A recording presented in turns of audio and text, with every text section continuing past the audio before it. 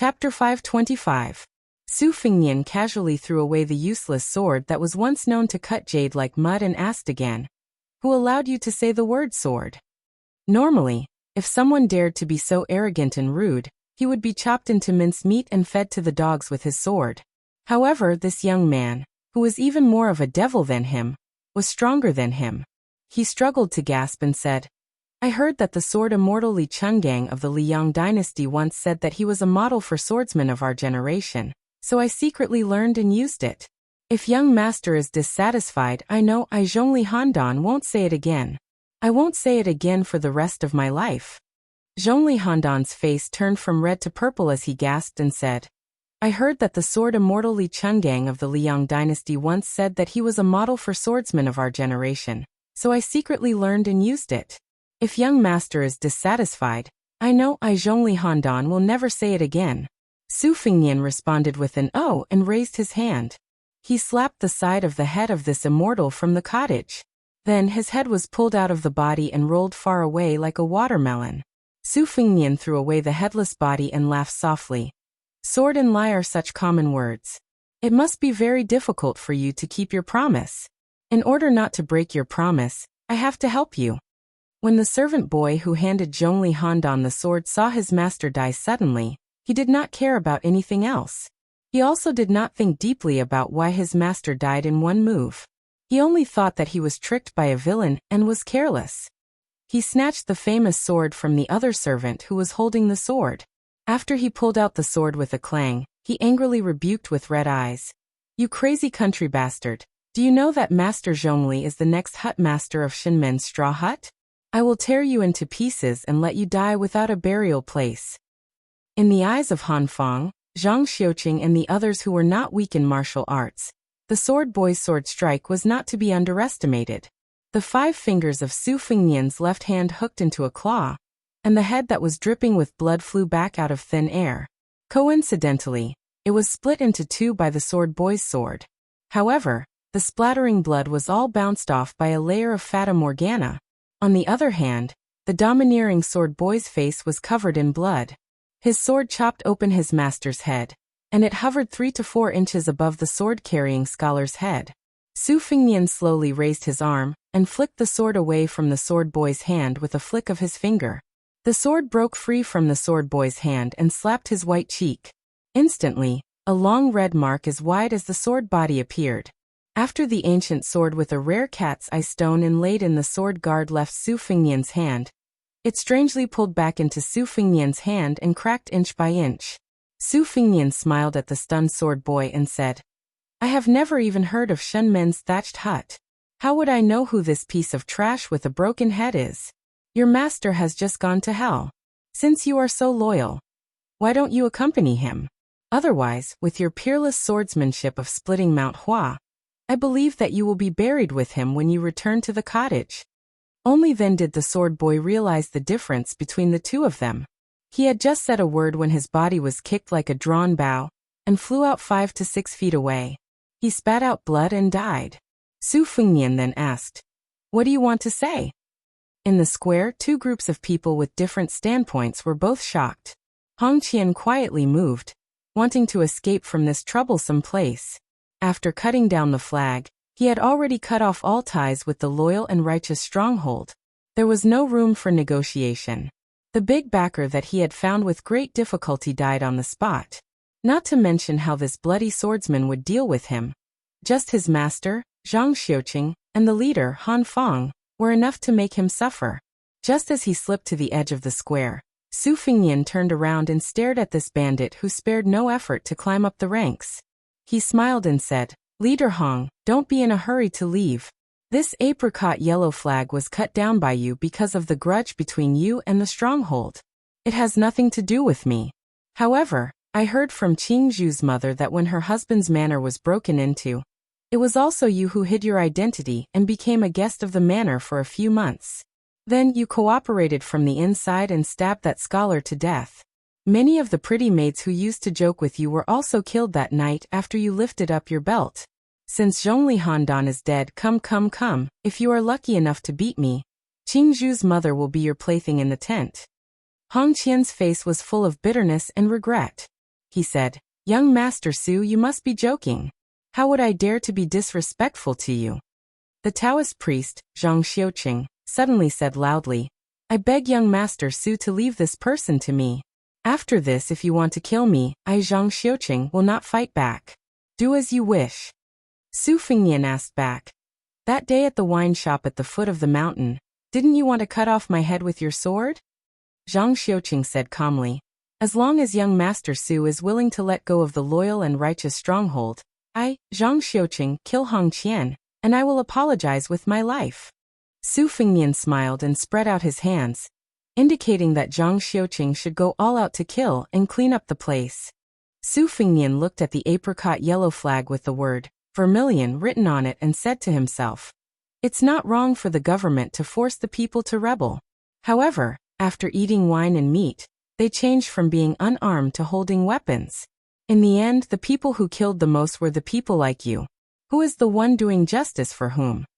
Su Fengnian looked at the group of shivering cottage servants. Since even the king of the mountain was dead, what else could he do? Su Fengnian turned his head and said to Han Fang, Leader Han, can you lend me 7 or 8 horses to go with me to the Shenmen's thatched cottage to see the wonderland on earth? Han Fang clasped his hands and said loudly, I dare not disobey. A few bandits from the Zhongyi stockade brought over a dozen horses from the stable with fear. They were afraid that this handsome guy, who was even more devilish than a devil, would think that there were too few horses and that he was not observant enough and would kill them all. That would be really unjust. Hong Qian was already entangled by Zhang Xiuqing. A few strong men stood still and formed a circle.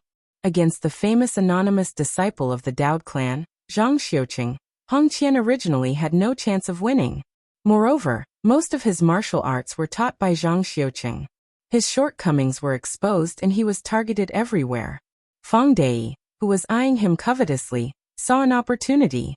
He waved his axe and cut a big wound on Hong Qian's back. Hong Qian no longer had the strength to scold this black bull for not following the rules. At this moment, Su Fengnian, who had just pulled the reins and was about to jump on the horse, flashed past. He grabbed the flag with the words Justice for Heaven in his hand and rushed behind Fang Dei. He slapped his back. Before the strong man fell, his head was wrapped up by the flag. Like a dumpling, he was slowly suffocated to death. A cool breeze blew in the square, but it made everyone fall into an ice cellar. After Hong Qian's chest was pierced by Zhang Xiuqing's sword, he laughed and said, It's good to die. All of you died happily.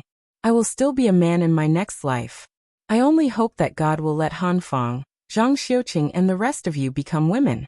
Without waiting for him to finish his last words, Zhang Xiuqing's sword pierced his heart and lungs. Su Fengnian glanced at the apricot-eyed Taoist and said calmly, Since Lady Qingzhu said that you still have some sage-like demeanor, I will spare your life. As for what to do in the future, wait for me and Leader Han to come back and make a decision. Chapter 526. Unexpectedly, this Taoist priest was also decisive. He waved away the blood on the tip of his sword and held a peachwood sword upside down. He bowed and said directly, There's no need for such trouble. Zhang Xiuqing is willing to go to the cottage with Mr. Su. Su Fengnian ordered the cottage attendants coldly, Bring Zhongli Handan's head with 2 parts. The group rode to Chang'e Peak, which was 2 hours away. There was actually a luxurious carriage outside the Zhongyi village. However, since Su Fengnian did not want to sit in it, no one dared to make trouble. The sects that had the right to occupy a mountain and call themselves kings were mostly rich and powerful. The ones that were far away were like Dragon Tiger Mountain and Huishan Xianyuan, which were opposite each other across the river. The ones that were closer were like Qingyang Palace. They all had thousands of followers. Not to mention the clan leaders. Even some small fries were high up in the sky. In the eyes of ordinary people, they only felt like they were covered by clouds and mist. Naturally, they would be in awe. The Shen family thatched cottage was the king of the Liuyi mountain. However, the devil in front of them, who was grabbed by the neck like a wild duck, liked to call himself an immortal. His strength was among the top 5 in the cottage. A few years ago, it was rumored that he was close to rank 2. According to the details that Su Fengnian learned from Qingzhu, the cottage had about 2 rank 2 masters. For a state like the Orange State, it was indeed not bad. The owner of the cottage had the surname Shun. This person with the surname Zhongli was the dishonorable illegitimate son of the owner of the cottage. However, he was quite talented in martial arts and had the chance to reach rank 2 before the age of 40. Whether he was an illegitimate son or not, it did not matter. The reason why the Shun family thatched cottage was labeled as a devil sect was because they were good at sex and tantrism. In the end, as long as it was related to sex, the cottage was good at it. When the disciples of the Shun family went down the mountain, they either killed their parents or kidnapped their young tripod furnaces. They also escorted mature tripod furnaces to high officials and dignitaries. They even had business dealings with some relatives of the two surnames in the Beimang imperial tent. This was also the reason why the thatched cottage could be so wealthy. In fact, although the tantrism had always been criticized as heretical, some of the orthodox supernatural powers that originated from Buddhist scriptures were not distorted. This was probably the key reason why the Shun family had so many pillars of martial arts. Han Feng did not say anything. She rode beside this scholar at night. However, her thoughts were running wild. Since he was traveling with his sword, he had slapped the devil Zhongli's head without using his sword. Didn't that mean that he had reached rank 2? How many years had this scholar, who called himself Su Lang, been in his 20s? However, she was not optimistic about Su Lang going to the Shun family's thatched cottage. He was forced to go because he had no other choice. He could not be like the servant boy who died on the spot after saying no. However, she had a headache about how to weigh the pros and cons after arriving at the cottage. Not to mention other things, the cottage had 2 elders from the Shun family, who had been in the second rank for a long time. Would Su Lang not care about his life when he had not even drawn his sword out of its scabbard behind him? Or was he confident? Zhang Xiuqing followed behind him. He only felt that this scholar had a strong sense of hostility. It was like the ink that was ground out of a top-grade ancient inkstone. It was unusually thick. Su Fingnian was holding a sword that the sword boy had taken from him. It was modeled after the bronze sword of the Dongyue sword pool. It was thick, black, and simple. Su Fingnian let go of the reins. He held the sword with one hand and flicked his fingers with the other. The sound was crisp and melodious. He suddenly asked, "People like Feng Dei have the habit of swinging their axes and killing people in the busy streets without asking about the right and wrong. Do they only feel satisfied and not have the slightest bit of mercy?" Han Feng mocked herself and was about to speak. Zhang Xiuqing was the first to speak. Feng Dei and Hong Qian, these outlaws, were not soft-hearted people before they came to the mountain.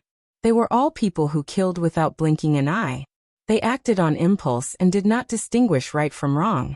To their own brothers, they were naturally worthy of praise for their righteousness.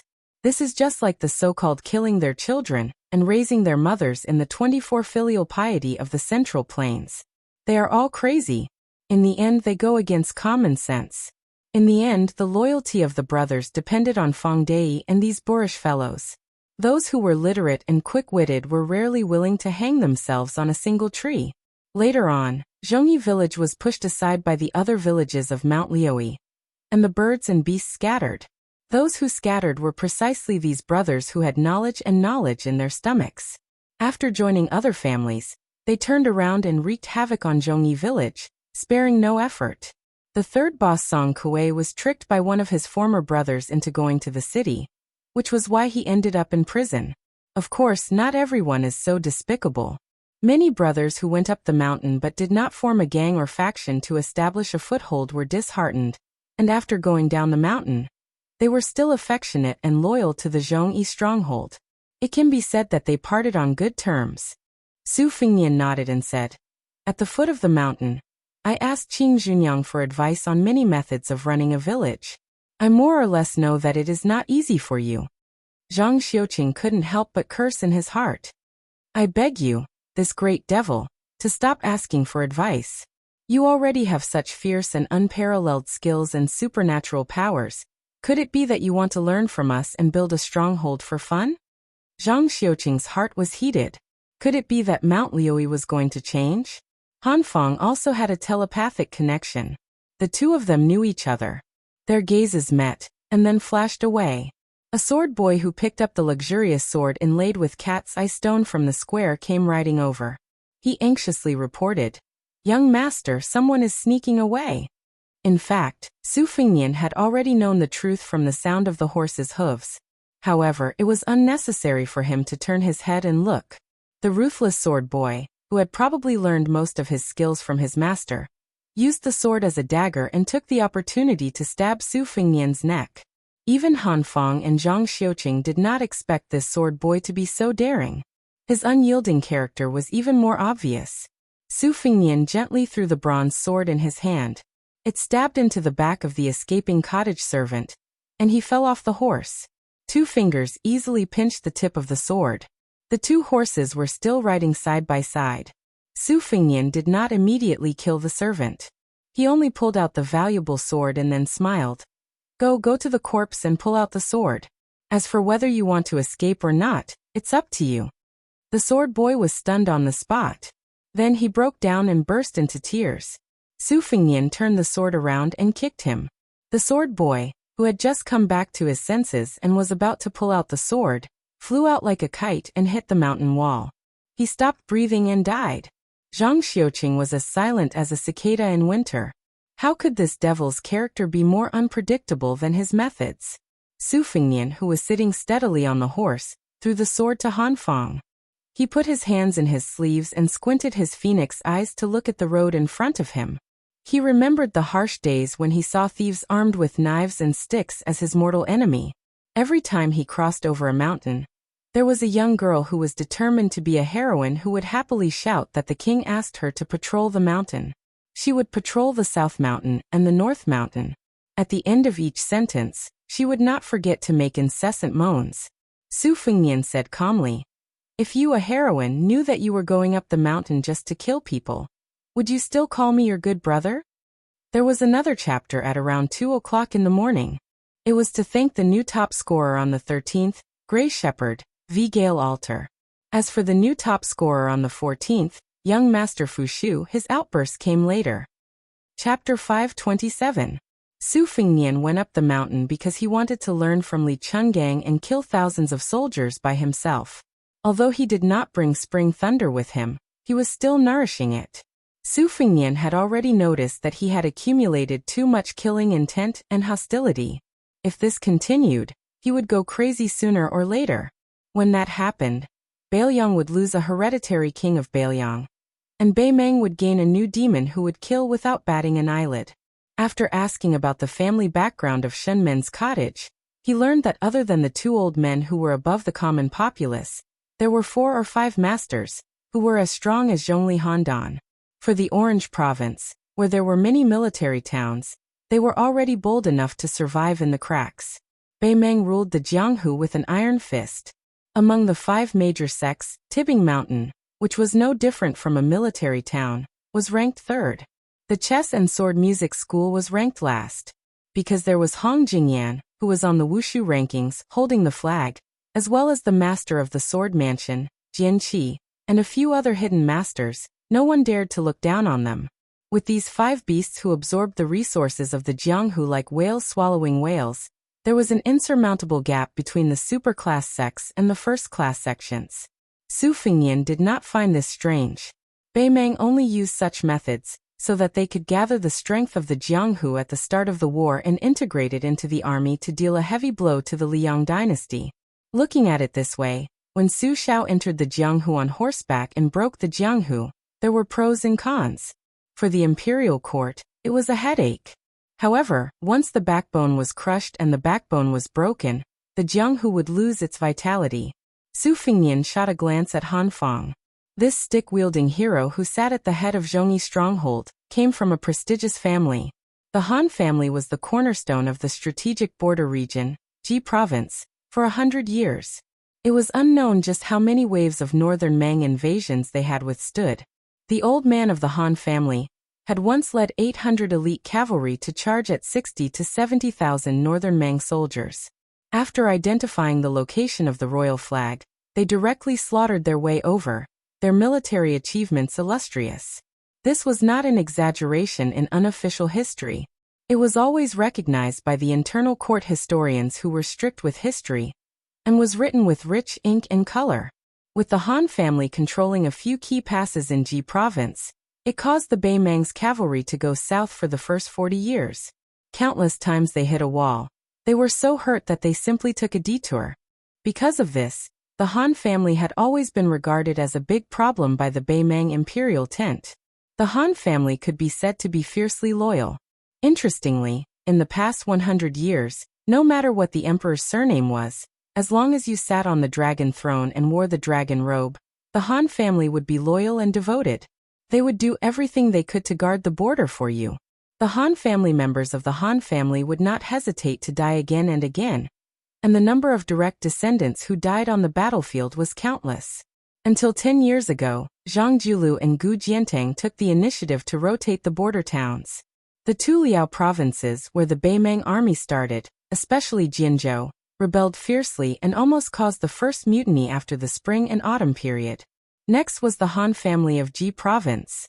Although the Han family did not express any dissatisfaction, and even started to move, for some reason, there was a mutiny in Ji province overnight.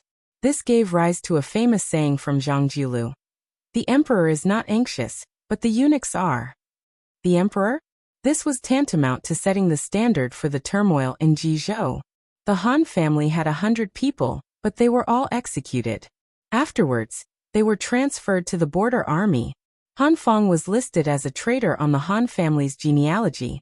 However, the Liang dynasty was too far away to reach. It was unlikely that they would come to the hinterland of Juzhou to kill this traitor. Years ago, Su Xiao and his second sister, Su Weisheng, sat around the stove on a snowy night and talked about the world. When they talked about the Han family in Jizhou who had no hope of being avenged, Su Xiao only said one sentence. In the end, Master Han still did not have enough soldiers. His second sister lightly added. The imperial court was certain that the Han family would not rebel because of the burden of loyalty and righteousness. Therefore they deserved to die even more. One needle to the blood, two needles to the bone. Su Fingyan once curiously asked Su Xiao if he was the one who purposely led Bailiang and the two Liao to Jizhou. Su Xiao asked him in return. Take a guess? At that time, Su Fingyan's temper was as irritable as the dragons in the prince's mansion. He scolded. Take a guess, your grandpa. Su Xiao only had a good temper with his children. He still smiled and replied. Am I not your father? Take another guess. Then the young Su Fingyan was completely speechless. At that time his second sister, who had not yet gone to the Shangyin Academy to study, held her belly and laughed for the first time. Finally, they approached the Shen family's thatched hut. One servant of the Shen family was kicked to death, another stabbed to death with a sword. Those who survived no longer had the arrogance they had when they came down the mountain and entered the stronghold. Even when they were about to enter their own territory, they did not dare to show any emotion. They still kept a straight face and rode behind the scholar carrying the sword. On Changlu Peak, there were rows upon rows of bamboo buildings.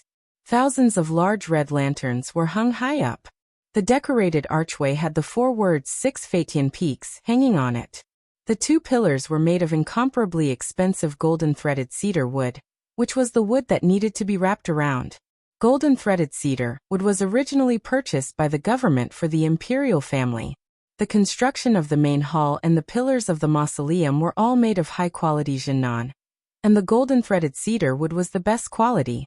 During the spring and autumn period, the Central Plains, Western Shu and Southern Tang, and a few other countries, every few years, there would be 1 or 2 cases where dozens of heads would fall to the ground. In the current dynasty, there was even a comical scandal where the emperor of the Zhao family stole precious Jinan wood under the guise of repairing West Chu's imperial mausoleum. Because the golden-threaded cedar wood itself had the effect of a sea of clouds, it did not need to be carved to dazzle people. Su Fingyan rode past the decorated archway and turned his head to look at the golden-threaded cedar pillars. He clicked his tongue and said, "What a wealthy family." It was the first time that Han Feng and Zhang Xiuqing personally came to the Shen family's thatched cottage. Apart from the eye-opening experience, they were also very worried. The richer the Shen family was, the more likely they would be buried with them. How could they smile? Su Fingyan looked at the 2 groups of people rushing out from the 2 sides of the main building and said to himself, Su Fingyan, remember, Don't treat a level 2 master like a joke. Su Fengnian turned around and stretched out his hand. He said calmly, "Give it to me." A cottage retinue hurriedly threw over the bag that was soaked in blood and rode forward. The horse's hooves stepped on the white jade square, which was exceptionally loud. From 100 steps away, Su Fengnian casually threw out the bag that contained Zhongli Handan's 2 severed heads, and stared at an old man with a white beard that reached his chest. Chapter 528. Not everyone could make the head of the Shen family get up from his white belly in the middle of the night, and personally go out to receive them. However, since there was a saying that one had a high vantage point, of course, there would be benefits to living high up. The disciples of the Shen family who were responsible for the night watch had already spread the news. Layer by layer, the situation became more and more intense. Only then did the old man, who had not cared about worldly affairs for many years, notice. Zhongli Handan was his illegitimate son. After it was confirmed that he had the potential to enter rank 2 in the prime of his life, he gradually had high hopes placed on him, and was highly valued by the cottage. Many of the resources that originally belonged to the eldest son began to be tilted towards Zhongli Handan. Even when he killed a concubine who had killed his own mother, the cottage did not punish him. Later on, he strangled another concubine to death with a white silk cloth. Only then was he punished to be locked up in the word sword study at the back of the mountain for a year. In fact, he was only suppressed to practice martial arts and browse secret manuals. Tonight, there was clearly an important guest who had just visited the residence. After that, Zhongli Handan secretly left the mountain in a carriage. This was not a big deal. What was surprising was that when he came back, he was nowhere to be seen. How could the cottage, who had spent a lot of money and effort on him, be at ease? The two sides were in a standoff. A disciple of the Shen family who had a slender bronze sword received a signal from his eyes. He jogged over to open the bag, and was shocked as if he had seen a ghost. It was almost there. It was not a ghost.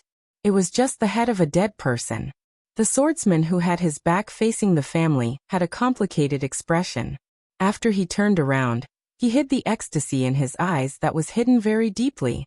With a face full of grief, he said in a trembling voice, "Head of the hut, Zhongli Handan is dead." The head of the hut was extremely angry. The long beard in front of his chest fluttered. He lifted the iron cane that weighed hundreds of kilograms and heavily smashed it into the jade ground, creating a hole. He shouted, "Who are you?" Su Fengnian did not pull the reins. He put his hands in his sleeves, and carried the spring and autumn sword on his back. He sat still on the horse and said calmly, "To be honest, this is the first time I've met this cottage swordsman who calls himself Zhongli Handan. We have no grudges against each other." However, he said sword come, and said that he wanted to imitate sword god Li's style on the snowy plains. However, he didn't send thousands or hundreds of swords. He only asked his servant to throw a broken sword over. I really couldn't stand it anymore and coincidentally wanted to kill him so much that I went crazy, so I slapped his head off. If the Shen family cottage can't stand it anymore, why don't you take turns fighting me? The head of the hut was so gloomy that the nearby disciples of the Shen family trembled, and did not dare to look at him. The old man who had been in the second rank for much longer than the young man on the horse with a sword on his back held his cane tightly. He was full of murderous intent. Squinting his eyes, he asked, "Which school are you from?" Su Fengnian said with a look of surprise, "I've already killed your son, and you're still nagging me. Am I your father?" Han Feng and Zhang Xiuqing looked at each other.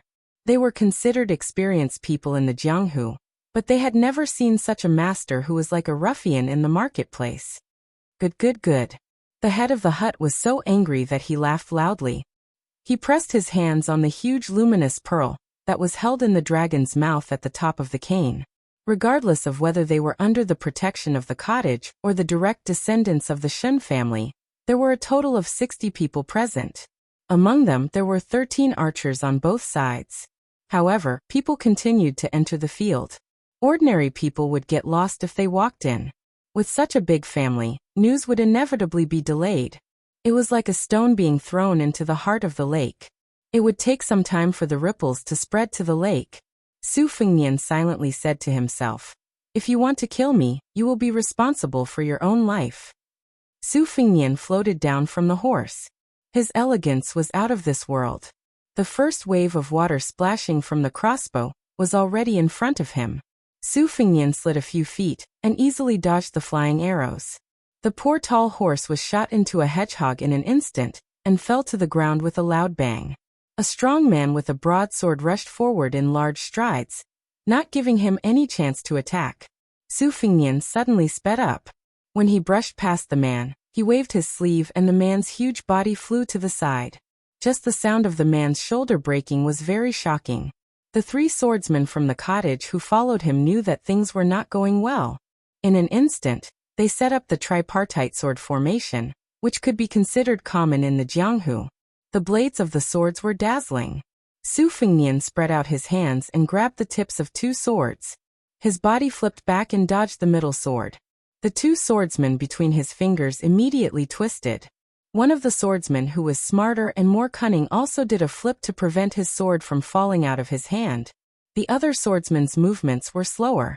The swordsman who managed to save his face secretly felt lucky. A force surged from the tip of his sword to his wrist. His body was fiercely pulled forward by the force. Just as he was about to abandon his sword and retreat, Su Fengnian held his sword and moved to the side like a fish swimming in water. The back of his hand suddenly hit the swordsman's chest, who was caught off guard. A cloud of scarlet blood spurted out. When the swordsman stumbled back, Su Fengnian raised his leg, which was not higher than his knee.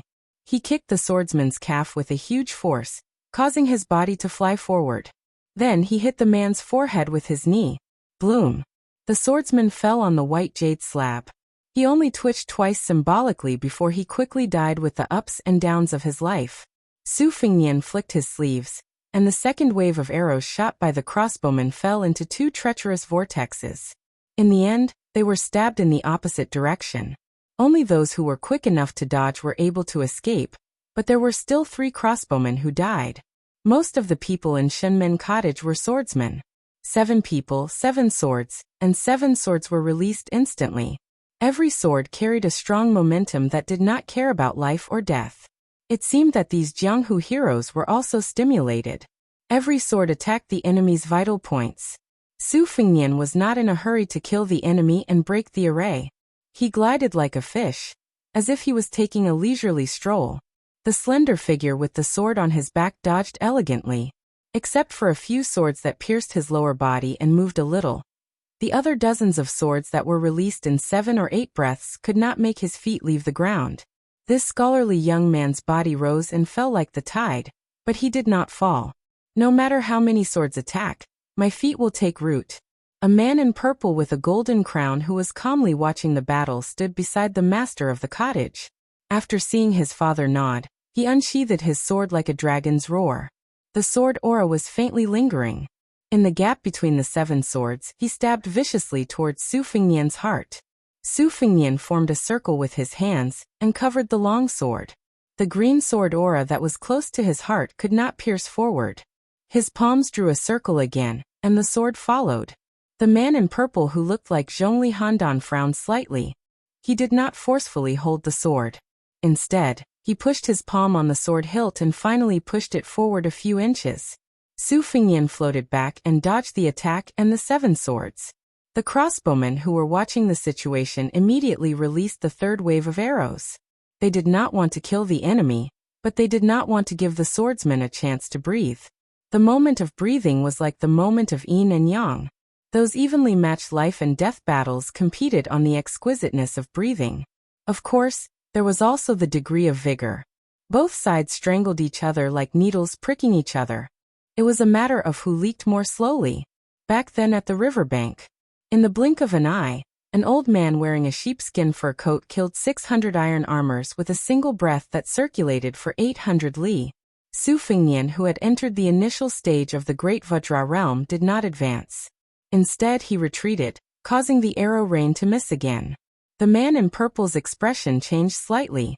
He used his chi to control his sword and retreated with the sword. The mirage expanded and resisted 6 swords. His 5 fingers formed a hook and pressed down on a head. The majestic vigor at the tip of his fingers caused the head to explode. His hands rolled up his sleeves and tied his hair. The remaining 6 swords completely lost their aim. After a series of messy collisions, they no longer had their original order. Su Fengnian used the half-baked Wuxia's 18 slaps that he stole. In the blink of an eye, he killed 6 swordsmen who died with their eyes wide open. Su Fengnian, who was standing among the corpses, raised Kunlun with both hands. He closed his eyes and said softly, "Old Manly, why don't you open your eyes and watch me kill a few people in one breath?" Chapter 529. 6 corpses that had been slapped to death by Hu Xiao lay on the jade square with the scholar in the center. Blood flowed everywhere. After this battle, the archers were all stunned and forgot to shoot the next wave of arrows. The long-bearded hut owner shouted angrily, "Disciples of the Shen family, go first." 2 encirclements were formed in an instant. The small circle was made up of more than 20 members of the Shen family, mixed with the men of sacrifice cultivated by the cottage. The outer circle was made up of more than 40 guests of the Chang'e Peak. As the battle became more and more intense, more than 30 people rushed into the white jade square.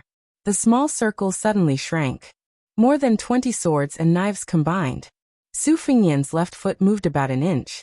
His hands raised to break the river and shake the Kunlun mountains. Together with the knot of black hair that the blind Guqin player had learned by imitating Hu Zhao's rhythm, he had the demeanor of a great grandmaster. His body swayed and his qi flowed east like a long river. The disciples of the Shen family had been practicing martial arts since they were young. They were blessed by nature when it came to training their bodies. They also had superior secret manuals and masters to guide them. The 20 swords and knives attacked in a strict manner.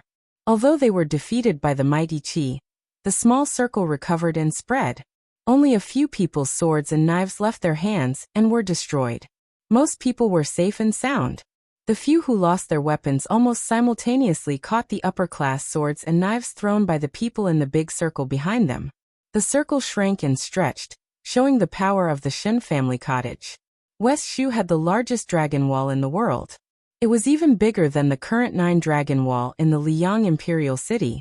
When Li Chungang used 3,000 streaks of sword qi to roll across it, it was called the opening Shu style. Su Fengnian, who had fought against more than 60 martial artists alone, silently said, "Sword rise." Su Fengnian used Wudong Wang Zhongluo's one-finger Kanglan style to start. The spring and autumn sword on his back was unsheathed. The sword qi covered the entire Chang'e Peak. Spring and autumn flashed by. Su Fengnian stomped his feet fiercely, creating 2 pits on the jade floor. Between heaven and earth, there was a stream of splendor, like a flowing comet. Compared to the somewhat crude swallow-circling flying sword of the past, it truly surpassed the realm by too many levels. It was already close to the level of the Wu family's sword mound. At the Battle of the Reed Marsh, when Zhao Luding faced Li Chuangong's 2-sleeved green snake, he did not panic in the face of danger. He borrowed the second most famous sword of the age, the Su of Gojouzian, from the hands of the sword attendant. This was drawing qi to control the sword. Su Fengnian, in an extremely rude and unreasonable manner, continued to slap randomly. This was a summary of the main points. On the other hand, the spring and autumn sword qi rolled out like a huge net. Wherever the sword qi reached, not only did it engulf the 20 people in the small circle, it also engulfed the 40 people in the big circle. The sword pierced through his neck, his chest, and his leg. The sword came and went, and the qi was endless. The father and son of the Shen family were 2 of the 3 master realm cultivators on Chang'e Peak. The father and son had reached rank 2 one after another, which was a fantastic story in the underworld of the Orange State. It could be said that a tiger father would not have a dog son. The reason why Shenji had high hopes for his illegitimate son, Zhongli Handan, was because he was waiting for the day when 3 master realm cultivators appeared in Chang'e Peak. This would undoubtedly help the cottage close the gap between them and the top 10 sections. The younger generation of the Shen family had many talented martial arts geniuses. As long as they did their best to raise a rank 1 expert within 30 years, the Shen family would be qualified to enter the eyes of the Northern Mang imperial court, and would be supported by large amounts of people, money, and resources. The rich would get richer. This was the underworld of the Northern Mang. Not only did the imperial court allow the small sects to eat shrimps, they would also take the initiative to help the big sects to eat the small ones.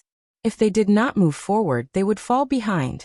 In Dunhuang City, which was 600 miles away, the city lord was like a king who had established his own sect. He was called the Second King by little Emperor Wu. He had long wanted to devour the Shen family cottage.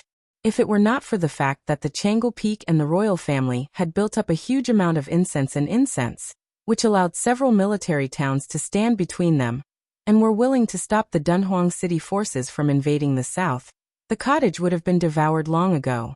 Living in peace, one would not think about danger. The 40 or so sects within 300 miles of Dunhuang City were examples. The death of one person in the cottage meant that there would be more danger. How could Shinji not be worried? The purple-robed swordsman from the eldest branch of the cottage squinted his eyes and said gloomily, "If we don't get rid of this person, how can the cottage stand in Mount Liui? Should I ask Grandpa to come out?"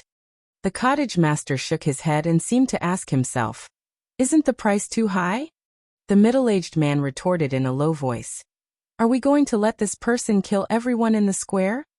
The long-bearded cottage master squinted his eyes and said, "No hurry. Wait until he stops breathing, then you can test him again." The next cottage master, who was more elegant than Zhongli Handan, said angrily, "If we still can't take him down, what should we do? If we lose face, we will be hurt. Those bastards in Dunhuang City love to take advantage of every opportunity. Won't the cottage be in danger? If the cottage is destroyed, how can the descendants of the Shen family live a peaceful life? We can't learn from those filthy village leaders and take the Dunhuang City lord as our godmother and be her slave, right? The messenger from Dunhuang City on the mountain has a seductive face and a plump body. She is like a concubine in the palace. However, her heart is vicious and her tone is lawless. She just came and already said that she wants the entire Shen family of the cottage to be the fake sons of Dunhuang City. How can I tolerate that?" Shinji frowned and said, "Don't try to goad me. Nobody knows my son better than his father. Do you really think that I'm old and dim-witted for all the tricks you've done in secret all these years? You blame me for not being willing to rely on Morong Baoding and not paving the way for you in the military world. So you secretly made friends with the henchmen who hold the decree. Shin Kaiha, do you still think that I am your father?" Shin Kaiha's face was distorted and he sneered. "My mother was strangled to death by Zhongli Handan's illegitimate son with a piece of white silk. However, you don't even allow me to take revenge. What kind of father are you?" The old man held the iron crutch tightly. He was angry at first and then sad. His eyes were lonely. He suppressed his anger and sighed. "Now that Handan is dead, you and I should be united." Looking at the sword in the square, the owner of the cottage felt that he was old.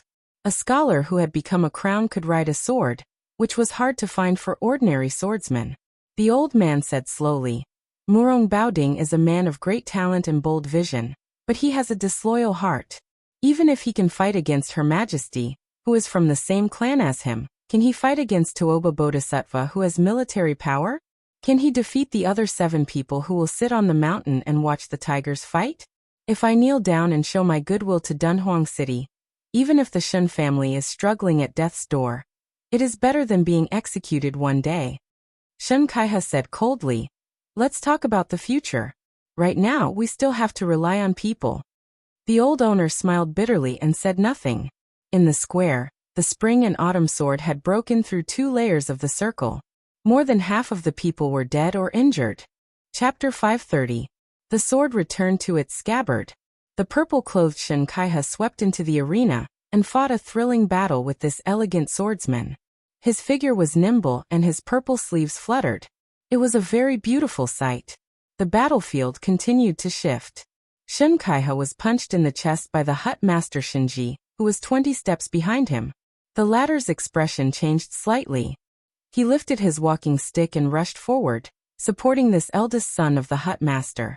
Shin Kaiha stood behind the long-bearded hut master. Su Fingyan originally did not want to play any trick of capturing the leader of the bandits. He only wanted to deal with the continuous battle of attrition and kill again. However, since he had delivered himself to his doorstep, he did not hold back. He unsheathed the spring and autumn sword. He saw the hut master with the white beard lift his walking stick. Su Fengnian sensed that this second-level master's chi had collapsed in an instant.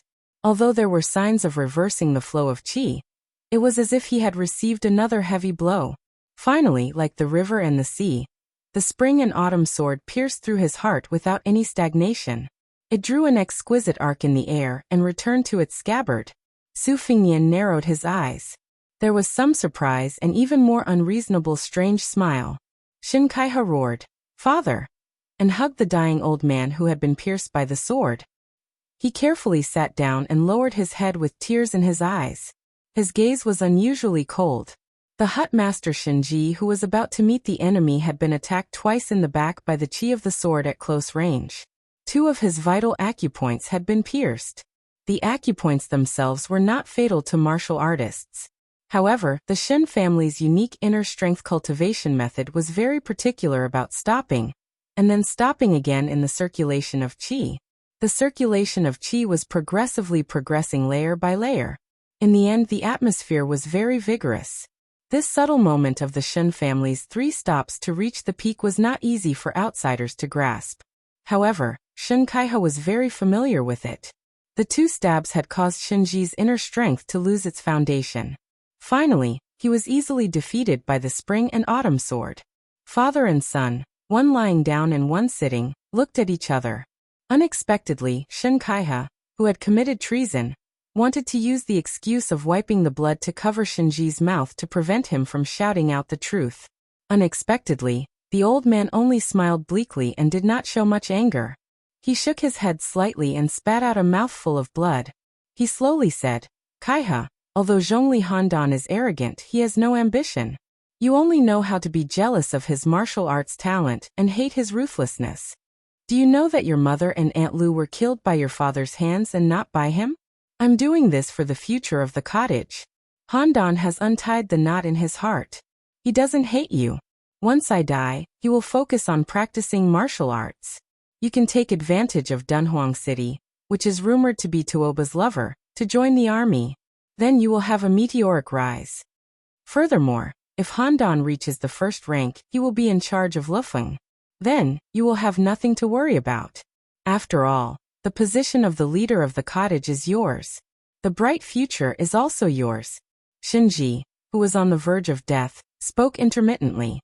Shin Kaiha, who was in the prime of his life, pursed his lips and his lips trembled. Shinji, who was like a tiger that did not eat its cubs, grabbed his son's wrist and said with a hoarse voice, "Kaiha, don't get involved in the mud of the Murong family. Compared to the huge forces like Dunhuang City, the Shin family can't afford to play with a palace coup. Remember, there is a Zhuang spy hidden in the cottage. I purposely formed a connection with Dunhuang City to cover up your relationship with Murong Baoding. You have to be careful." Shinji's last words before he died were, "Don't feel guilty, Kaiha.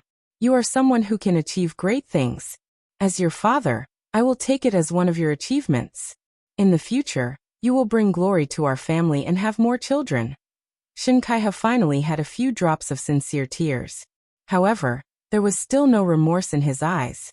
Su Fingnian, who had watched a great show, knew that there was no need to fight today. The purple-robed man's actions seemed absurd and cold-blooded. He knew that he could not kill Su Fingnian in a short period of time, but he also revealed the truth of killing his father. It was obvious that he was giving Su Fingnian a name, not to mention being an enemy. He could even become a secret guest. Su Fingnian suddenly raised his head and glanced over. A silk-robed man jumped gracefully on the roof of a tall building. He flew like a swan goose from a raised eave.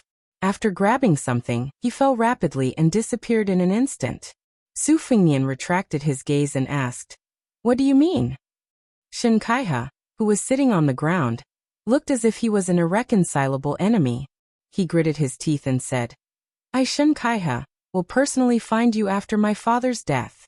Su Fingnian smiled and said, "I am Songrong from the chess and sword music school." Under everyone's gaze, he turned around and left the square. When he went down the mountain, only Han Fong and Zhang Xiuqing were left dumbfounded. The 3 horses traveled together under the moonlight and passed the towering archway made of Phoebe Jinan wood. Han Fong was frightened. She gathered her courage and asked, "Sir, are you from the chess and sword music school?" Su Fingnian smiled and said, Obviously, it is even more fake than the name Su Lang that I told you. It is just a name I made up casually. Do you really believe it? Zhang Xiuqing smiled knowingly. Su Fingnian looked back at the night view of the mansion with lanterns hanging high and said softly, I know you are from the Han family. If you don't want to die in the revenge of the cottage, bring a few trustworthy brothers and return to Jizhou tonight. Han Fong said bitterly, Sir, who are you? Su Fingnian said irresponsibly, You will know in the future. Anyway, if you still want to help the Han family and turn the legend of the courteous minister written by the historian of the Liang dynasty into legend of the loyal minister, then go to Jizhou. Besides, you have no choice. If you want to live, you can only escape to the south. Han Fong said stubbornly, What if I don't want to listen to orders? Su Fingnian sneered and said, Then die. Han Fong's expression was solemn, and she said calmly, When have the men of the Han family ever feared death? Su Fingnian smiled and said, Of course I am not afraid of death. Back then, in the capital of Ji province, a few hundred members of the Han family were strung together like grasshoppers. When they arrived at the entrance of the city, they raised their hands and chopped down with their knives. I heard that the butcher's knives even left a gash in their heads. I don't know how you became a cowardly fish that escaped the net, but I won't look into it. I will only negotiate with you. You go to Ji province and use the Han family's banner to secretly recruit 1,000 elite soldiers. As for where you hide, it is up to you. If you want gold, I will give you gold. If you want silver, I will give you silver. I can even provide war horses and weapons. After that, let's see if God will let the Han family wash away this injustice. As for who I am, Zhang Xiuqing squeezed the horse's belly and took the lead to run a few hundred steps forward. After the 3 horses ran side by side again, Zhang Xiuqing saw that Han Fong's face was still in shock. It was obvious that the answer must be very shocking. Su Fingnian asked, Other than you, Han Fong, are there any other direct descendants of the Han family? Han Fong shook her head and said, No. Su Fingnian sneered and said, Fortunately, otherwise I would have killed them for you. Han Fong was slightly angry, but she suppressed it. Zhang Xiuqing's eyes were shining. The reason why he did not abandon Han Fong after the decline of the Zhongyi camp was because he, Zhang Xiuqing, no longer hoped for the day to come. When he interacted with Han Fong, he was more of a friend and confidant. Unknowingly, there was no master-servant relationship between them, because Zhang Xiuqing knew that Han Fong controlled people too rigidly. She did not know how to reward and punish. To put it bluntly, she was soft-hearted. She was definitely not a wise ruler who could conquer the world. Zhang Xiuqing did not mind being someone's dog, as long as that person showed enough shrewdness and skill. Su Fingnian put his hands in his sleeves. Thinking of the warmth of the past, the corner of his mouth raised slightly and his eyes were gentle. I can't believe I met you in Juzhou. Chapter 531. Su Fingnian asked Han Fong and Zhang Xiuqing, the 2 smart people, to go to Zhongyi village to pack their luggage. He went down the mountain alone, and came to the wine shop. He saw Qing Junyang lying there sleeping soundly. If she was seen by the skinny monkey, who was as impatient as a monkey, wouldn't he drag her into the depths of the forest or the fields and ride her like a mare? After Su Fingnian sat down, he reached out and patted her cheek, which made her shiver. The woman, who had been through a lot, subconsciously wiped the corner of her mouth, afraid that she would forget herself. Most women were like this. They loved beauty, cherished reputation, were afraid of pain, and were even more afraid of death. Of course, there were exceptions. Su Fingnian had seen too many women who were not inferior to men. He did not dare to underestimate them. Moreover, for women who were more beautiful than 70 yuan, he did not mind if they were older. As long as they were not life and death enemies, he would be kind to them. Qing Junyang was in a daze. She hugged her collar tightly and did not notice anything strange. She was relieved. This expression hurt Su Fingnian. Qing Junyang was experienced and was familiar with the relationship between men and women. She saw the young man's helplessness from the corner of her eye and smiled. Little bastard, you don't even dare to knock on my door. I'll piss you off. Su Fingnian said straightforwardly. Zhongyi village angered the devils of Shen Men's thatched hut. Han Fong and Zhang Xiuqing will take you south to Jizhou to escape. I think the days will be bumpy, But it should be better than being a fish on the chopping block. You will live a more comfortable life there. However, it is up to you whether you want to go to Jizhou or not. I won't force you. I'll tell you in advance that Zhongli Handan of Changel Peak Cottage is dead. You have no one to rely on. Qing Junyang was stunned. She mumbled to herself, dead? Finally dead? Su Fingnian nodded and said, he can't be more dead. I'm not lying to you. Qing Junyang lay on the table and stared blankly. Her breasts were out to scare people again? Was he not afraid of crushing the table? Su Fingnian looked at her openly and asked with a smile, do you know how to ride a horse? Qing Junyang winked and said, I can even make human meat buns. How can I not know how to ride a horse? Su Fingnian's eyes looked strange. He nodded and said, you know how to ride a horse. Qing Junyang's charming eyes were like silk. Under the table, she gently stepped on the foot of this sword-bearing wanderer, and softly said, isn't that so? If you don't believe me. Su Fingnian shook his head. I'm not a casual man. Qing Junyang stopped teasing him. She lowered her eyelids and said softly, I'm a casual woman, right? She did not even question at the end of the sentence. And he? Of course. Of lady and laughed. Junyang he. Was that was that. Biqing Junyang did not seem to take it seriously. She said with a worried face, what can I do in Jizhou? Su Fingnian stroked the empty wine jar with 2 fingers and said softly, continue to be the lady boss of a wine shop. Remember to sell good wine. Don't open a black shop and make human meat buns. The sound of horse hooves was heard. Han Fong and Zhang Xiuqing brought less than 20 riders down the mountain. They got off their horses and came to the table respectfully. Qing Junyang looked at the 2 leaders who were like mice that saw a cat. She was confused. Su Fingnian counted the number of people and laughed. Including you, there are only 20 riders. Was it the second leader who stopped you? He didn't ask you to drag the whole village down with you. Han Fong blushed. Zhang Xiuqing smiled and hit the nail on the head. If she had not tried her best to stop them, and only brought 18 strong brothers to Jizhou, Han Fong would have wanted to bring them all to the south. Su Fingnian stood up slowly and walked around the table to Qing Junyang's side. He picked her up and put her on his horse. He raised his head and said, Qing Junyang, go to Jizhou. Find a man you like and marry him. If anyone dares to talk bad about you, I will let the 2 leaders tear their mouths apart. On the horse, the young woman who was still drunk suddenly cried. She bent down and hugged the scholar's head, but she did not let go. For a long time. Su Fingnian finally said with great difficulty, I can't breathe. The men of Zhongyi village were stunned. Moreover, Qing Junyang had a moment when she was shy like a young woman. Su Fingnian said softly, live well. There is no greater principle in the world than this. She nodded and wiped away her tears. The 21 riders gradually moved away.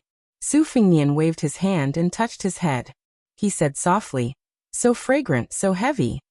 Other than having a funny name, Du Qinglu only had a very ordinary face. His skills were average among the foreign officials of the Shen cottage.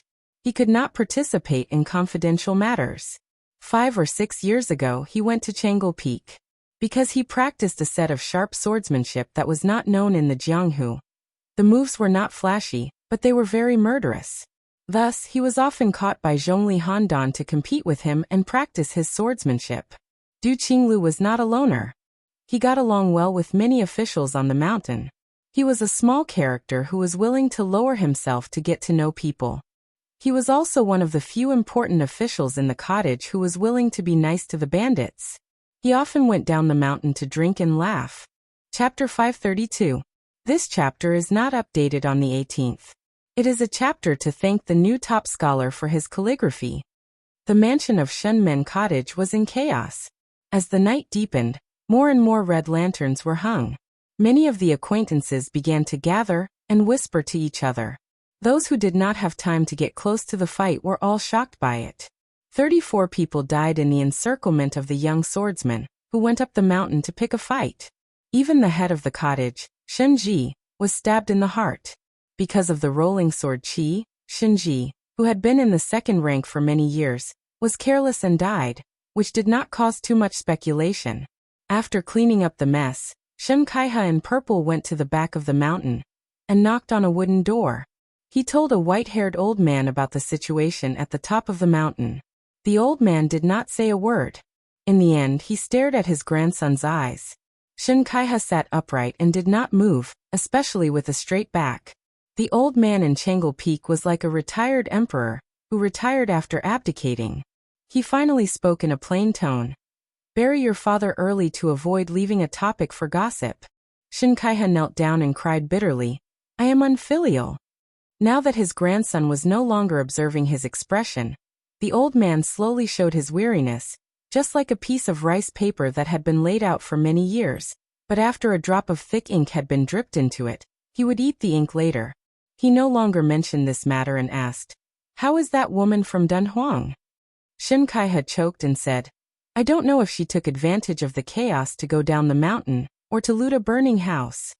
The old man said in a low voice, You gradually alienated yourself from the governor of Orange State. You can't expose yourself and make him hate you. But I will draw a bottom line for you on behalf of your father. If you dare to cross the line and insist on using the lives of the Shen family as a bargaining chip for your future, since I already have several great-grandsons, Shinji and Zhongli Handan are dead, I don't mind losing one of you. If I can't help you up, why should I help you? Shen Kaiha, who kept his head down, said, I know the severity of the matter. The head of the cottage closed his eyes and concentrated. Shen Kaiha waited for a moment before he got up and bowed to leave. It was destined that the mountain would be covered in mourning clothes at dawn. The mountain wind was bleak. The old man opened his eyes and looked at the door. Since you're passing by, why don't you come in for a chat?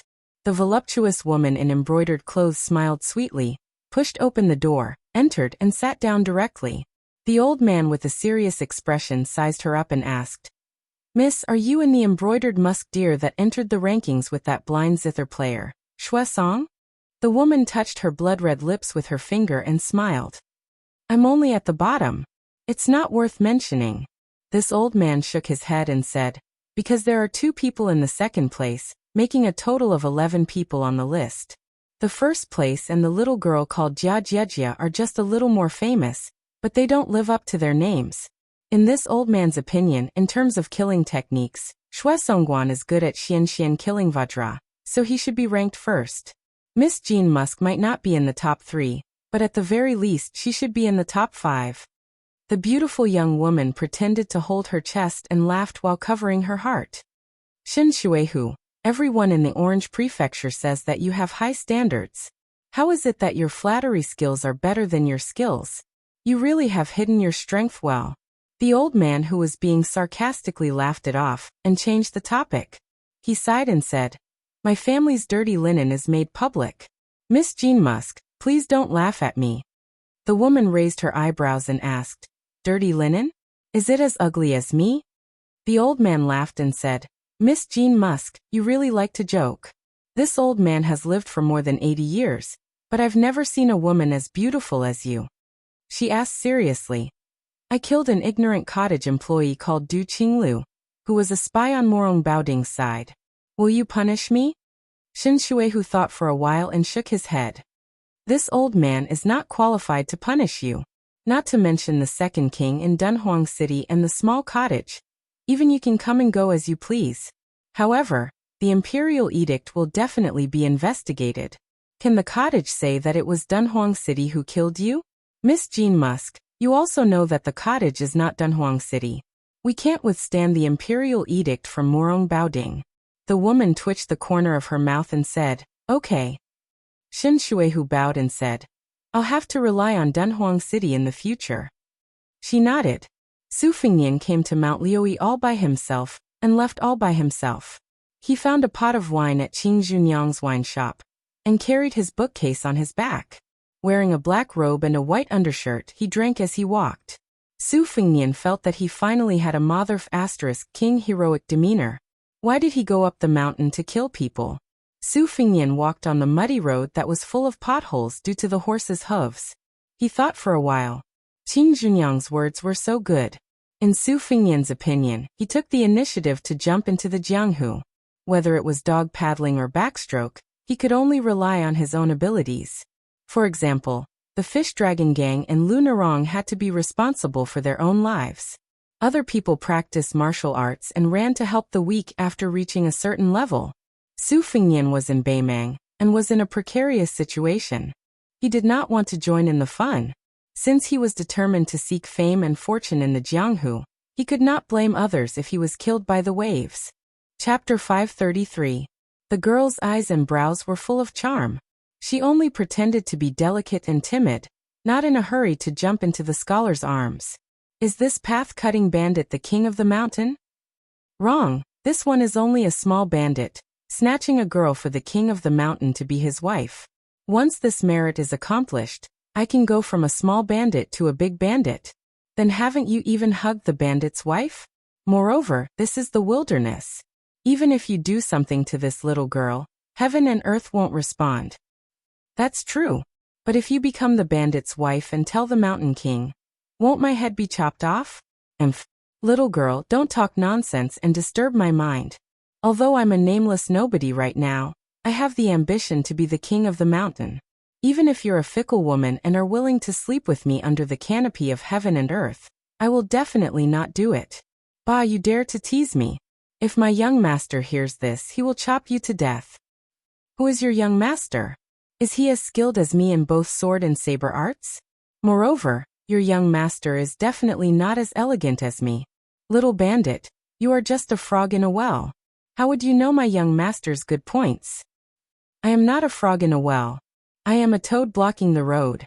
Little girl, you can insult this one's appearance, but don't insult my bandit profession. Sigh, my young master said that he has made up his mind to build a pigsty on the ridge of the field.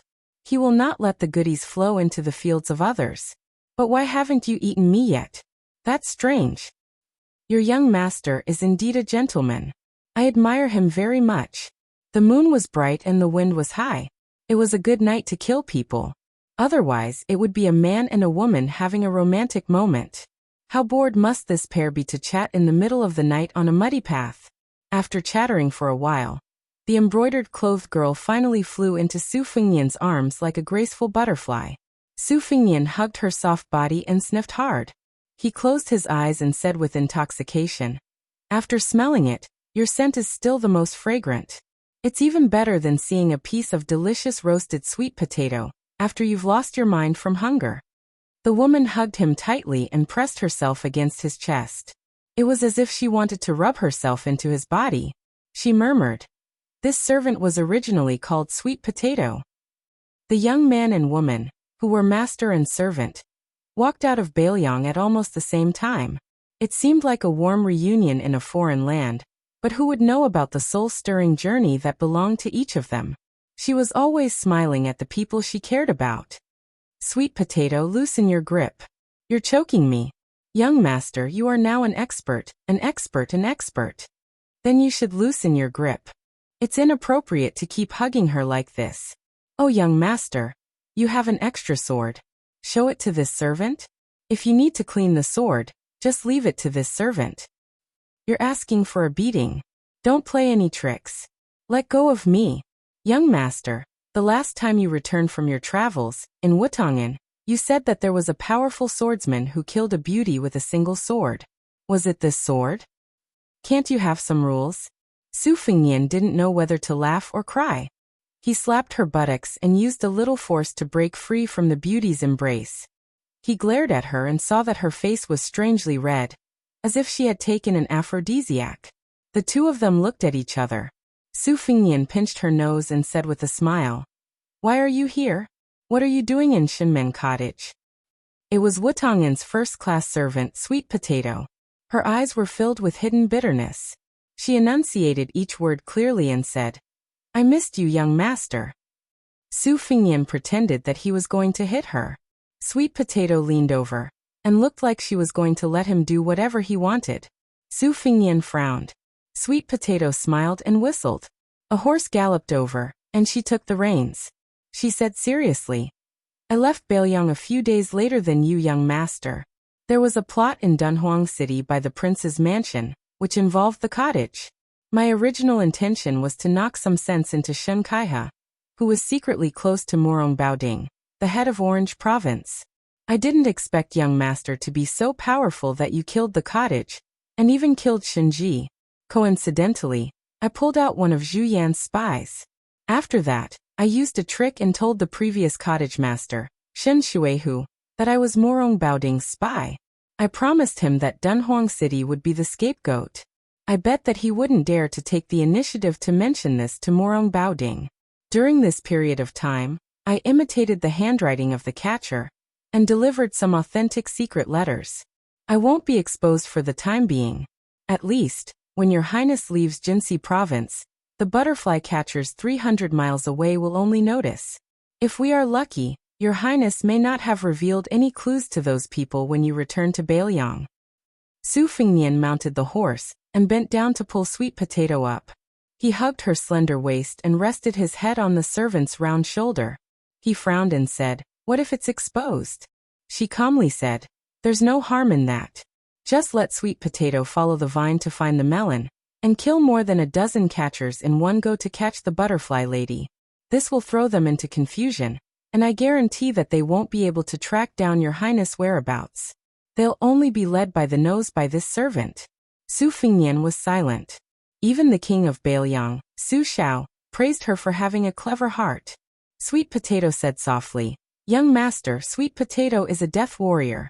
If I don't die, what am I living for? Isn't it to help master kill people?" Su Fingnian gently bit her earlobe and ordered, "You're not allowed to say that. You're not allowed to do that." Her body trembled and she leaned back. Su Fingnian, who could be said to be calm, asked, "All these years, you've been leaving the prince's mansion every now and then. Have you been running to Beimang's Dunhuang City?" Sweet Potato obediently and meekly acknowledged. There were many servant girls in Wutong'an, each with their own merits. They were all outstanding young women. Not to mention Spear Fairy Wang Xiu's daughter, Blue Bird, Green Ant was a small national champion on the chess scale. She only lost to her second sister, Su Weisheng. Su Fingnian had been defeated by him for many years. He was good at the quatrains and had a strong poetic style. The maidservant, who had been renamed Cucumber, had outstanding attainments in music. She was also an expert in cooking, and the pastries she made were comparable to those made by the chefs in the imperial palace. Only the Northern Liang prince's mansion was wealthy enough to allow so many women to gather in one courtyard. Any one of them would be able to make the scholars of Northern Liang go crazy. Sweet Potato was undoubtedly the most interesting one. Blue Bird, who was also a servant girl, had a cold temperament and was difficult to get close to. Sweet Potato was much more gentle and charming. Everyone liked her from the bottom of their hearts. She always looked at the big picture and grasped people's hearts.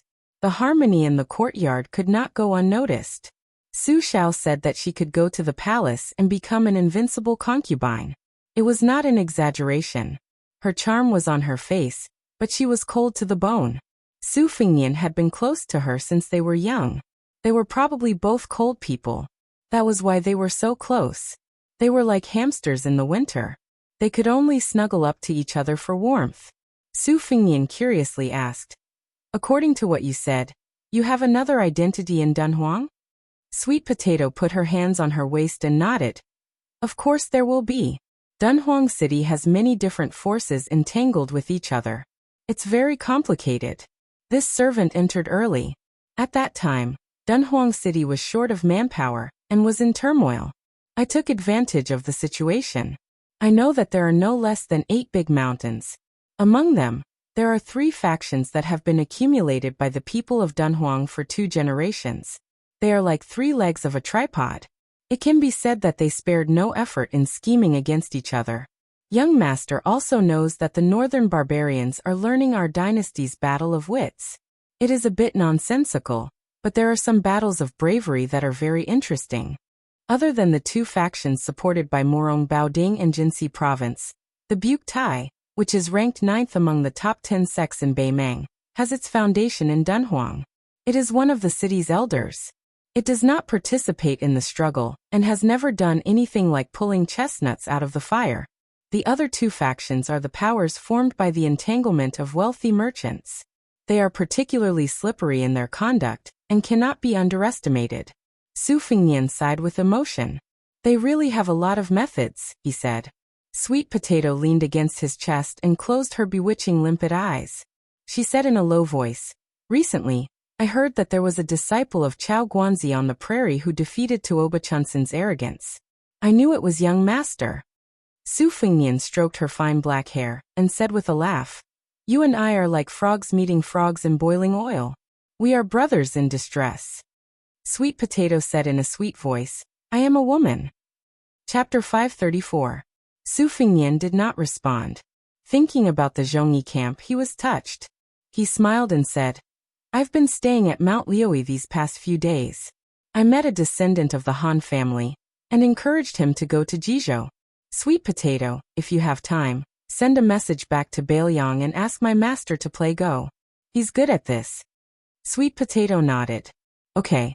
When we get to Dunhuang, we'll do this. I guarantee that there won't be any mistakes." Su Fingnian said softly, "My master has always regarded Go as a wild fox. He disapproves of it and doesn't think highly of it. He says that although the moves of the Go pieces seem complicated, it's far from being as unpredictable as the human heart. A Go piece can take root on the chessboard mountain. After all, a black Go piece is still a black Go piece, and a white Go piece is still white Go piece. No matter how you change the colors, a person can reverse black and white. Loyalty, righteousness, kindness, and so on are not worth mentioning. In the past, I didn't think so. I just thought that my master's Go skills were not good enough. He couldn't even beat my second sister, so he found this excuse. Now that I look back, I understand my master's good intentions. In the past, under the shade of the tree in the prince's mansion, watching the small ripples, or the rise and fall of the water was always like watching a play. I never personally entered the game. Perhaps it's because the old foxes hide too deeply that I can't see it clearly. But in Mount Liui, a small Zhongyi camp, there are some differences in the way the leaders do things. Sweet Potato, is this what my master meant by cutting a small hole to make a big fuss?" Sweet Potato stroked the back of Su Fingnian's interlocked fingers and said softly with a smile, "Young master is becoming more and more sensible." Su Fingnian was about to teach his head made a lesson, when she suddenly turned her head. She raised her sharp chin. Her fox-like face was devoid of any signs of spring. She said, "Young master, I'm not talking about Sweet Potato. I'm talking about those people who can't see the light for years, or even decades. They don't even have a proper name when they die. You have to remember their kindness." Su Fingnian nodded. "I'll remember that." The transmission of information was done in the form of human lives and blood. On the battlefield were scouts and horses. In the dark were secret agents and spies. The latter was even more silent. "Sweet Potato, this horse is not bad. Is it a famous horse from Beimang?" "It's a night jade lion. One horse is worth 50 taels of gold." "You rode from Dunhuang? What kind of status does he have to be so imposing?" "Young master, you'll know when you arrive." "You don't want to say? I scratched your armpit." "Young master, don't." You're rebelling. Just because you say you don't want it, you don't want it? Who's the young master and who's the servant girl?" Instead of finding a place to rest, they galloped through the night and arrived at a small city without walls in the wee hours of the morning. Sweet Potato, who had slept in Su Fingnian's arms, continued to curl up her head, not letting anyone see her beautiful face. He stopped at an inn to rest, paid the bill, and left in less than 2 hours. The innkeeper and the waiter, who were mesmerized by the Sweet Potato face and figure, looked at the departing figure, thumped their chests and stamped their feet. "This damned scholar, he picked such a delicate and beautiful flower." The innkeeper and his assistant suddenly came back to their senses. The latter took the lead, and was about to run to the inn where the man and woman were staying. What could they do in 2 hours if they came and went in a hurry? As long as one was enlightened, they would know even if they used their buttocks to think. Smelling the fragrance of the quilt was also a great blessing. The innkeeper grabbed his assistant's collar and angrily scolded him, driving him to do his work. He rushed into the room and saw that the quilt was neat and clean. He did not give up his evil intentions, and jumped on the big bed. Not smelling the woman's body fragrance, the middle-aged bald innkeeper became absent-minded again. He punched the bed and cursed bitterly. "This boy is not a man. Such a beautiful woman. It's worth it even if I lose 10 years of my life to have fun with her." It was said that a horse could travel 1,000 miles in a day. It was impossible for a single horse to travel 1,000 miles in a day. A military horse had to brush its nose every 30 miles. Moreover, even if the horse did not hesitate to run until it died, it would not be possible unless it was the continuous post horses of the Liang dynasty. If there was an emergency military situation, it would need to travel 800 miles.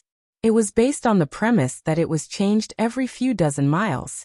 Only then could it reach the limit of 800 miles in a day. During the Great War of the Spring and Autumn period, there was a rare example of a horse traveling 900 miles in a day to deliver a letter.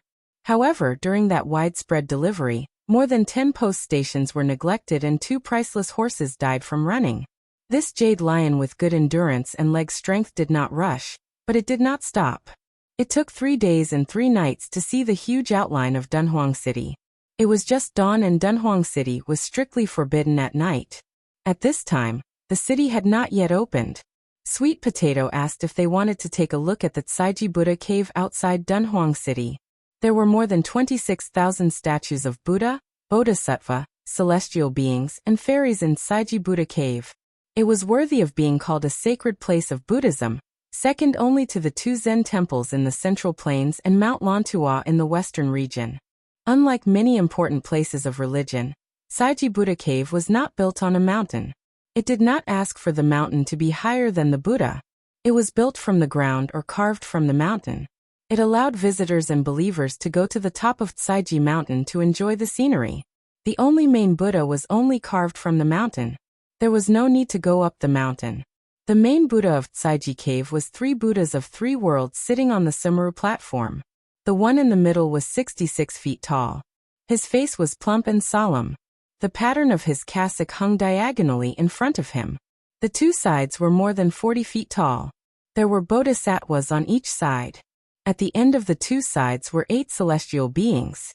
Seeing the towering Buddha statue from afar, Sweet Potato smiled and said, "Behind the main Buddha, there are 81 lotuses. On each lotus, there is a bodhisattva worshipping it. There are many Buddhists in Baimang. These 81 bodhisattvas have almost all been divided among the rich and powerful. Their incense is flourishing. I'm afraid even the 2 Zen temples can't compare. Among them, there are more than 10 great bodhisattvas. Not to mention the rich and powerful in Dunhuang. Even the few great city in the grassland would have to think twice before voluntarily giving up the idea of fighting for them." Su Fengnian dismissed it with a smile and raised his head to take a closer look. The main Buddha performed the fearless mudra. On the top of the cavern, there was a large lotus with shallow marks carved by the southern Tang round knife. It left a deep impression on Su Fengnian. Hundreds more flew into the sky. Their bodies were light and their expressions were natural. Su Fengnian lowered his head and put his palms together. Baimang and Liang were about to launch a mighty Buddha extermination, if nothing unexpected happened. Su Fengnian continued to worship Buddha. Sweet Potato did not believe in Buddha, but she followed suit. After standing still for a long time, Su Fengnian did not say anything. He turned around and left.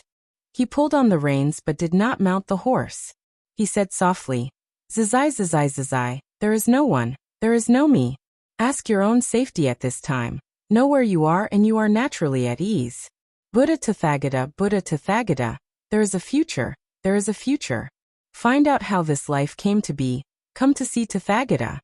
Sweet Potato smiled tenderly and said, "Young master, this couplet is very appropriate for the occasion." Su Fengnian turned his head and smiled. He sighed and said, "Isn't that so?" Remembering something, Su Fengnian said, "I met a monk this time. You won't be able to guess who he is." Sweet Potato said, "The Dragon Tree Monk, the abbot of the 2 Zen temples. I know he has come to Baimang. Since young master said so, it must be him. This Buddhist saint is indeed extraordinary. Otherwise, why would he be praised for crossing all living beings in the sea of bitterness? Only the Kunlun Pond dragon knows how to listen to his lectures. The Buddhist lion's roar can cause the Prenglai Sea to raise huge waves." Su Fengnian looked melancholy. She covered her mouth and smiled. She took a few steps back and pointed to the top of the mountain. She said softly, "I just got the news that the Empress wants to invite the state preceptor, Immortal Qilin, to build a Taoist temple on Saiji Mountain. Su Fengnian said to himself, do the Buddhists and Taoists hate each other in the mountains? Su Fengnian left Saiji Myriad Buddha Cave far away. He got on the horse with her and galloped to Dunhuang City. Sweet Potato asked, young master, the 6 paths of reincarnation mentioned by the Buddhists, is there really such a thing? Su Fengnian said calmly, if you believe it, there is. If you don't believe it, there is none. She hesitated for a moment and looked back. She was destined to die when she was born. She always wanted to give her body to young master so that she could die willingly. If she died early and reincarnated, she would seize the opportunity to be a devout Buddhist in this life and reincarnate as a good-looking woman. Maybe she could meet him again. She didn't want to live until she was old and wrinkled. It was too ugly. Su Fengnian suddenly said, Sweet Potato, when I have a daughter in the future, no matter who she is, you will help her dress up and teach her how to apply rouge, okay? She blinked her eyes and asked with a red face, but I'm just a worthless maid. Su Fengnian said in a deep voice, I'm a man and you're a woman. It's that simple. If you talk about worthless again, I'll beat you. Sweet Potato lowered her head, and then looked up at him in a daze. Outside the city, young master and maid were enjoying each other. He continued, you have to promise me that I'll bully you when I get to the city. Don't talk about beating you, I'll eat you up. Really? A gentleman keeps his word. Young master is a gentleman? A humble person's words can't be changed even by 9 bulls and 2 tigers. Young master is heroic. That's right, let's go. Pick a big bed and go to bed. Chapter 535. The yellow sand stretched for thousands of miles. Dunhuang had formed a circle, creating a paradise for 70 to 80,000 people. The snow-white knight Jade Lion did not go through the south gate, but instead went to the north gate. Su Fengnian knew that according to the layout of Dunhuang, going through the north gate was like going through the Black Tortoise into the imperial palace. However, Sweet Potato was meticulous and had taken root in Dunhuang for many years. Su Fengnian was happy to go along with the host, and did not say much. As they approached the north gate, Sweet Potato dismounted and said that he would lead the horse into the city. Su Fengnian did not agree and dismounted together to walk. Sweet Potato insisted on taking the bookcase and carrying it on his back.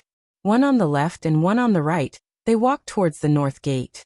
There were 2 rows of strong armored guards with halberds in their hands. They were all ceremonial embroidered halberds.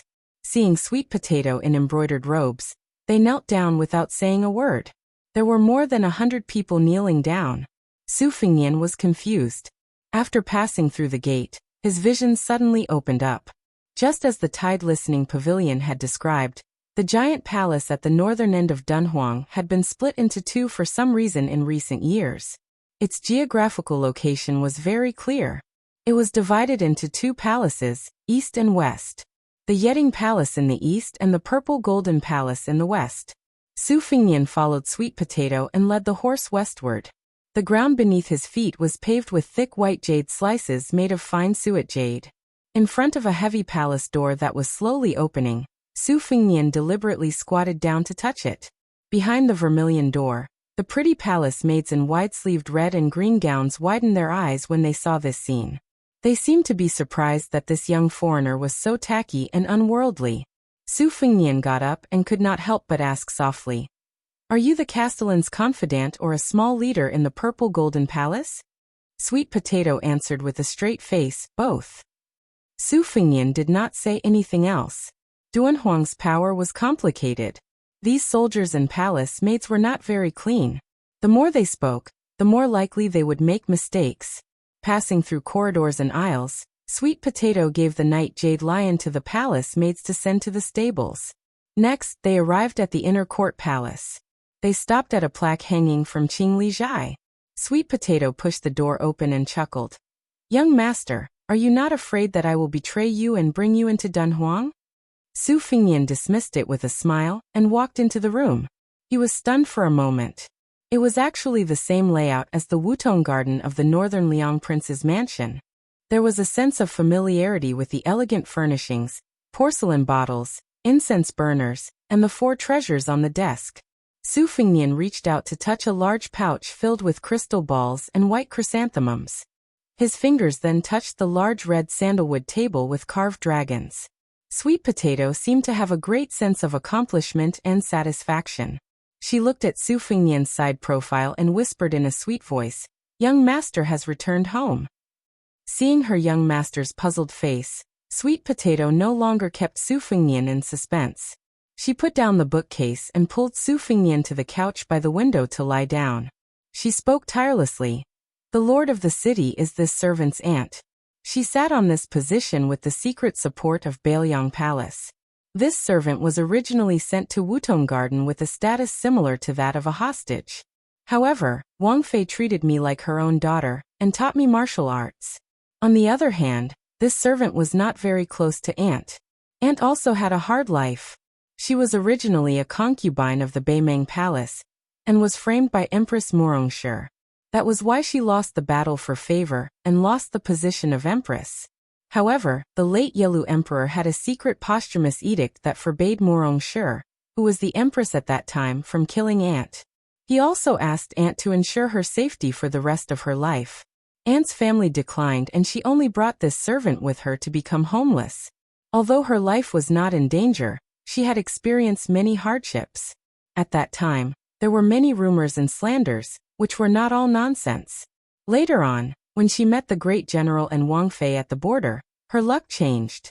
In addition, when Tuoba was young, he did receive Aunt's favor. After he became the king of the northern courtyard who was in charge of half the country's military, he had a lot of protection for Dunhuang City. There were some things that went beyond the rules in the city, and the Beimeng Palace had no choice but to turn a blind eye to it. Sweet Potato sat cross-legged with Su Fengnian resting his head on her lap. She untied the hairband that tied his hair and combed his hair. Su Fengnian closed his eyes and asked, "Your aunt?" Sweet Potato said calmly, "A few years ago, the great demon Luoyang passed by Dunhuang City. Aunt fought with him and died after a year. At that time, Luoyang was going to enter the city and massacre the city. Aunt divided the giant immortal palace and gave the Yeting Palace to this demon as his temporary residence. She racked her brains to invite a peerless Buddha for Dunhuang City. Dunhuang City benefited from the disaster. Even the Beimeng Empress stopped many of her infiltrations, and even withdrew Zhu Yan's forces. Although Luoyang was the Yeting Palace master in name, he did not show up in these years. After Aunt died, her funeral was kept a secret, and I became the palace master of the Purple Gold Palace. Aunt left behind her last words. When Luoyang moved into the Yeting Palace, it meant that she had a backer. Only then did I ascend the throne and announce her death." Su Fengnian frowned. During the trip to Beimeng, the famous demon Luoyang's reputation was like thunder to his ears. Su Fengnian opened his eyes and asked, "Who is this Luoyang?" Sweet Potato shook his head and said, "No matter how the various powers of Northern Meng investigated, they couldn't find any traces of him. I heard from my aunt that this young man has the appearance of a woman. However, although his brows and eyes are somewhat charming, he has a valiant temperament. He's even better than the young Tuoba Bodhisattva. He likes to wear white clothes and doesn't use weapons." However, there was a rumor that several stunning women had appeared around Luoyang and were treated as his exclusive property. Among them, there was no lack of daughters of noble families. At that time, Dunhuang City had also sent a young beauty whose beauty could topple a city. Luoyang's fishing habits should be true. Su Fengnian held Sweet Potato's hand that was caressing his cheek and subconsciously rubbed it. He asked, "Will this Luoyang have evil thoughts when he sees you?" Sweet Potato smiled and said, "This servant's beauty is probably not enough to enter his eyes." Su Fengnian scolded, "Bullsh*t." Sweet Potato lowered her head and stared into his red phoenix eyes. Her breath smelled like orchids as she whispered, "Young master, after 3 years of traveling, I heard you tell me that only those who eat too much sweet potato will fart. You haven't even eaten a sweet potato yet." Su Fengnian's eyes suddenly widened. Sweet Potato's unruly hand touched his waist and went straight to the root of the problem. He looked into her beautiful face. Her eyes were like silk, and her eyebrows were full of lust. However, the bottom of her eyes could not hide the shyness of a young woman. Su Fengnian did not know whether to laugh or cry. "How much courage do you have to do such a thing?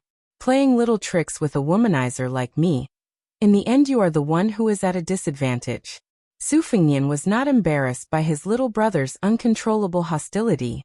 On the other hand, Sweet Potato, who had secretly looked at a few erotic pictures with Green Ant and the others, did not know how to end it.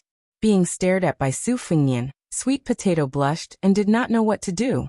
Su Fengnian saw that her eyes and cheeks were almost dripping with tears. He did not want to embarrass her any further. He smiled and said, "Stop fooling around.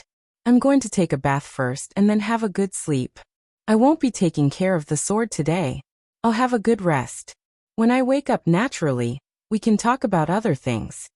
Sweet Potato felt as if she had been pardoned.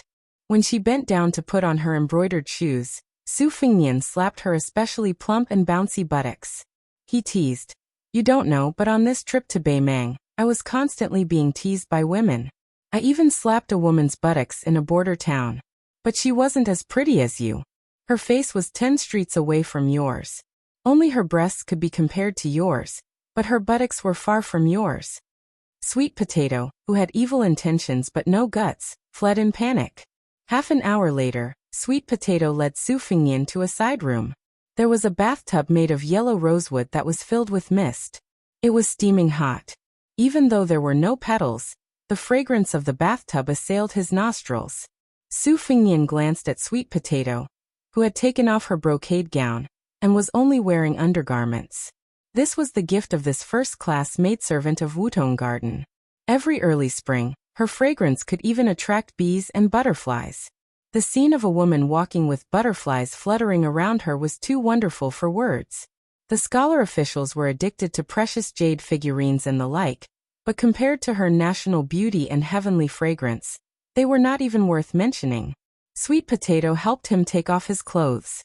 She was familiar with these chores, and was the only personal maidservant in Beiliang Palace. She was only one step away from becoming a Tongfang. Thus, she was also the first person to see Su Fengnian naked. Only when she was not around would the green ants do it for her. Every time, the latter would want nothing more than to close her eyes in embarrassment. Su Fengnian looked at Sweet Potato, who seemed to be possessed by green ants. He smiled and asked, "You were different in the past. Is it because you're so close to home? What, you only know how to be shy now?" Chapter 536. Su Fengnian walked into the bathtub, and Sweet Potato skillfully wiped his body. It was a long time since he felt so comfortable. Sweet Potato saw a scar on his waist that hadn't faded even after the great yellow courtyard. It was a ghastly sight, and her lips trembled.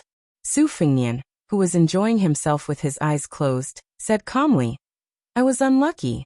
Tuoba Chunsun brought 2 great devils to surround me. After I escaped, I was struck by Duanbua Erwi's thunder spear while I was hunting." Sweet Potato remained silent. Her body was pressed against the wooden wall of the bathtub, and her head rested on Su Fengnian's shoulder. She asked softly, "It's not good to stand outside the tub. Do you want me to come in?" Su Fengnian nodded. She didn't take off her thin clothes. She half-squatted in the spacious bathtub, and her technique was delicate. Her clothes were soaked, and it didn't make much difference whether she wore them or not. At this moment, it seemed that wearing more clothes would make her even more charming. When Sweet Potato swam behind him like a plump koi and touched the large patch of fine scars on his back, Su Fengnian laughed softly. "Not long ago, I fought with the devil Shuesongguan and broke 2 of her zither strings. She had the 18 beats of the Wuxia, which made me suffer a lot. Now that I think about it, I still have lingering fears. Sure enough, when I see those rare finger Xian experts, I still have to take a detour. At first, I thought that since she jumped into the finger Xian realm, her combat power should be about the same as Duanbua Erwi's. I thought that she could try to fight with them, but I was wrong. In terms of the 3 sects, there seemed to be no difference between the 3 realms. However, in Jianghu, the difference of one realm still made a world of difference. Sweet Potato, what realm are you in?" Sweet Potato rubbed Su Fengnian's chest. Her eyes were blurred, her body trembled, and her voice trembled. "I'm both a fake Vajra and a fake finger Xian. It's enough to kill ordinary people." Su Fengnian smelled the natural fragrance of dragon saliva and ancient sandalwood. He said, "It's about time." Sweet Potato nodded and took the lead to get up and leave the bathtub. She carefully wiped her hands with a silk cloth, and then she picked up a pile of clean clothes. On top of it was a purple robe of exquisite craftsmanship. It was the purple robe of the imperial family of the Central Plains.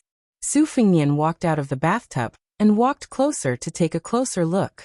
He said in surprise, "Is this the python robe of the Southern Tang Imperial Weaving Bureau? How did it came to Dunhuang City?"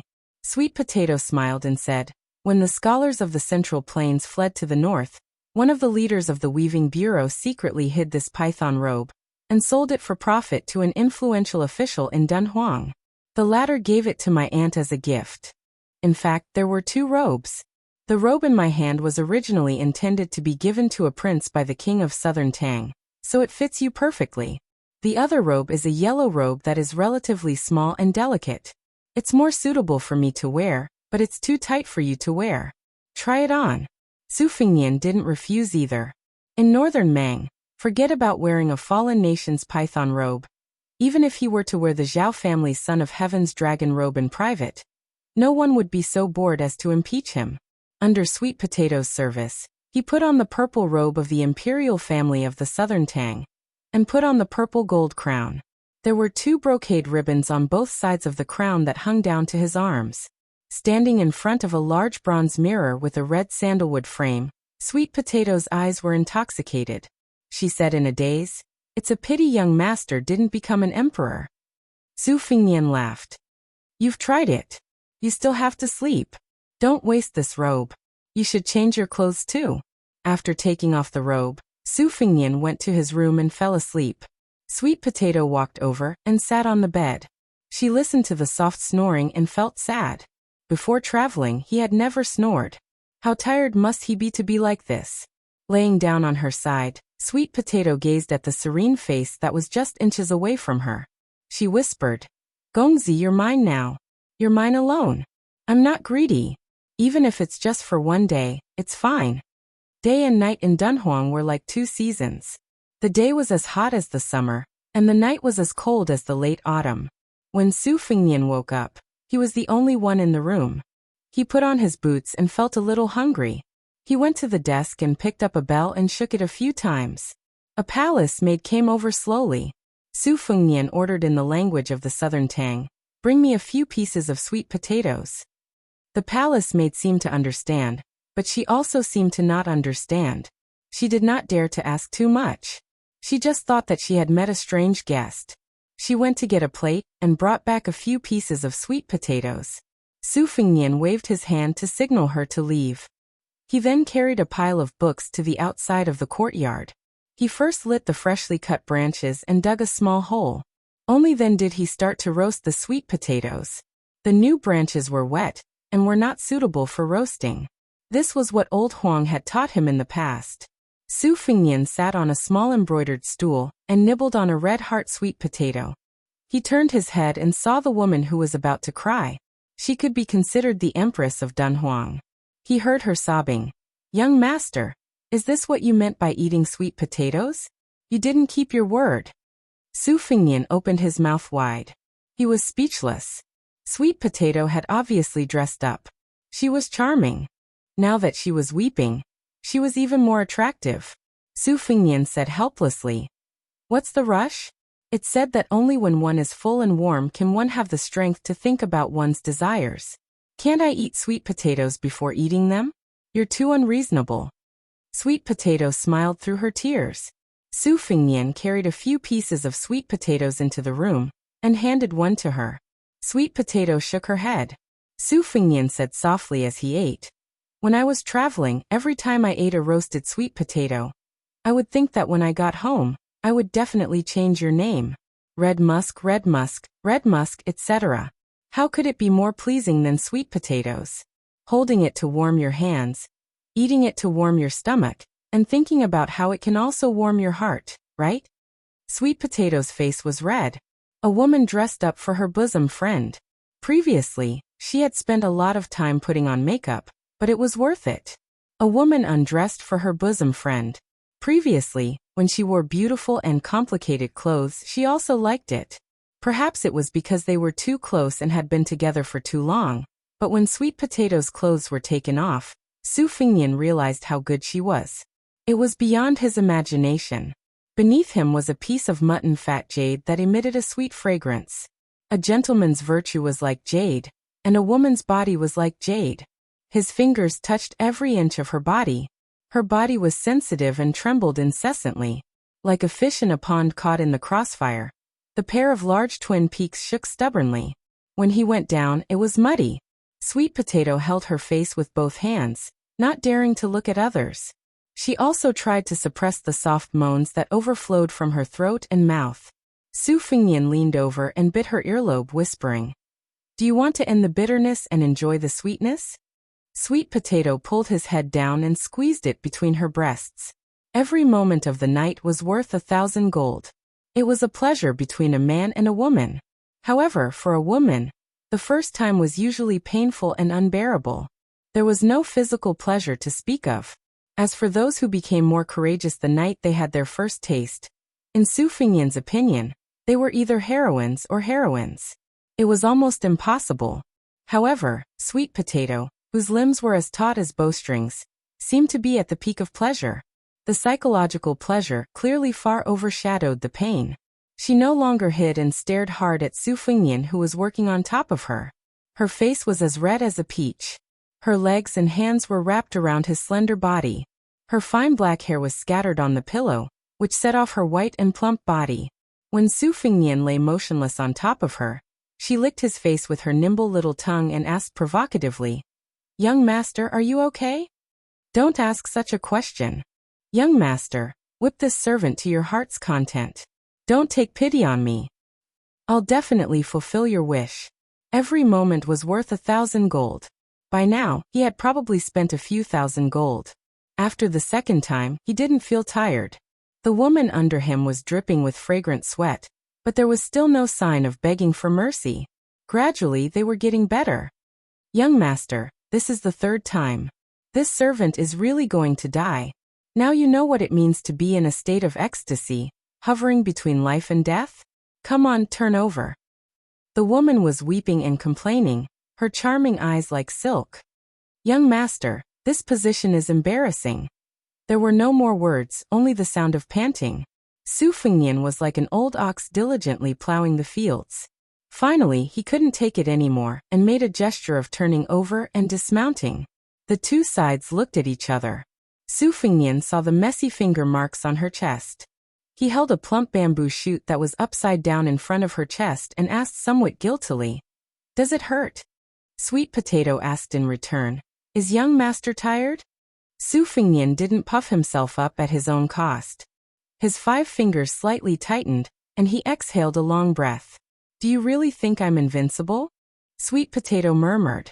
Her head tilted back slightly, and she stuck a finger into her mouth.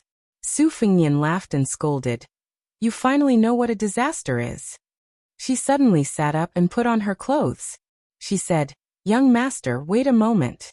Su Fingnian didn't know what was going on. He could only turn around and lie down on his side. He watched as she opened a secret room, walked in, and came out a moment later. Su Fingnian was dumbfounded. She put on a golden dragon robe. Under the golden robe was a scene of emptiness. Sweet Potato didn't walk to the big bed. Instead, she walked to the small couch by the window. She put her hands on the couch and bent over to turn her head. Then she lifted her robe with one hand and smiled charmingly at young master. Su Fingnian muttered to himself, "Let me just die." Chapter 537. Sweet Potato recalled for a moment and said slowly, "Generally speaking, the famous devils of northern Mang like to travel alone, and they won't take the initiative to fall out with the forces of the imperial court. Generally speaking, they will mind their own business. Plus, the laws of northern Mang are relatively lax, so there are very few cases of head-on confrontations. The reason why that devil fought with his life on the line wasn't because he was stubborn, but because Auntie had personally brought along a few martial arts experts to prevent him from escaping. Dunhuang City has 80,000 to 90,000 people. The soldiers guarding the city are called the Jinwu Cavalry. They are all light cavalry, armed with short knives and light crossbows. They are not careless in night battles and street battles. Half of them are outside the giant immortal palace, and the other half are outside the city. Among them, There are 40 to 50 people who came from Jianghu. They are good at martial arts. They committed crimes outside and had no choice but to seek refuge in Dunhuang City. Ant also treated them with courtesy. Those who performed meritorious deeds were even rewarded with some older palace maids. It was not that they could not arrange more crossbowmen, but they were limited by the range. 100 people were enough. The remaining 900 cavalrymen were stationed at both ends of the street. 3 cavalrymen were side by side. In one round of charge, 20 cavalrymen were sent out from the east and west, led by a military officer with good martial arts. After the cavalrymen died in battle, waves of arrows were shot down from the roofs, not giving the demon a chance to breathe. The next batch of cavalrymen would stop firing their crossbows and recover their arm strength. There is a very important point. In addition to the 500 Jinwu cavalry of the giant immortal palace, there are more than 30 Jinwu soldiers. They are specifically targeted at the Wulin people who committed crimes in Dunhuang City. These people are not good at cavalry fighting, so Ant secretly scattered them into the assault team. Each time, there are 2 or 3 people waiting for an opportunity to assassinate. There is also a group of them on the roofs. They are allowed to retreat. In this way, in the 6th cavalry charge, the demon died of exhaustion and was trampled into a pile of mud by the horse's hooves. Su Fengnian nodded and said, "This is very similar to the time when our Bailiang army fought against the sword emperor of Shishu who guarded the country's gate with only one sword. It was a 2-pronged attack by the cavalry and the men of sacrifice, alternating between light and dark. In addition, the imperial uncle was also determined to die. That was why the entire Jianghu was bitterly disappointed. Last time, Shinmen Cottage was short of a rank 1 master, and their cooperation was not good enough. There were too few archers and they could not cause any substantial damage. Otherwise, I would not have been able to leave the mountain so easily. I'm very curious as to how the 9 swords of the Wu family defeated the Beimang's 10,000 cavalry 200 years ago. Are there any secret records in Dunhuang?" Sweet Potato smiled and said, "Auntie is a martial arts fanatic. Aside from her collection of weapons, she also has a few obscure secret manuals. She also likes to comment on the martial artists of the world. She writes them all down on paper, but I'm not really interested in them. I'll bring them out for you later." Su Fengnian joked.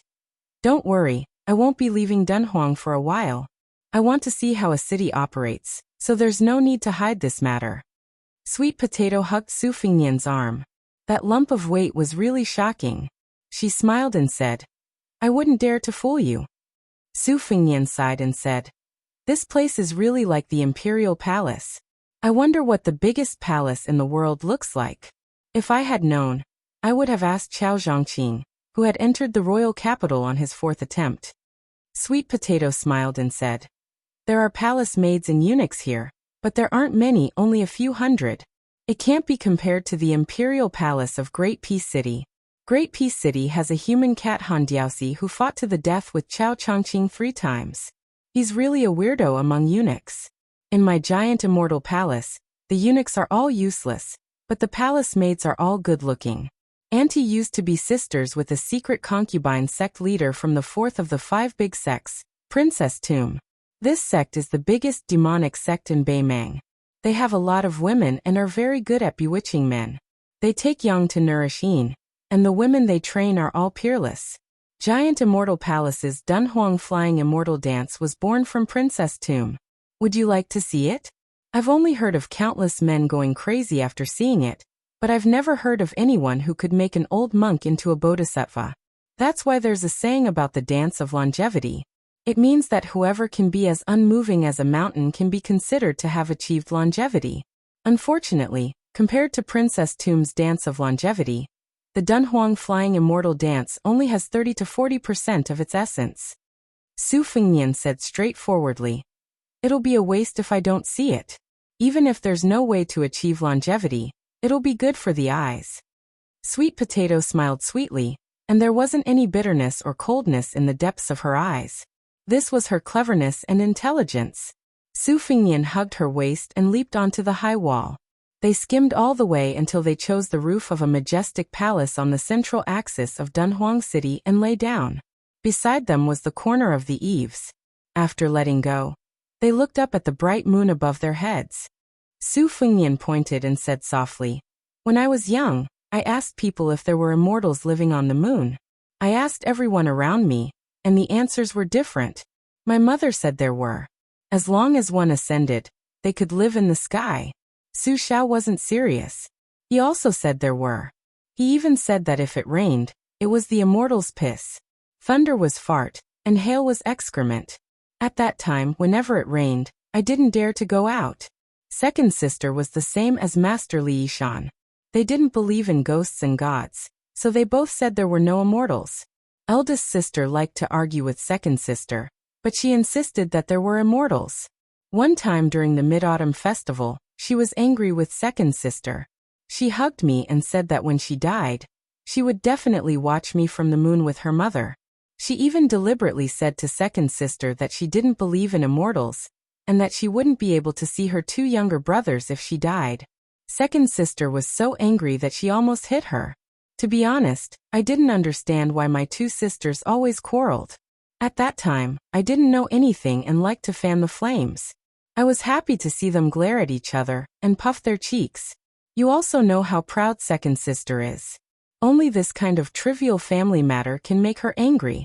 Whatever military affairs, national affairs, or worldly affairs, she calculates them as if they were playing chess. It was because she was indifferent that she was invincible. I remember that every time we had a snowball fight, I was with her. It was called grand. She tossed us around like we were marching into a war. We always returned victorious, but she never got tired of it. Once, I secretly stuffed a small snowball into the back of her collar. She chased me around half of the prince's mansion. Su Xiao didn't have the code of brotherhood, and was just foolishly laughing. After second sister tidied me up, I chased after Su Xiao and killed half of the prince's mansion to vent my anger. Now that I think about it, how many fathers in the world are as sullen as Su Xiao? None, right? With such a disappointing son like me, it's already good enough that he didn't die from anger. After I turned 20, I didn't want to pursue any imperial ambitions. I only wanted to do two things well: to practice martial arts and to avenge my mother with my own hands. To command an army and give Su Xiao a lighter burden in his later years. Sweet Potato held Su Fengnian's slightly cold hand, and didn't say anything to comfort him. Su Fengnian shook his head and laughed. It's good that he really ascended. I'm willing to believe in the one who rides the bull. Sweet Potato laughed softly. I heard that Hong Xixiang is the reincarnation of Ancestor Lu. Then, young master, you're the most powerful person in the world. You've beaten up Ancestor Lu's immortals, and often at that. Su Fengnian smiled.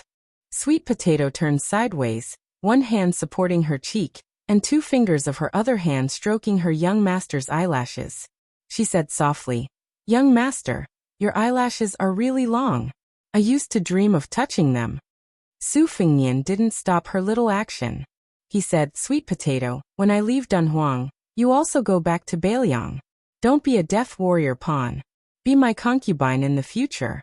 Su Xiao will also agree.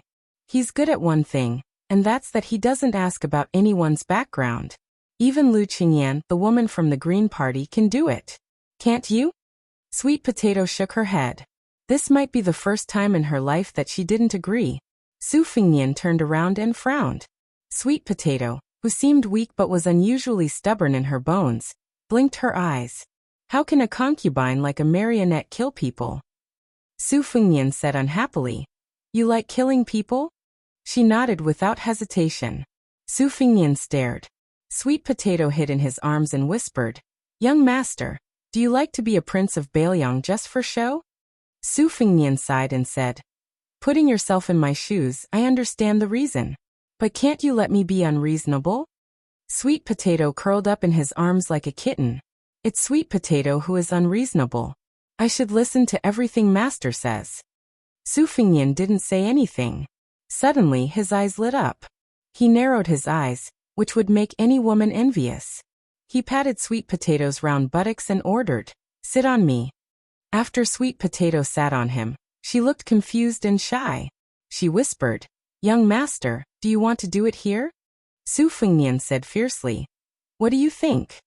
You know, Auntie said that I'm 70 to 80% similar to the Beimeng Empress when she was young.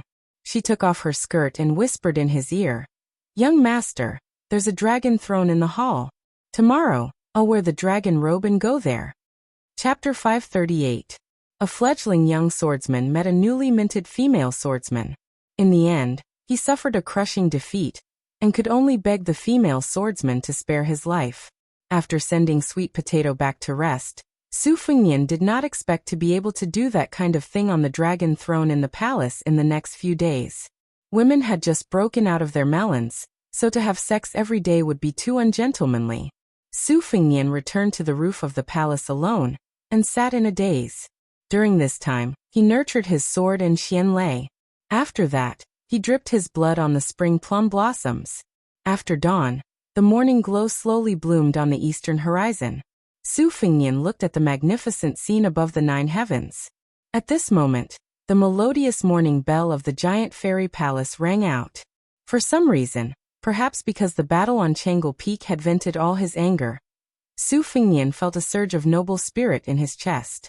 The flow of his qi was much faster than usual, especially when he stood up and saw with his own eyes that the morning glow between heaven and earth moved from east to west. When the ray of morning glow fell before his eyes, Su Fengnian sat cross-legged. His flying sword was exposed from his sleeves, and the flying sword aura exploded. This flying sword, which was only of average quality among the 12 flying swords, flew out of his hand and spun happily without control. It was like a monster in a fantasy.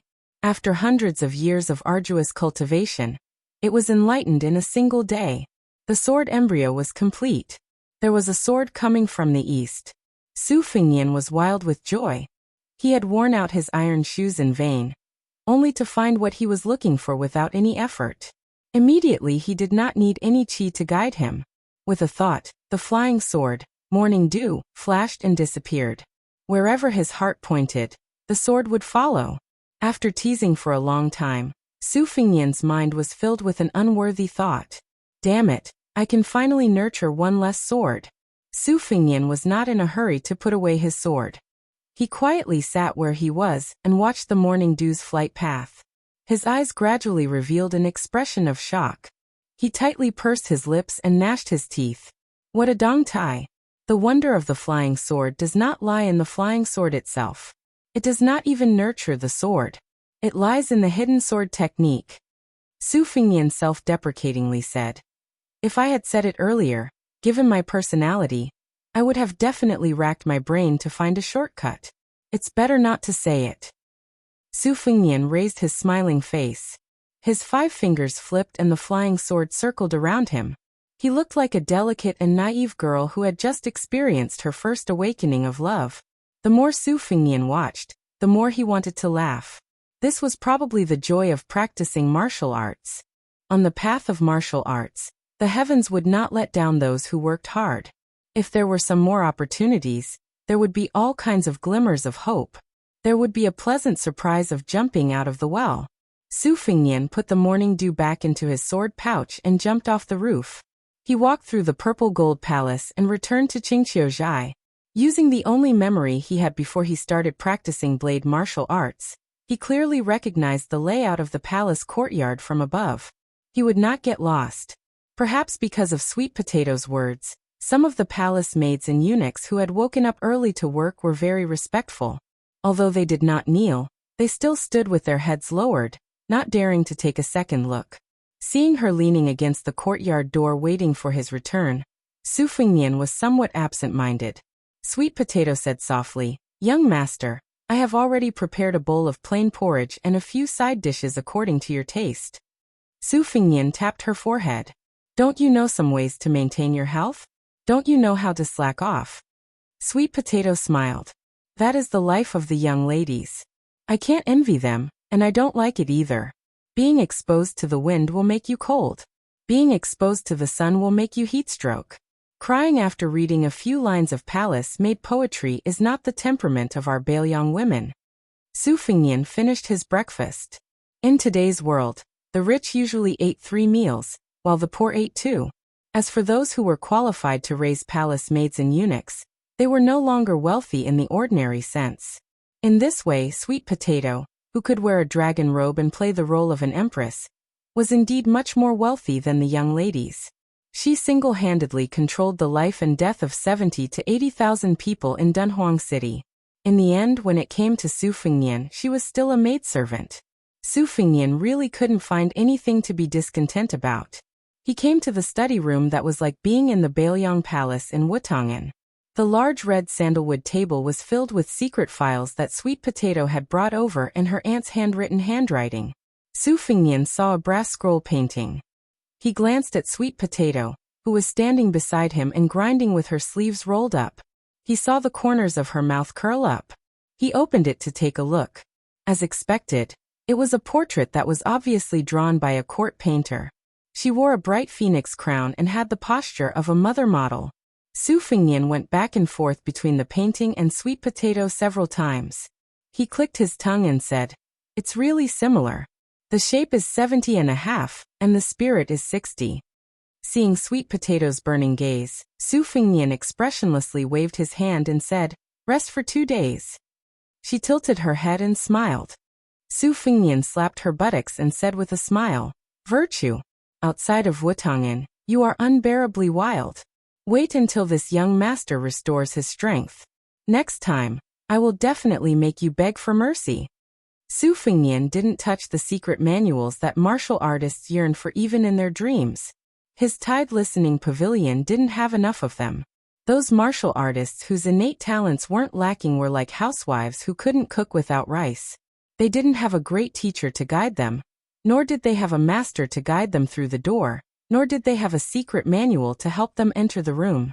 It was indeed difficult for them to move forward. Their heroic spirit was lacking, and it was difficult for them to make a name for themselves.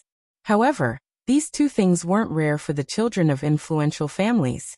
On one hand, they didn't have enough willpower, and they couldn't bear the suffering of sailing against the current. On the other hand, a large part of it was because there were too many paths leading to higher realms, to the point where they didn't know where to start. Or perhaps they went astray. If they learned all kinds of martial arts and read all the secret manuals, it would instead be difficult for them to become a grandmaster. As for Su Fengnian, who was close to Wang Xianji, he knew that he shouldn't bite off more than he could chew. As a result, he had always picked secret manuals that were beneficial to his blade technique. Now that he had Wang Xianji's blade technique manual, he was even more undistracted. Su Fengnian was working so hard because he truly felt that if he didn't put his life on the line to practice martial arts, he wouldn't be able to face the fellow who had been sloppy and thieving with him, and was still carrying a wooden sword. The next time they met, once his identity was discovered, wouldn't he be chopped to death by Wen Hua's wooden sword? Chapter 539. Putting down the scroll, Meng Qi flipped through Aunt Sweet Potato's handwriting. It was obvious that the handwriting was the same as the heart of a raccoon's hair, and the tip of an autumn rabbit's hair. It was said that words were born from the heart, but it was not very accurate. After all, there were countless people who could write well. However, if one were to add in the type of brush used, especially those who only used one type of brush, one could roughly guess it. This woman was indeed a fierce person who competed with the current Northern Mang Empress for the favor of the Empress. Although the strokes were strict and dignified in small regular script, and were extremely particular about the rules and style, in terms of individual words, each stroke was as if it was carved into wood.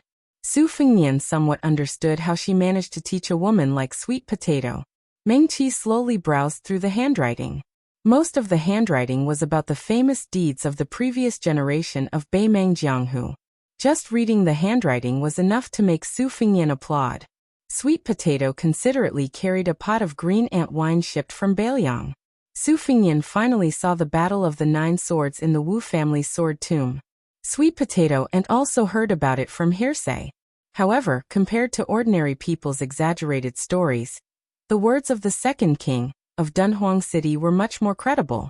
She herself was a top martial arts master. The few hundred words she wrote shocked Su Fengnian. After reading it a few times, Su Fengnian was still not satisfied.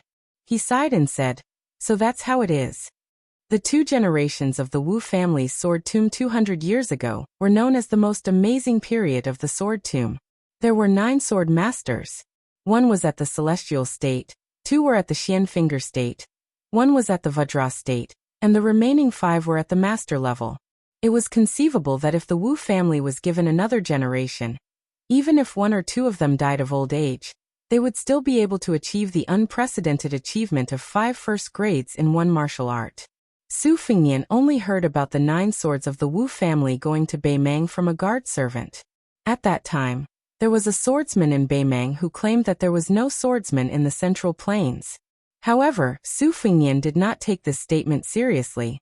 Although the Wu family had always been arrogant and looked down on all the swordsmen in the world, no matter how impulsive they would not go all out to Beimang. He once asked Li Chungang during his travels, but the old man with a sheepskin fur coat only said that the west sword led the east, and did not explain further.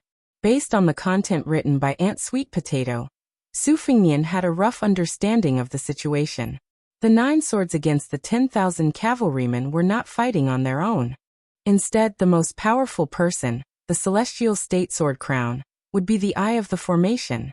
The 8 of them would take turns to be the sword master and sword attendant, eventually forming a shocking sword-controlling formation. One could imagine the scene of the 10,000 cavalrymen, tightly surrounding the 9 of them. The scene was bleak and bloody, wave after wave of cavalrymen charging. In addition to thousands of flying swords decapitating the enemy, what kind of sword chi would it be? Su Fengnian exclaimed again and again. He leaned back in his chair and muttered to himself. This sword formation can only be created by a top swordsman. It's impossible to use it on the battlefield. Can it be simplified like that set of fist techniques for riding a bull? It seemed to be quite difficult. The Jianghu experts were already impatient with rules and regulations. Being a watchdog for the rich and powerful, they were only aiming for a stable martial path. Only fools would be willing to fight for their lives. However, it would be good if he could get the rough foundation of the sword formation. Where could he find it? The Wu family sword tomb? It seemed unrealistic. Would the Beimang royal court have secret documents? Even if they did, it would be even more unrealistic. It's not something that can be exchanged with gold or silver. Sweet Potato chuckled. If young master really wants it, you can use the men of sacrifice lurking in the royal court to do it. Su Fengnian shook his head. That's not taking human lives seriously. It's not worth it. Oh, Sweet Potato replied. Su Fengnian did not even raise his head. He continued to flip through the book and said, Don't think about it. You're not allowed to join in the fun. Do you hear me? Sweet Potato hummed softly in agreement. Su Fengnian raised his head and laughed angrily. Don't play dumb with me. Sweet Potato's eyes were full of flirtatiousness. She wrinkled her small and delicate nose and said very childishly, I know. In Su Fengnian's impression of her, other than scrupulously abiding by her duties as a maidservant, she was also like a meticulous sister.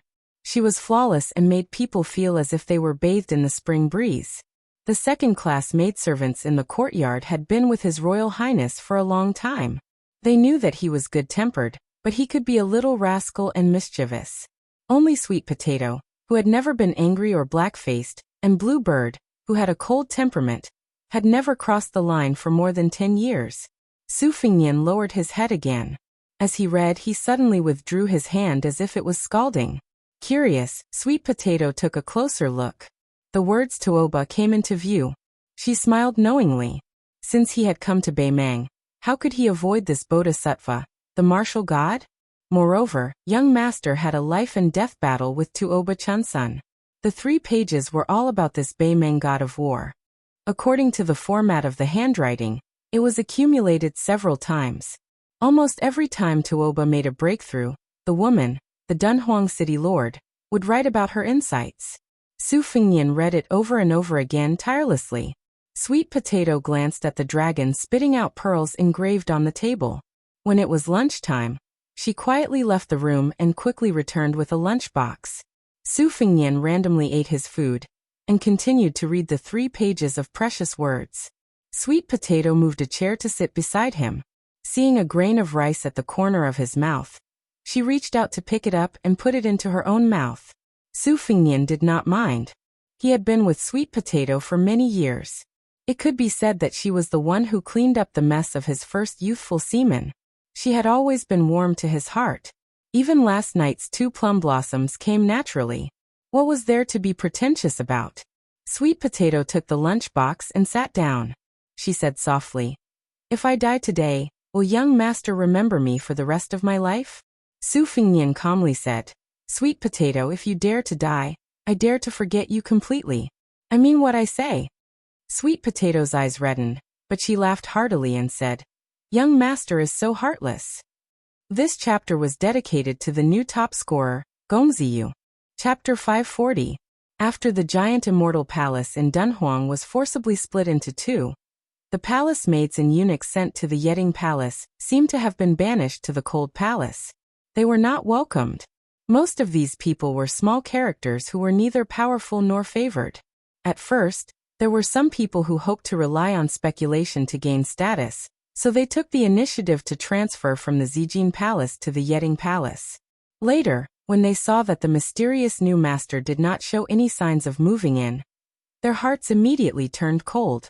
They hurriedly stuffed money and red envelopes to the Imperial Household Department, and the opportunists returned to the Zijin Palace.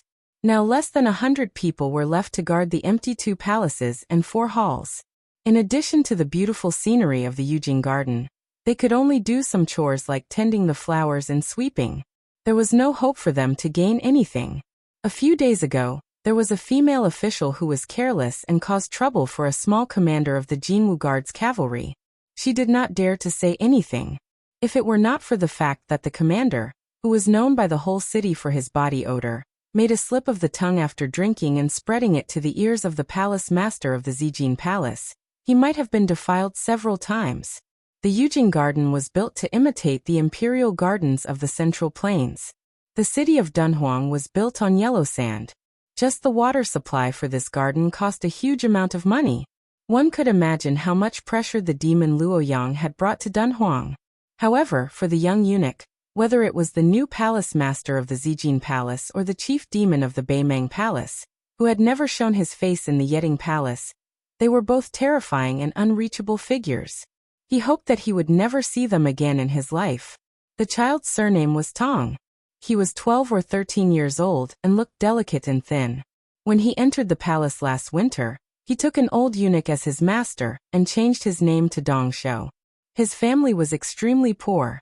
His parents were sick and his sisters were about to starve to death. Poor children took charge of the household early, but they had no land and no skills. Even if they became beggars, how much food could they get back home? At that time the child, who was only 9 years old, gritted his teeth and followed the method he had heard by accident. He was bleeding and fainted in the snow outside the northern gate of Xidagarba's original wish. He was seen by the old eunuch who went out of the palace to buy ingredients. He went back to the Ministry of Internal Affairs to plead for him. After much persuasion, the old eunuch used all the favors that he had carefully accumulated in his life to bring this poor child into the palace to be a young eunuch.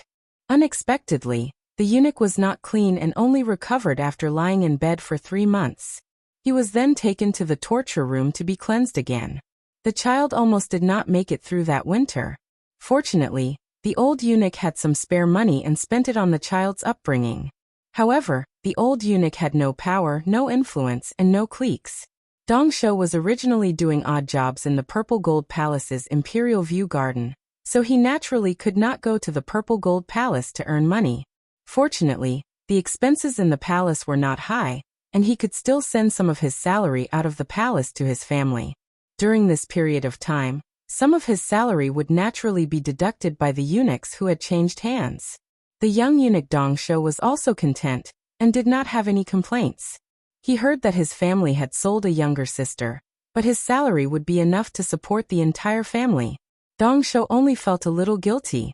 He thought that when he was successful in the future, he would endure 5 or 6 years to become a small leader, and then save money to redeem his sister. The older young eunuchs in the Yeting Palace liked to tease him. The rules in the palace were strict, and there were not many eunuchs. Other than working hard and conscientiously, they had no fun. They gathered in groups to gamble and gossip.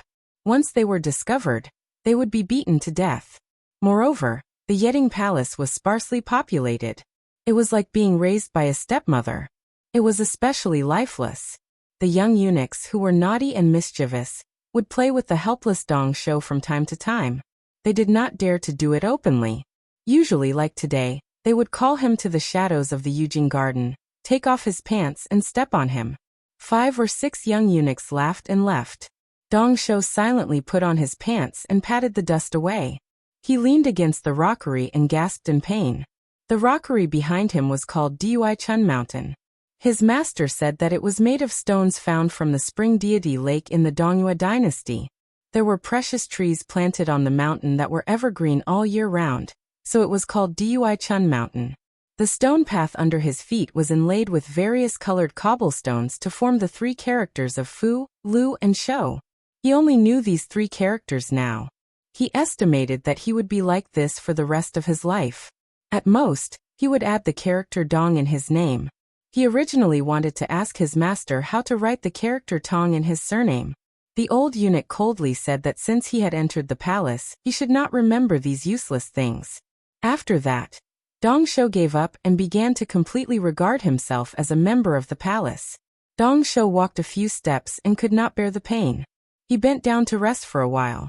Thinking that he still had to secretly cut and water some flowers and trees for his master, he endured the pain and moved forward. He suddenly stopped and saw a handsome person in purple standing at the entrance of Dui Chun Mountain. The person looked more spirited than the Jinwu guards. As for the robe, it was unimaginably beautiful and noble. Dong Shou hurriedly knelt down to pay his respects. Su Fingyan looked at this young eunuch. This was the second time he had met this young eunuch. The first time he was sitting on a tree and enjoying the scenery. He saw the youth sneaking around the garden and going to the top of Dui Chun Mountain. He looked out of the palace and secretly cried. Su Fingyan flatly said, "Don't kneel. I am not a member of the palace." The young eunuch was stunned for a moment.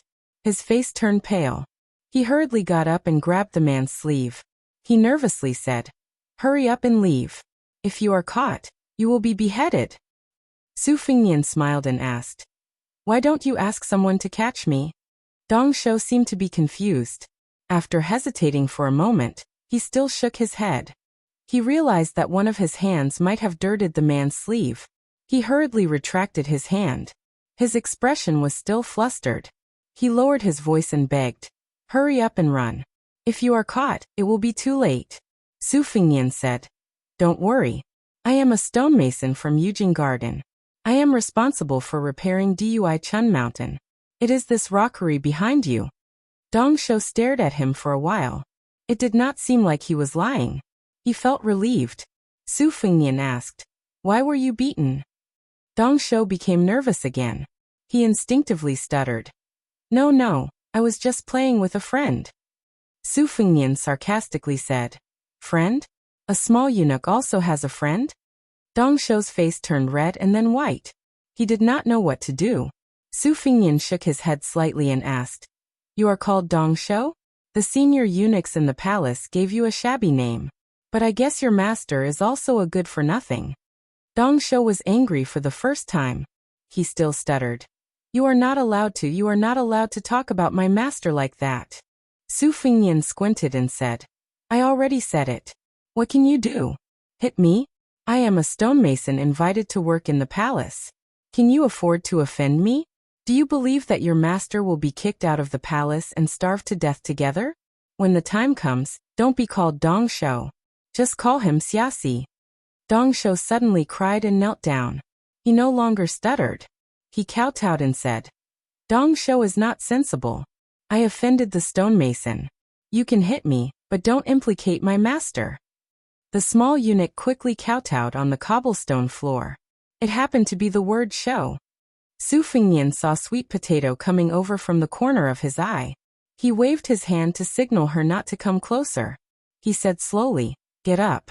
I am here to work. I won't lower myself to your level." The small eunuch still did not dare to get up.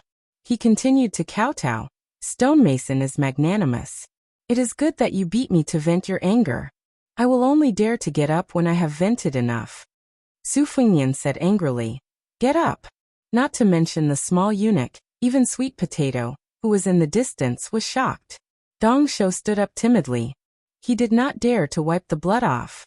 It flowed down between his eyebrows and down his cheeks. Su Fengnian reached out to wipe it with his sleeve. The small eunuch stepped back. Seeing him frown, he did not dare to hide anymore. He was afraid that all his previous efforts would be wasted, and that he would anger the stonemason again. Chapter 541.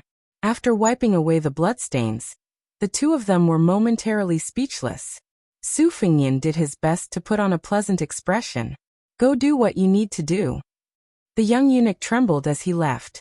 After walking far away, he quietly turned around and saw the purple-clothed stonemason. Su Fengnian smiled. I'll just walk around and take a look. Don't worry about me. Following that, Dong Shou went to prune the flowers and plants that were much more valuable than his life. When he accidentally saw the stonemason pluck a flower, he endured the fear in his heart, and cried out that this was a crime punishable by execution. Then the stonemason said that he was a stonemason, and that it didn't matter. As a result, Dong Shou worked for 2 hours and cried no less than 6 times. Fortunately, the Imperial View Garden occupied a large area, and no one paid attention to the situation in the flower bed. Dong Shou felt that his courage had been broken and his teeth were chattering incessantly. However, he didn't have the courage to call for someone to take this purple-clothed man away. Although the stonemason spoke lightly, he felt that if he was caught committing such a crime, he would definitely be beheaded in public. In the past 2 years, every time he saw a dying chick fall from a nest in a tree, he would grieve for a long time. How could he bear to kill a living person? Afterwards, Dong Shou was struck by lightning by the scene in front of him. The stonemason walked to the side of a brocade-clothed woman whose face couldn't be seen clearly, and chatted happily. Having an affair with a female official in the palace was a crime punishable by death. Dong Shou closed his eyes and muttered, I didn't see anything. Nothing at all. Su Fengnian walked back to the young eunuch and smiled. What was your surname and given name before you entered the palace? Dong Shou wanted to speak but hesitated. Su Fengnian waited quietly. Dong Shou lowered his head and said softly, Tong Guan. Guan as in money. Su Fengnian nodded and smiled. The name is very good. Dong Shou quickly raised his head and asked in high spirits, Really? Su Fengnian said in all seriousness, Really? In Liang, there was a destroyed southern Tang. There was once a great eunuch called Tong Guan. He had a great background, and became the prime minister. Dong Shou was confused. Su Fengnian sat on the grass near the lake. Behind him was a beautiful field of flowers. He explained, Normally, when a man becomes the grand secretary or prime minister, he is called gongxiang. Actually, there is no such thing as superfluous. But that Tong Guan who shares the same name as you, is too powerful. As a eunuch, he has the same authority as the prime minister. That is how the title of gongxiang and gongxiang came into existence. The young man secretly grinned, feeling very proud. Su Fengnian changed the topic and asked, Do you know that Duichuan Mountain is the place where the Dunhuang Castellan ascended during the Double Ninth Festival? The young eunuch said blankly, I've never heard my master mention it. Su Fengnian smiled and said, In the future when you miss home, you can go there and look outside the palace. The young eunuch blushed. Su Fengnian asked, If one day you become a great eunuch, what will you do? Dong Shou said shyly, Send a lot of money to my parents and sister outside the palace. And, to show filial piety to master. It's gone? I don't think so. Tell me the truth. Kill those eunuchs who laughed at my master. Those who bullied you? Kill them all. Skin them alive and pull out their tendons. Unknowingly, he revealed his thoughts. Remembering his master's teachings, the young eunuch was suddenly horrified and remorseful. He did not dare to say another word. Su Fengnian looked at the lake and said lightly, Don't be afraid. This is what a man should say and do. I don't have time to be apologetic with a young eunuch like you. Dong Shou lowered his head and said, Am I a man? Su Fengnian smiled and said, It's fine as long as you know it. The clouds were light and the wind was light. Sweet potato did not disturb them. In the next few days, Su Fengnian, in addition to reading the writings and similar records about Dunhuang, would go to Yujing Garden to get some fresh air, and chat with the young eunuch when he was free. Gradually, Dong Shou was no longer reserved and timid. He became more lively and lively. The two of them chatted casually.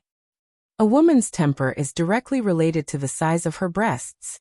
If you don't believe me, think about the situation of the palace maids around you. Isn't this the truth? Oh, it seems to be true. Then which palace maid sister do you think has the heaviest breasts? Of course it's the palace maid sister Qixue. Her face is very beautiful. Those Jinwu horsemen on duty can't take their eyes off her every time. Hey, I'm about the same, but it's just a thought. Well, there's also Sister Shiyu who works in Qinrui Palace. Her breasts might be bigger, but she's not as beautiful as Qixue. Then you like big ones? No, I think it's not good to have big breasts. It's better to have small breasts. They're so heavy that they'll burst their clothes. I feel tired for them.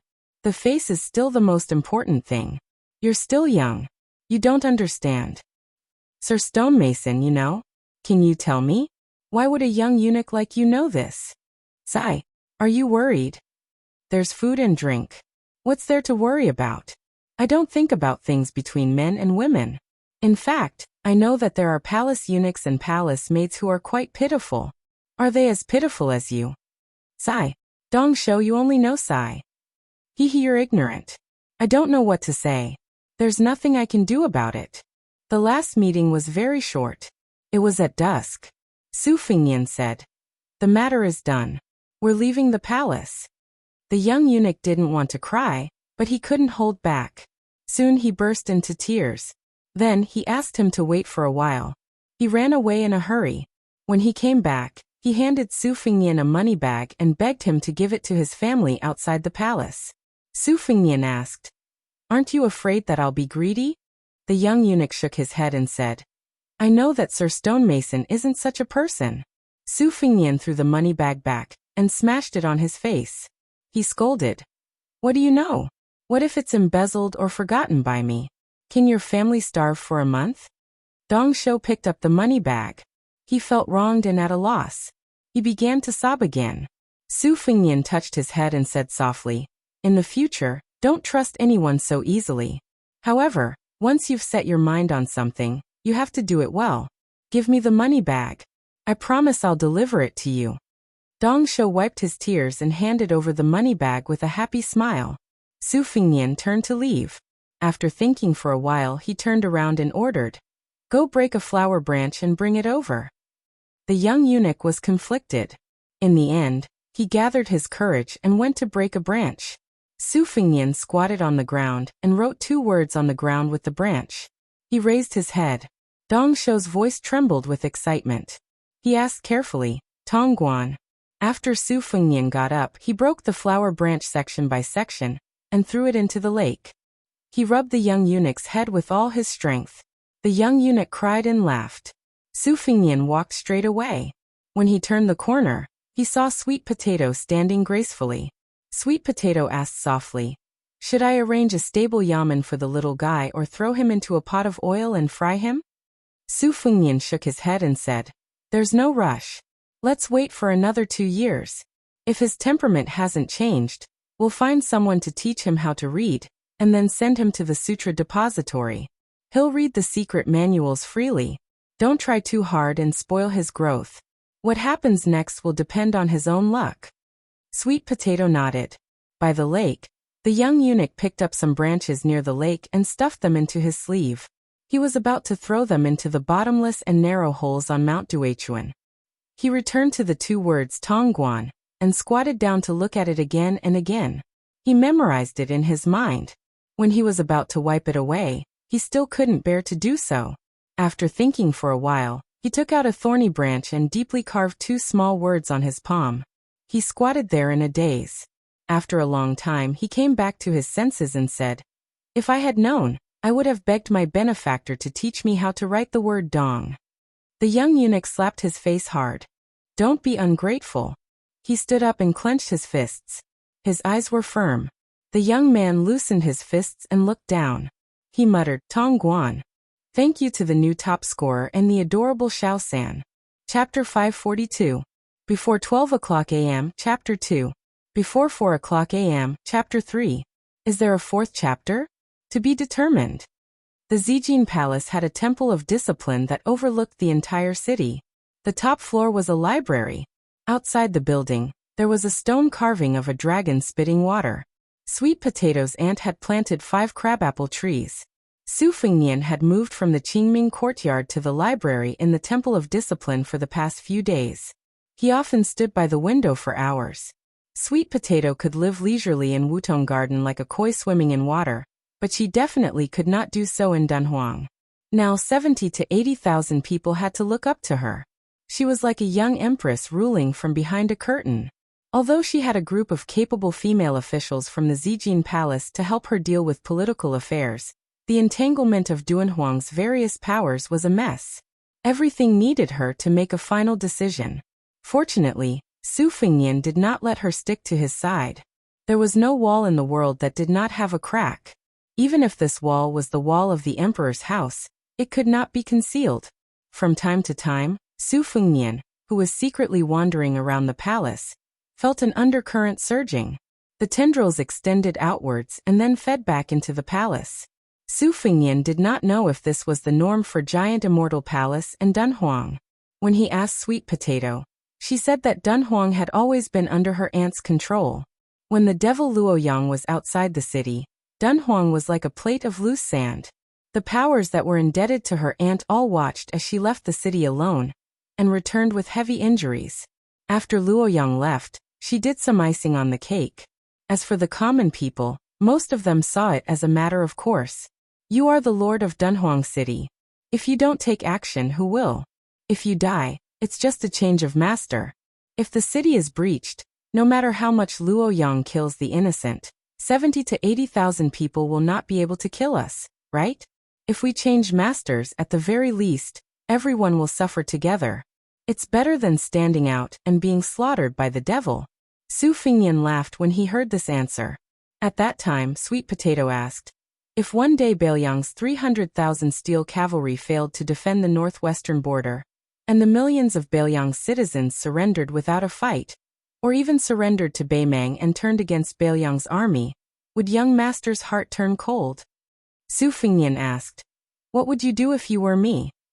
Sweet Potato brushed her lips with her finger and said with a smile, if this servant is like you, the king of Beiliang, and such a thing really happens, it's fine if I don't see it. If I see one, I'll kill one. Su Fengnian sighed and said, you being the master of Dunhuang City is a bit of a waste of talent. Sweet Potato mentioned that 500 li to the north of Jinxi province were the ruins of the Wu family's 9 swords massacre of 10,000 cavalry. Su Fengnian then had the thought of leaving the city. That night, on the dragon throne in Giant Immortal Palace's main hall, she wore a dragon robe and sat high up on the dragon throne, assuming the posture of a monarch overlooking the world. If an older important official of Northern Mang's imperial tent saw this scene, they would only mistake it for the empress regaining her youth. It was late spring, and the night was absurd. Fortunately, there was no morning court in Dunhuang City. Before dawn, they returned to the Qingfeng courtyard and took a bath together. Su Fengnian was helped by her to put on the Black Mountain Scholar's white robe. He carried the bookcase on his back. Sweet Potato circled the robe twice to check for flaws and fill in the gaps. She only wanted to be perfect. When she couldn't find any fault, she said with a look of pity, you look like a scholar with a mind full of poetry and books. It's very nice, but the purple python robe is even better. Su Fengnian patted the spring and autumn sword and said softly, don't send me off. Sweet Potato shook her head and said, send him to the Gate of Wishes. When they arrived outside the gate of Xidagarba's Gate of Wishes, Sweet Potato said that she wanted to send him 10 li away. Su Fengnian said helplessly, if you send him off like this, we'll just go straight back to Beiliang. Sweet Potato carefully groomed Su Fengnian again and asked, you really don't want the Night Jade Lion? Even if you're afraid of being too eye-catching, you can just find a good steed to ride on. If you get impatient, you can just throw it away.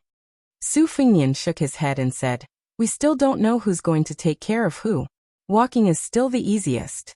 Once we've developed feelings for each other, I can't bear to throw it away just like that.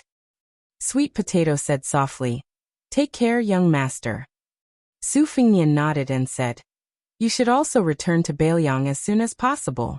I'll still say the same thing. I don't care how important Dunhuang City is in Beiliang's plans. I want you to live well.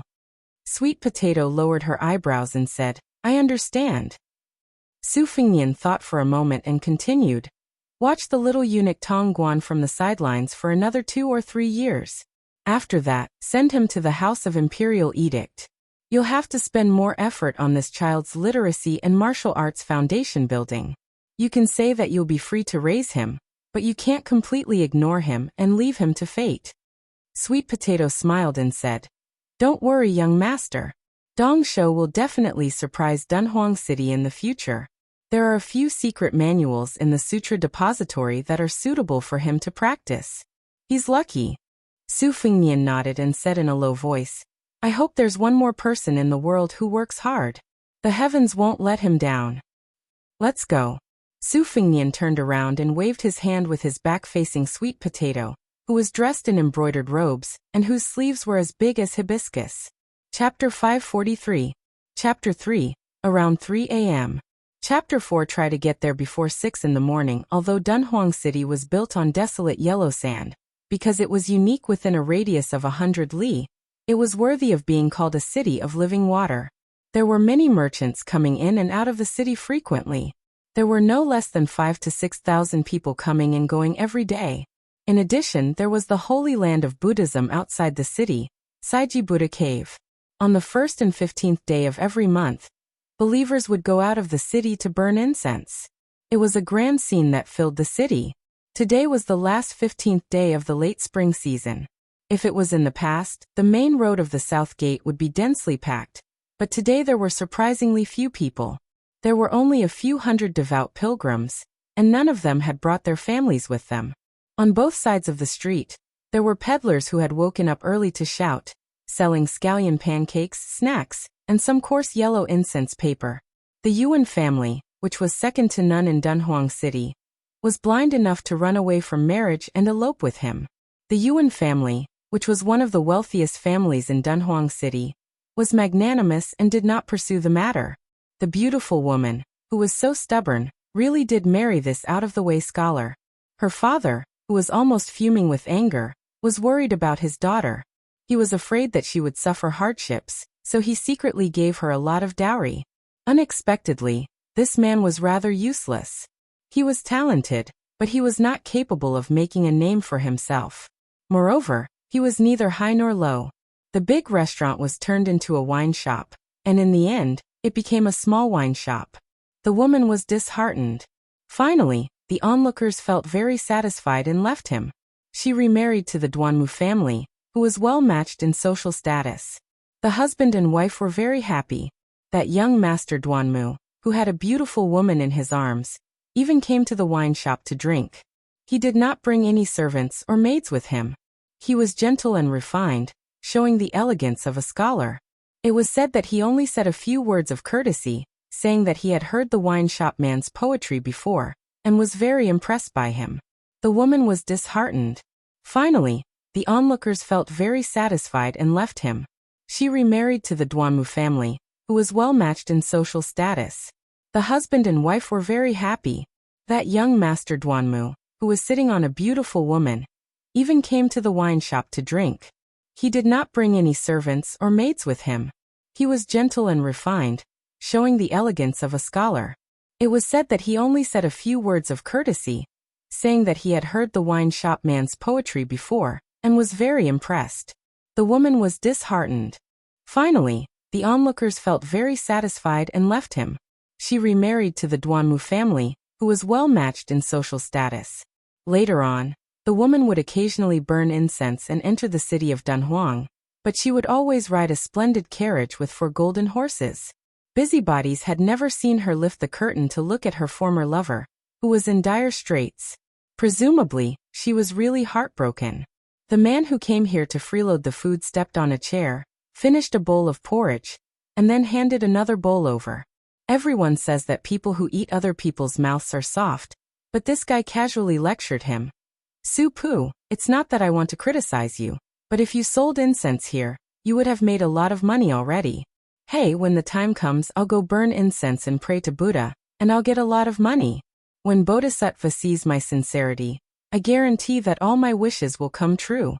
When I'm rich, won't it be easier for me to support you?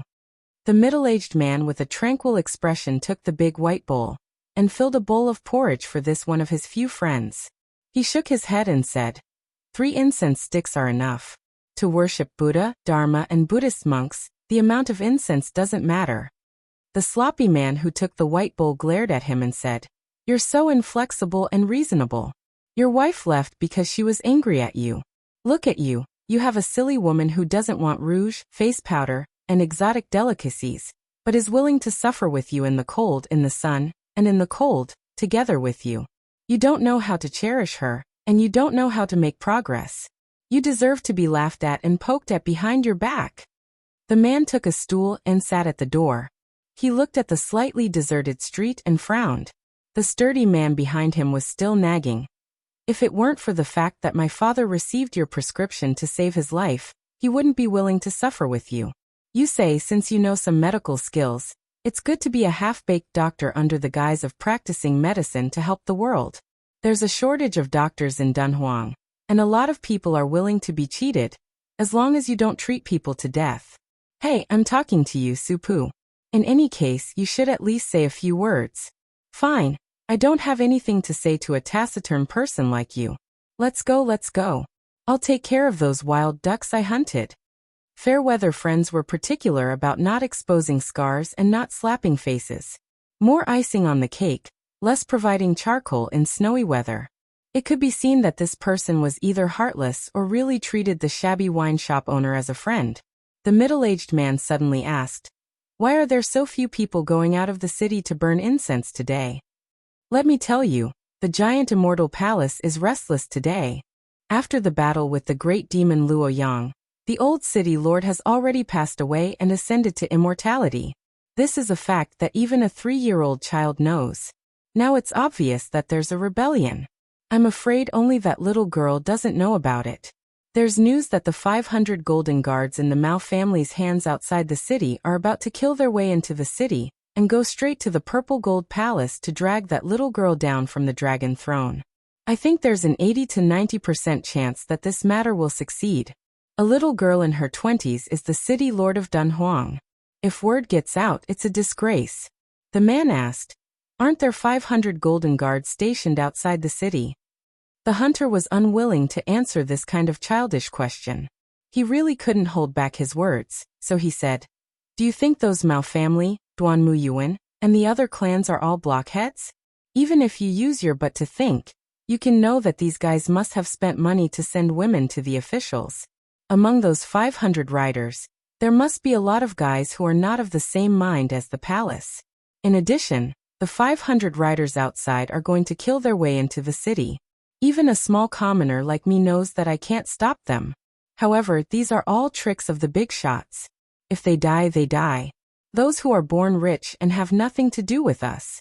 Just wait and see. Before long, there will definitely be golden guards rushing into the city. The middle-aged man sank into deep thought and prepared to close the shop. The hunter stepped out of the door with a gratified expression. Supu, this time you finally have some brains. You know to close the door and watch the fun. The man smiled and didn't say anything. Only after the hunter had walked far away did he whisper, Join in the fun. He saw that not long after the hunter ran back with many pilgrims in a sorry state. Only then did he close the last door. The hunter ran until he was out of breath. He hurriedly said, Why haven't you hidden yet? Quick, quick, quick, come in. Let me hide for a while. His mother, there's a young man whose head was kicked by a donkey. He's blocking the city gate. It seems like he wants to fight the 500 riders head-on. He's crazy. How many? The man asked. The hunter cursed. That young man is courting death. Just one.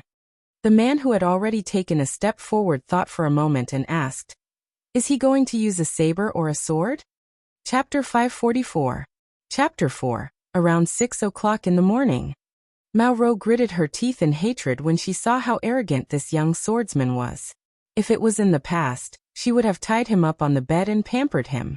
However, now that they were on the battlefield, she was only left with a bone-deep anger. She said the word kill several times in a row. The warhorse galloped forward like thunder.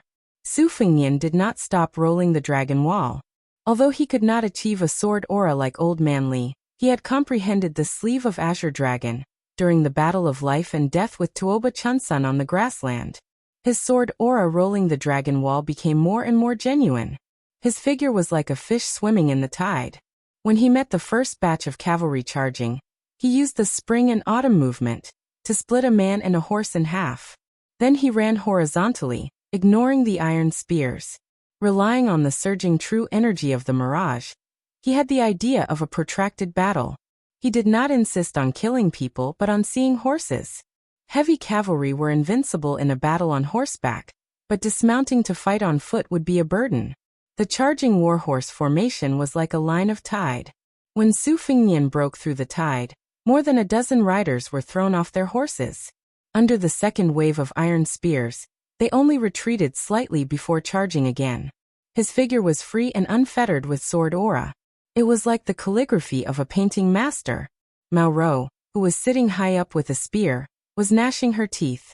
It seemed that in just a few blinks of an eye, the Mao family had invested so much effort and enough gold and silver to form a small mountain. Almost 20 people had died. Once they fell off their horses, their heads would be cut off by the scholarly swordsman's sword aura, or their armor would be torn apart by his sword aura. They would die without a complete corpse. It was as if her muscles were being cut off. She really wanted to stomp on that handsome little bastard's crotch and ask, "Do you know that it's easy for this old lady to raise these armored cavalry as if they're my own sons? Is it easy?" Mao Ro quickly calmed down. Let alone killing one person with 500 cavalrymen. Even if 300 cavalrymen went up against a first-stage Vajra realm martial artist, the latter would most likely be exhausted to death. However, there was an important prerequisite for this. After 100 or 200 people died, the formation wouldn't be messed up, and their courage wouldn't be shattered. They wouldn't be defeated and scattered. Mao Ro had a lot of confidence in this point. These 500 cavalrymen of the Jinwu Guards were equivalent to Mao's personal guards. She had trained them for 1,000 days and attached great importance to actual combat and reward and punishment. She often took them out to kill bandits and horse thieves. Against the former, light cavalry and light cavalry, the latter, heavy cavalry and light cavalry, mixed together to kill. Every time they returned from a successful mission, not to mention wine and meat, as long as they dared to fight with their lives on the line, Mao Ro had the courage to spend money to invite those courtesans from the brothels in Dunhuang to the barracks and reward them. Frustrated, Mao Ro let out a long breath and said viciously, "You little swordsman, after you die, I will stomp your body into meat paste with my iron hooves." Mao Ro shouted, "Don't give him a chance to breathe. Use the horse to ram him to death. Whoever stabs him first, I will reward him with all the courtesans in the city, and let him play with them for 3 days and 3 nights until all 3 of your legs go soft. Whoever stabs him to death first, I will personally go into battle and give that lucky bastard a blowjob." The eyes of the Jinwu guards were bloodshot. Su Fengnian was expressionless. He controlled his sword with one hand to take the head, and the other hand to kill the enemy at close range. Mao Ro looked at the soul-stirring one-sided slaughter on the battlefield and sneered. "Pull back 30 steps and throw your spears. Pick them up and come back later." The semicircular cavalry formation tangled with Su Fengnian immediately retreated. The second wave of cavalry threw out their spears in an instant. These spears were not as easy to deflect as arrows from 100 steps away. To be able to become a heavy cavalry, one's physical strength was not ordinary. Thus, every shot could be said to be powerful and heavy. Su Fengnian did not stop moving his sword and cut into the enemy's formation. He held 2 spears that brushed past his shoulders and spun them in his hands. The 2 spears were like mirror-like round shields, deflecting all the spears that came close to him. After a wave of throwing, Su Fengnian held his spear and threw it back with both hands. Immediately, 2 cavalry soldiers fell off their horses. Their armor was penetrating. Mao Ro was shocked. At this point, she was actually starting to feel numb. She ordered coldly, "Surround him." This vicious and merciless female general sneered in a low voice. "I don't believe you can do what the Wu family did 200 years ago. How can one person create a sword formation?"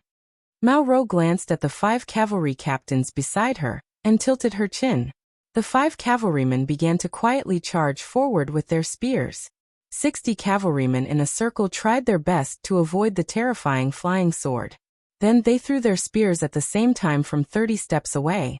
Su Fingnian's hands formed a circle. Unexpectedly, the spears rotated with it. His left hand brushed past, and 60 spears shot out in the opposite direction. Although these heavy cavalrymen were slower than the light cavalrymen when they were stationary, they were not straw mats. Apart from a dozen or so large arrows that were too tricky and pierced the cavalrymen to death, the rest were only scratched or deflected. However, the innermost layer of the circle began to show signs of breaking. In an instant, 6 cavalry captains who had reached the top of the Golden Guards rushed out from the gap and threw their spears at the same time. One of them had half his face cut off by the spring and autumn flying sword and fell off his horse. The second horse still fiercely rammed into the terrifying swordsman's chest. Unexpectedly, the swordsman only slid back a few steps and stopped his body. Fortunately, one of the cavalrymen rammed into him from the side and sent him flying. Another officer seized this rare opportunity and chopped down with his saber. Finally, there was blood. This group of Golden Guards who had been fighting until now almost had tears of joy in their eyes. The valiant officer who had chopped down the scholarly swordsman's shoulder felt his heart burn. Just as he was about to push all his energy into his saber and cut off the young swordsman's arm, he saw a pair of emotionless feminine eyes. In the next moment, his saber was knocked away and he was pulled off his horse. His neck was twisted with both hands. Su Fingnian threw down the bloody head and body. The corner of his mouth twitched. Mao Rou said in a deep voice, "Officer Tang Kong died in battle. The compensation is 50 taels of gold. His son is allowed to enter the Mao family's private school to study. After he turns 20, he will immediately enter the Golden Guards and take up the position of officer." The Mao family's promise. This was a golden signboard that was heavier than gold and silver. This was also the foundation that allowed the Mao family to maintain a high position of power in Dunhuang City. The morale of the army was once again raised. Su Fingnian held the spring and autumn sword and began to run in a straight line toward the Mao family woman who gave the order. The half-formed golden thread and the perfected morning dew finally came out of the sword pouch. Wherever they went, beads of blood bloomed from the necks of the cavalrymen on both sides. Mao Rou narrowed her eyes. This time, she did not retreat. Chapter 545. Chapter 4. Sweet Potato, who was standing outside the palace gate, had her clothes fluttering in the wind. Her eyes were wet and red, and her fingers were like hooks. She seemed to have turned into a demon. Even when her aunt died, she wasn't like this.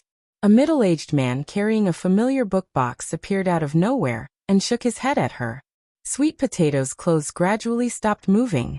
On the battlefield, everyone saw the man in red smile and then said, "Don't worry, I didn't kill all 500 Jinwu guards. I only killed 200 cavalry." After killing Mao Rou, the 300 cavalry ran away. Just by killing 200 cavalrymen. Inside the carriage, Mao Rui's old heart was about to burst. The 500 Jinwu guards outside the city were the blood, sweat, and tears of the Mao family for several generations. After Mao Rou took control of the army, she stood her ground against the objections of the masses and decided that the light cavalry should be heavy cavalry. The calculations, sacrifices, and price involved in this decision were not something that could be explained in a few words. You, who had suffered 1,000 cuts, told this old man that you killed 200 cavalry. Mao Rui jumped out of the carriage and ran to hug his daughter's head in front of everyone. He didn't care about his face and sat on the ground and cried. Although Mao Rou was still a step away from the second-level master realm, everyone knew that it was 100 times harder for a woman to reach the second level than a man. However, as long as one stepped into the second-level threshold, the speed at which one climbed up the martial path was often shocking. Moreover, Mao Rou was the backbone of the Mao family for the next 30 years. Her death was no less painful than losing 200 cavalry, or even more painful. A family, if they wanted to continue their good fortune, they still had to rely on 1 or 2 children who could stand up and support the family. How could Mao Rui, who had to send off his children, not be heartbroken? During this time, there were a few strange and playful looks from people like Lu Wu who knew the dirty inside story of Dunhuang. Mao Rui was addicted to sex and didn't care about sex. He was mocked as a fish in a book about sex. Mao Rou was over 30 years old and still hadn't married. It seemed like the father and daughter were having an affair. However, after the teasing, Lu Wu and Tao Yong tacitly looked at each other and saw the worry in each other's eyes. The anger of an ordinary man wasn't worth mentioning. However, when this martial artist was close to the first level, no one could underestimate him. Why did the Beimangjiao family spare no effort to hire and support these people? Wasn't it because they wanted to intimidate the weak and subdue the enemy without fighting? For a lunatic like this who was willing to fight against 500 cavalrymen for a woman, Lu Wu believed that he would be willing to give away both his wife and concubines, as long as that blood-stained young man took a liking to them.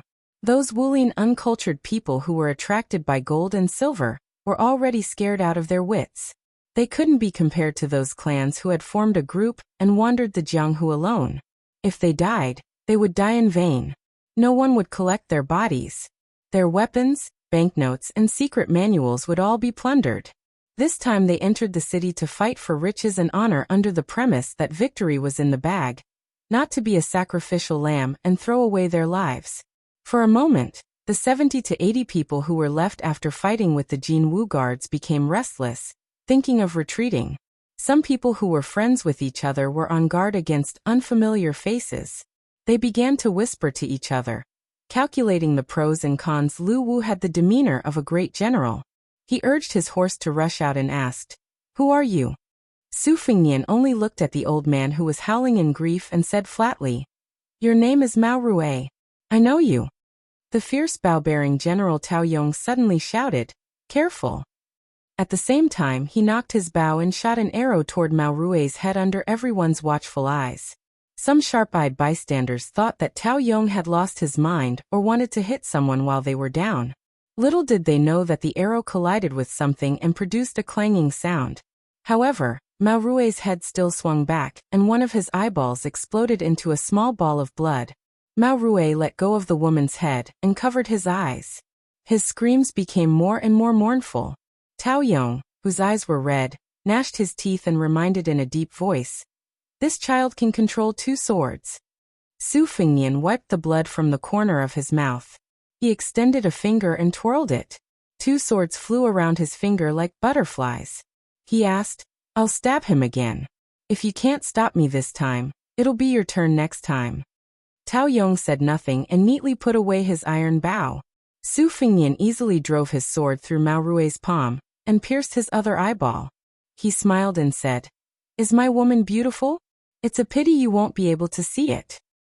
He was clearly smiling, but looking at his blood-soaked red clothes and that distorted handsome face, it really made people tremble in fear. Su Fengnian was not in a hurry to kill Mao Rue. He returned his spring thunder to its scabbard and asked, "Who dares to fight with me? Even if it's a group fight, I'll fight all of you alone." This was not a joke that could make people laugh. This young man, who was originally regarded as a subordinate of the palace, was covered in blood and exuded a monstrous evil aura. There was also that almost invincible sword chi and blade intent. At this moment, countless ambitious and ruthless people of the older generation sighed with emotion. This was how a child should be. Chapter 546. At that time, outside the city, the young scholar who could obviously control a sword actually pulled out his saber. After killing people like they were nothing, he stabbed the saber into the mouth of Mao Rou, who was lying on the ground. He twisted the blade and twisted it, not forgetting to say to the corpse, "Who asked you to brag?" Most of the Golden Knights who still had fighting strength completely collapsed and began to flee. Su Fengnian did not chase after these stragglers. He cut off Mao Rou's head and staggered back with it. He saw a clean and elegant man standing at the city gate. Su Fengnian remained silent, and was about to unsheath his spring and autumn annals. The man blocked the sword and said calmly, "I am Su Pu, an old soldier of Beiliang. Before coming to Dunhuang, I was a kamikaze soldier of my friend Li Yishan." The red-eyed Su Fengnian was slightly startled. He asked, "Su Pu, the governor of Beiliang's 12 light cavalry battalions?" The man knelt on one knee and said softly with a hoarse voice, "I am Su Pu. Greetings to His Royal Highness." In Beiliang Palace, not to mention Su Zhao's kamikaze soldiers who could not see the light of day, the old man wearing a sheepskin coat who suppressed Sir Tide Listener, and the ninth blade old Huang who hid his strength. The next person was Su Pu, whom he had never met before. His identity was very special. He had once been a third-rank official and had a similar position in the army as Wuxia, who had taught Chen Jibao the war immortal. The two men's reputations among Beiliang's 300,000 cavalrymen could be said to be on par. However, Su Pu's image was more of a scholarly general. As for why he later gave up his position and became a kamikaze soldier, it was destined to be a secret that no one knew. Su Pu's eyes were sincere and warm. He helped carry the box that had once contained the spring thunder saber and smiled. Your Highness can rest assured and adjust your breath. Although I am not as heroic as your Highness, I still have some skills left. No one will be able to disturb me as we head north. The spring thunder saber had already killed nearly 200 cavalrymen after no less than 60 swings. It was trembling in its master's hands. It was clearly at its limit. Su Fengnian covered his chest and calmed himself down. He asked with a frown, "Will Uncle Su's identity be exposed?" Su Pu shook his head. "It doesn't matter." According to Li Yishan's plan, Dunhuang City was to be turned upside down. I had to show my face, even if your Highness didn't make a move. Su Fengnian slowly entered the city. When he heard this, he sneered. At that time, Uncle Su will collect Sweet Potato's corpse. Shed tears of sympathy? Su Pu's expression remained unchanged as she nodded. Sensing his murderous intent, Su Pu was vaguely displeased. She didn't even try to hide it. She said bluntly, "Does your Highness care so much about these matters of the heart?" Su Pu did not speak. After a long silence, they could see the eaves of the roof of the giant immortal palace. Su Fengnian seemed to be talking to himself. If I cannot protect a woman today, even if I become king of Beiliang in the future and take over 300,000 cavalrymen, what do you think I can protect? Su Pu laughed. 20 years. The anger that had accumulated in his heart for 20 years was swept away. He laughed until tears came out. Su Fengnian turned to look in puzzlement. Su Pu put away his expression and finally showed respect from the bottom of his heart. He said with a smile, "In the past, Li Yishan and Zhao Chongling had a dispute. Li Yishan said you could be king of Beiliang. Zhao Chongling did not agree and said Chen Jibao was enough. There is no harm in having a different surname to hold the banner." Su Fengnian's lips jerked. It was difficult for him to squeeze out a smile. If not for the fact that he did not dare to waste the 2 Diana golden pill he had taken into his stomach, and kept most of its essence in his Shuquan point, it was hard to say if he would have died in this battle. He asked curiously, "Then what does Uncle Su think?" Su Pu narrowed his eyes and looked into the city. He said softly, "In Su Pu's view, if your Highness chose to stand at the city gates, the chances of victory were 50-50. But after entering the city, Li Yishan won against Zhao Chongling." Su Pu suddenly said, "Li Yishan said that Wuxia would not rely on your Highness because of family ties. Did your Highness see him when he rushed to Beimeng?" Su Fengnian's expression was dark. "Maybe I did not see him, but he saw me." At this time, the scene was so silent one could hear a pin drop. No one dared to accept the challenge. At some unknown time, the Mao family and many other factions that had tried to attack Giant Immortal Palace were surrounded by other factions and had their paths of retreat blocked. Other than the Imperial Mending platform that was still calm, the Yuan family, the Duanmu family and others stopped watching. They moved out in full force. The mantis stalked the cicada, unaware of the oriole behind. What marriage? What many years of friendship? What was cold without the lips?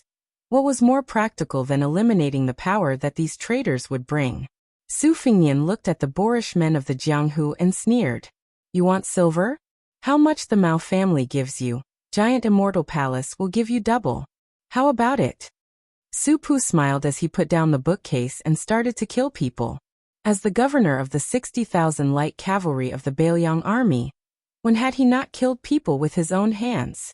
Su Fengnian walked forward with his sword and blade. The situation was decided and no one dared to stop him.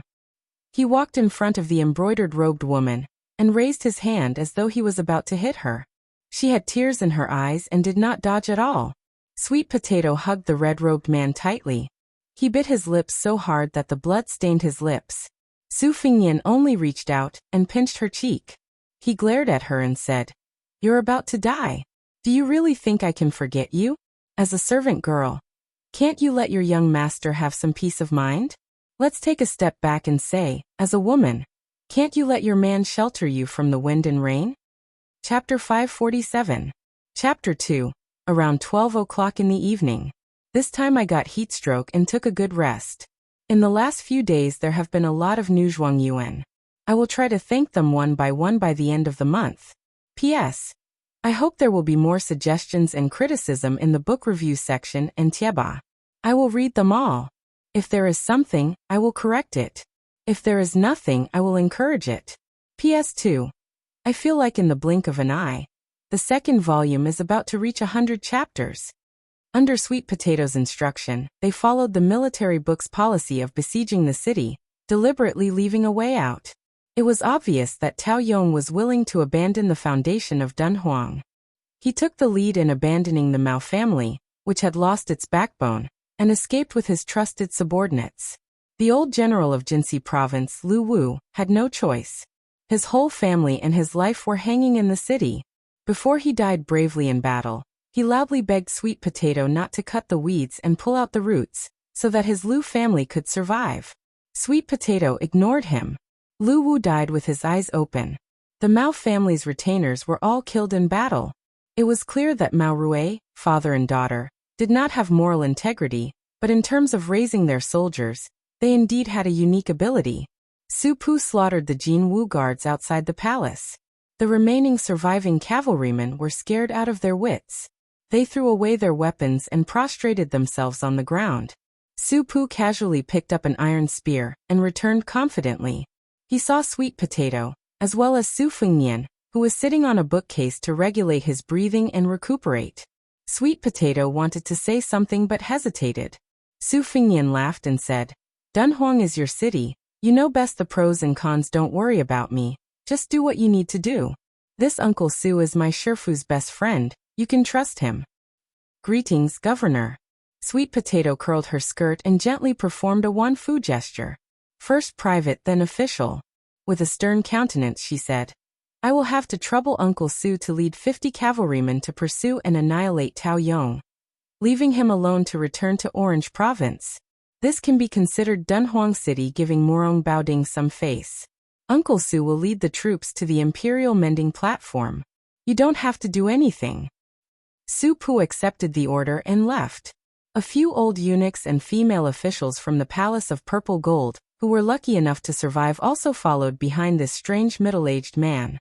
With a few words, Su Pu roped in 50 to 60 golden knights who wanted to atone for their crimes and charged toward the Imperial Mending Platform that was either wavering or biding its time.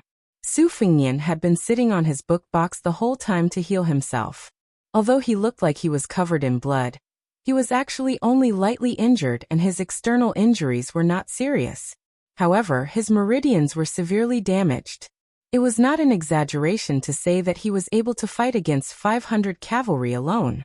Although the Mao family iron cavalry lacked experts to oversee them, they still had to rely on Su Fingnian's iron fist and the promise of generous rewards to hide in the thickest part of the cavalry formation.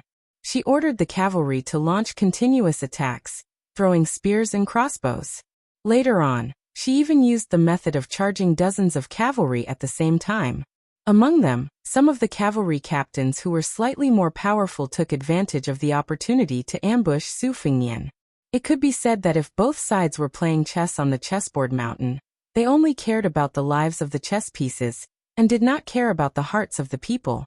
Even if Su Fingnian risked his life to kill 100 cavalry, he would still be doomed to die outside the city gate. However, when Spring and Autumn used the Sword Chi Rolling Wall and the Green Dragon Sleeve to open the way and used the Spring Thunder Saber to stab Mauro to death, it was as if he had beheaded a general in an army. The Iron Cavalry's morale fell to the bottom, and they could no longer gather their momentum. It was reasonable for the army to be defeated like a landslide. Even if Su Fingnian had 50 to 60% of his Great Yellow Hall realm, and the initial stage of Vajra realm, he would still need to recuperate for 20 years to recover. This bloody battle was no less thrilling than the death battle with Tuoba Chunsun and the other two experts on the grassland. In the marketplace, it was like a strong young man fighting three men of the same age. In the eyes of the onlookers, it was very exciting. The latter was like risking his life against hundreds of children, being entangled endlessly, bitten several times, dozens of times, or even hundreds of times. It was equally hair-raising. Su Fingnian calmly looked at those Jianghu people, who after the dust had settled, looked somewhat nervous. He then looked at the sturdy old man, who had fallen to the ground dead. This Dunhuang City's Lu family had originally wanted to put on a tiger that would not fall down. Before he died, he would crush his iron spear into the ground and hold it with both hands until he died. However, very quickly he was hacked down by some people's sabers and trampled over. Some astute Jianghu people fought as they walked. They approached the corpse, pretended to roll on the ground, got close to the old man's body, and with a touch, stole the jade pendant on his waist. Several people who were slow to act followed suit, rolling back and forth on Lu Wu's corpse. They did not even let go of the jade-inlaid buckle, which was taken away. There was only one ox leather boot left on his feet. It was said that the dead were the most important, but in Jianghu, who cared about being the most important? At this time, other than the two fragrant maids curled up in the corner of the carriage, the rest of the Mao family were already dead. A sharp-eyed Wulin man wanted to go to the carriage to have a good time. Even if he did not take off his pants and did not work, it would be good to have a good time. In the end, Su Pu, who was riding on top of him, happened to stab him in the back with a spear. With a twist of the spearhead, his body was torn in half. No one dared to mess around in the chaos. Su Fingnian had already put the spring thunder saber back into the box. A blood-stained scarlet spring and autumn sword lay across his knees. He said to Sweet Potato, who was standing beside him, "How do we appease the many forces that have surrendered?" Sweet Potato thought for a moment and said, "These aftermath matters should be handed over to Governor Su Pu.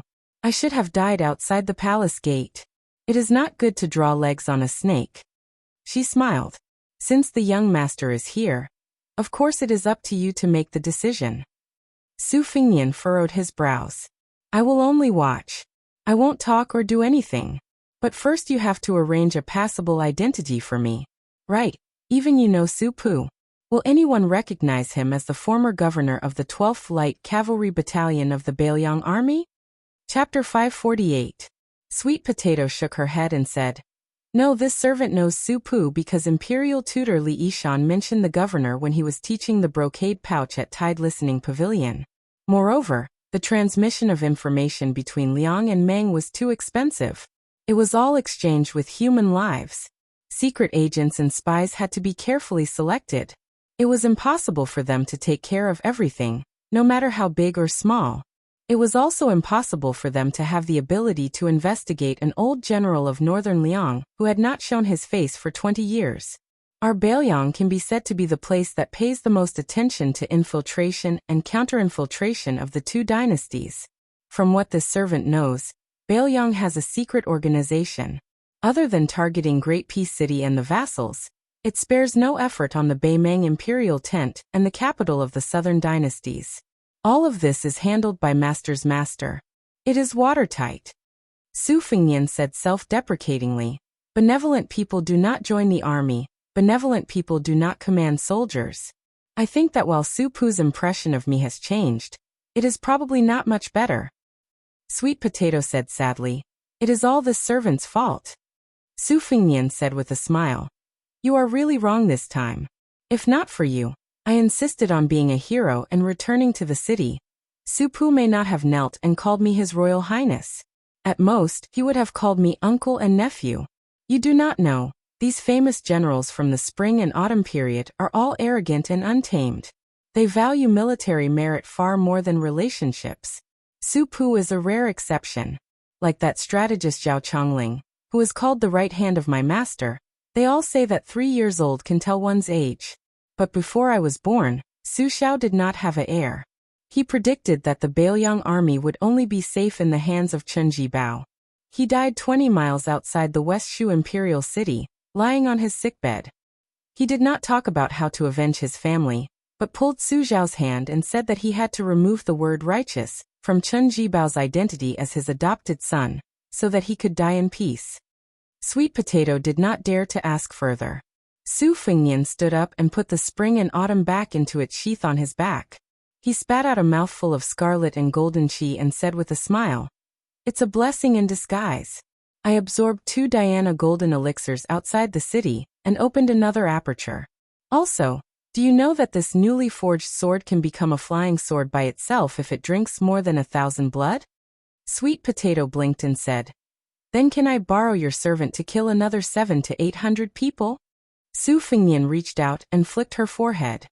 He laughed angrily and said, "Do you think that this sword, which has the potential to be one of the top 3 swords in the world, is an idiot? You have to be of the same mind. When it comes to raising a sword, you can't be careless, and there's no shortcut." Su Fengnian looked at the river of blood outside the palace and sighed. He silently scolded himself for being soft-hearted, hypocritical, and pretending to be obedient after receiving benefits. She picked up her suitcase and walked into the palace.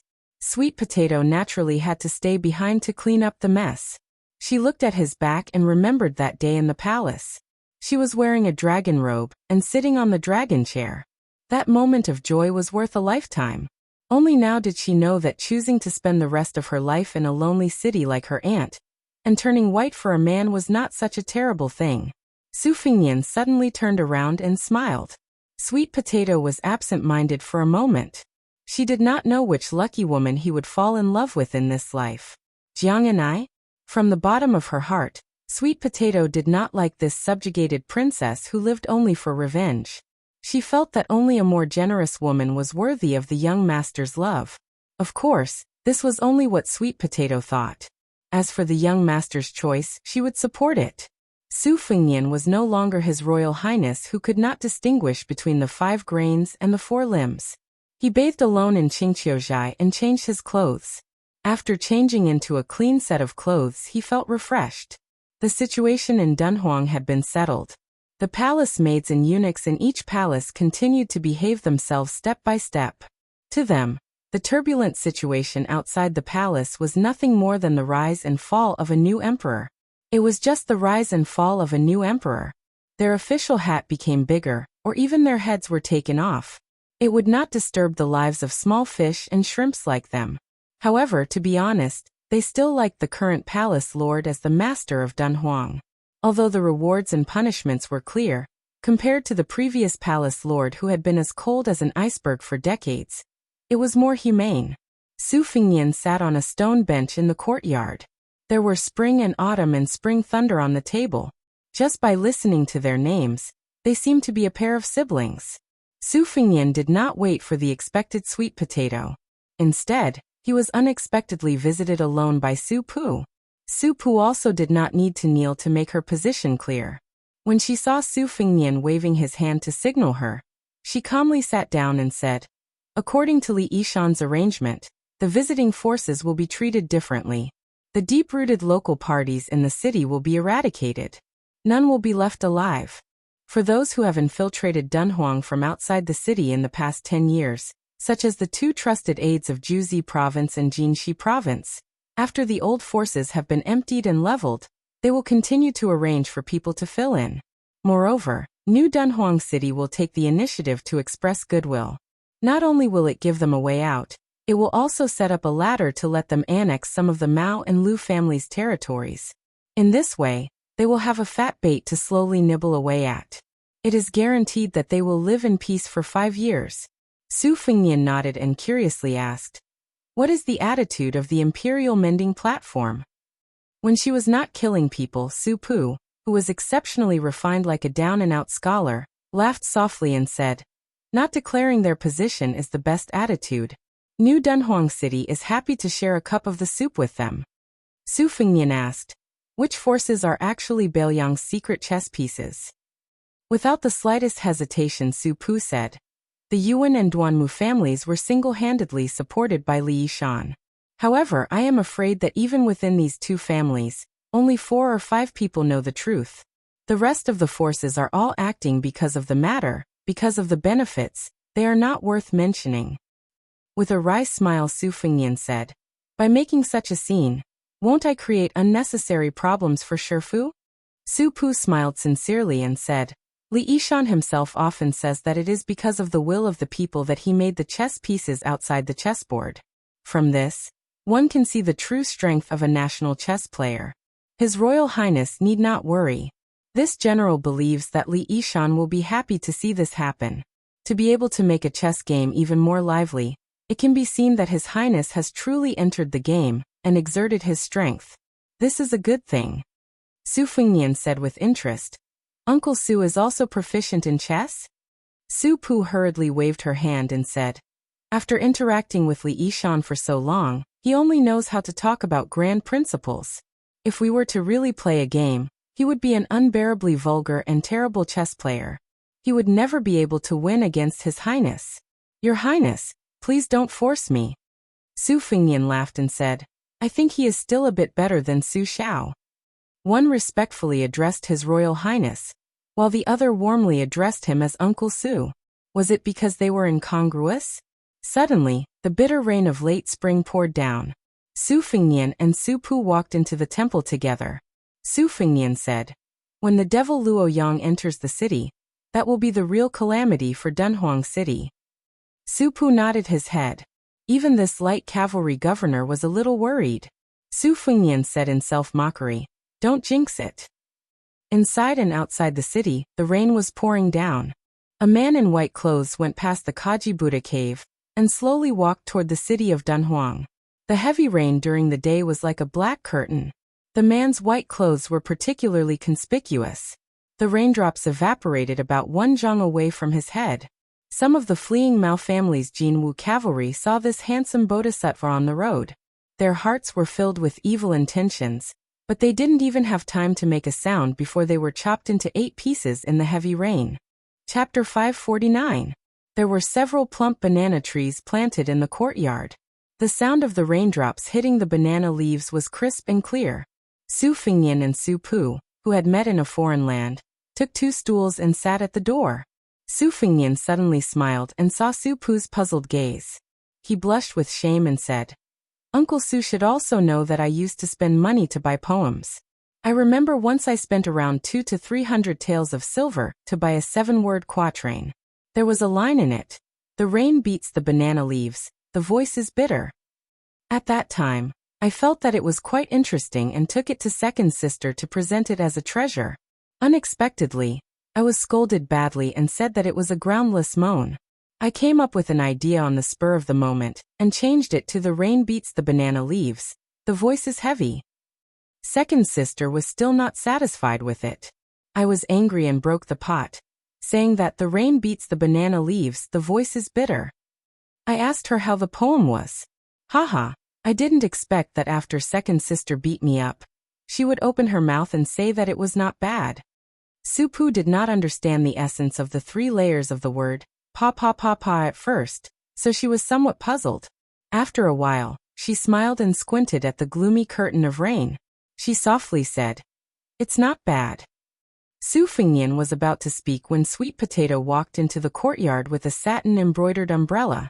She closed the umbrella and stood upside down at the door. Su Fengnian remembered his mother's teachings when he was young. The umbrella should not be placed upside down, so he turned the small umbrella upside down. Sweet Potato smiled and said in a gentle voice, "It's more or less settled. Although it can't be said that everyone is happy, the general direction has been settled. The minor details will be left to them to discuss in private when they return to the mansion. In any case, there are only a few pieces of meat on the chopping board. After all, it's just a matter of whose bowl it will land in. This servant guesses that it will be necessary to rely on the marriage of women of suitable age in the family. Only when everyone becomes in-laws will they be relieved. These 2 days, there will be a few white matters and a few red matters. Everyone will be busy." Su Pu dismissed it with a smile. Su Fengnian looked at the sky and asked, "Do you want to go out for a walk?" Su Pu smiled and said, "That's a good idea. If you're tired, you can rest at this general's place. There's also a few bottles of green ant wine that you can't bear to drink. Warm it up and down. It'll drive away the cold." Sweet Potato looked worried. Su Fengnian smiled helplessly and said, "Do you really think I'm a clay bodhisattva or a paper tiger, so delicate that I can't bear to see rain?" Hearing this, Sweet Potato no longer insisted on his opinion.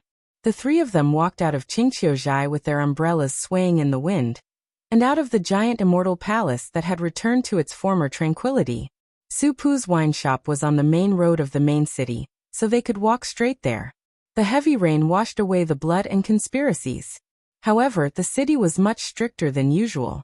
There were already several cases where the remnants of the rebellion, escorted by their loyal servants, disguised themselves and tried to escape the city. However, the Jinwu guards and Jianghu people who were temporarily stationed at the three city gates saw through their identities and killed them on the spot. As for whether there were any fish that escaped the net, only heaven knows.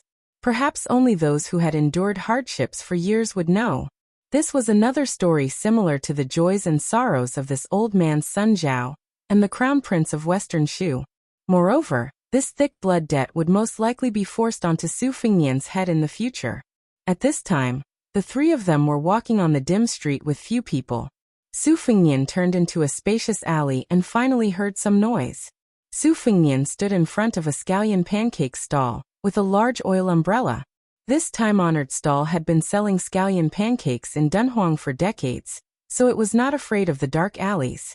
Even at this time, there were still gluttonous diners coming to buy scallion pancakes and wolfing them down, or bringing them to their families. Su Fengnian and the others stood at the end of the line. During this time, there were also some commoners who came. Some of them knew Su Pu, who had been selling wine for some years. They knew that he had once married a beautiful daughter-in-law of a noble surname, and then ran off to live with the eldest son of the Duanmu family. They all smiled and quietly pointed at this middle-aged man. Among them, a fat and wealthy merchant asked Su Pu, who had excellent calligraphy skills, for a spring festival couplet. Remembering their old friendship, he was somewhat dissatisfied. He stopped those familiar diners from making fun of him and cut the line to greet Su Pu. Su Pu turned around and smiled. "Boss Qiao, did you buy scallion pancakes for your precious daughter again? Be careful that you don't grow too fat and won't be able to get married in the future." The fat merchant laughed and said, "My daughter didn't grow fat from eating. She looks like me. It doesn't matter if she won't be able to get married. It's fine as long as she marries into the family.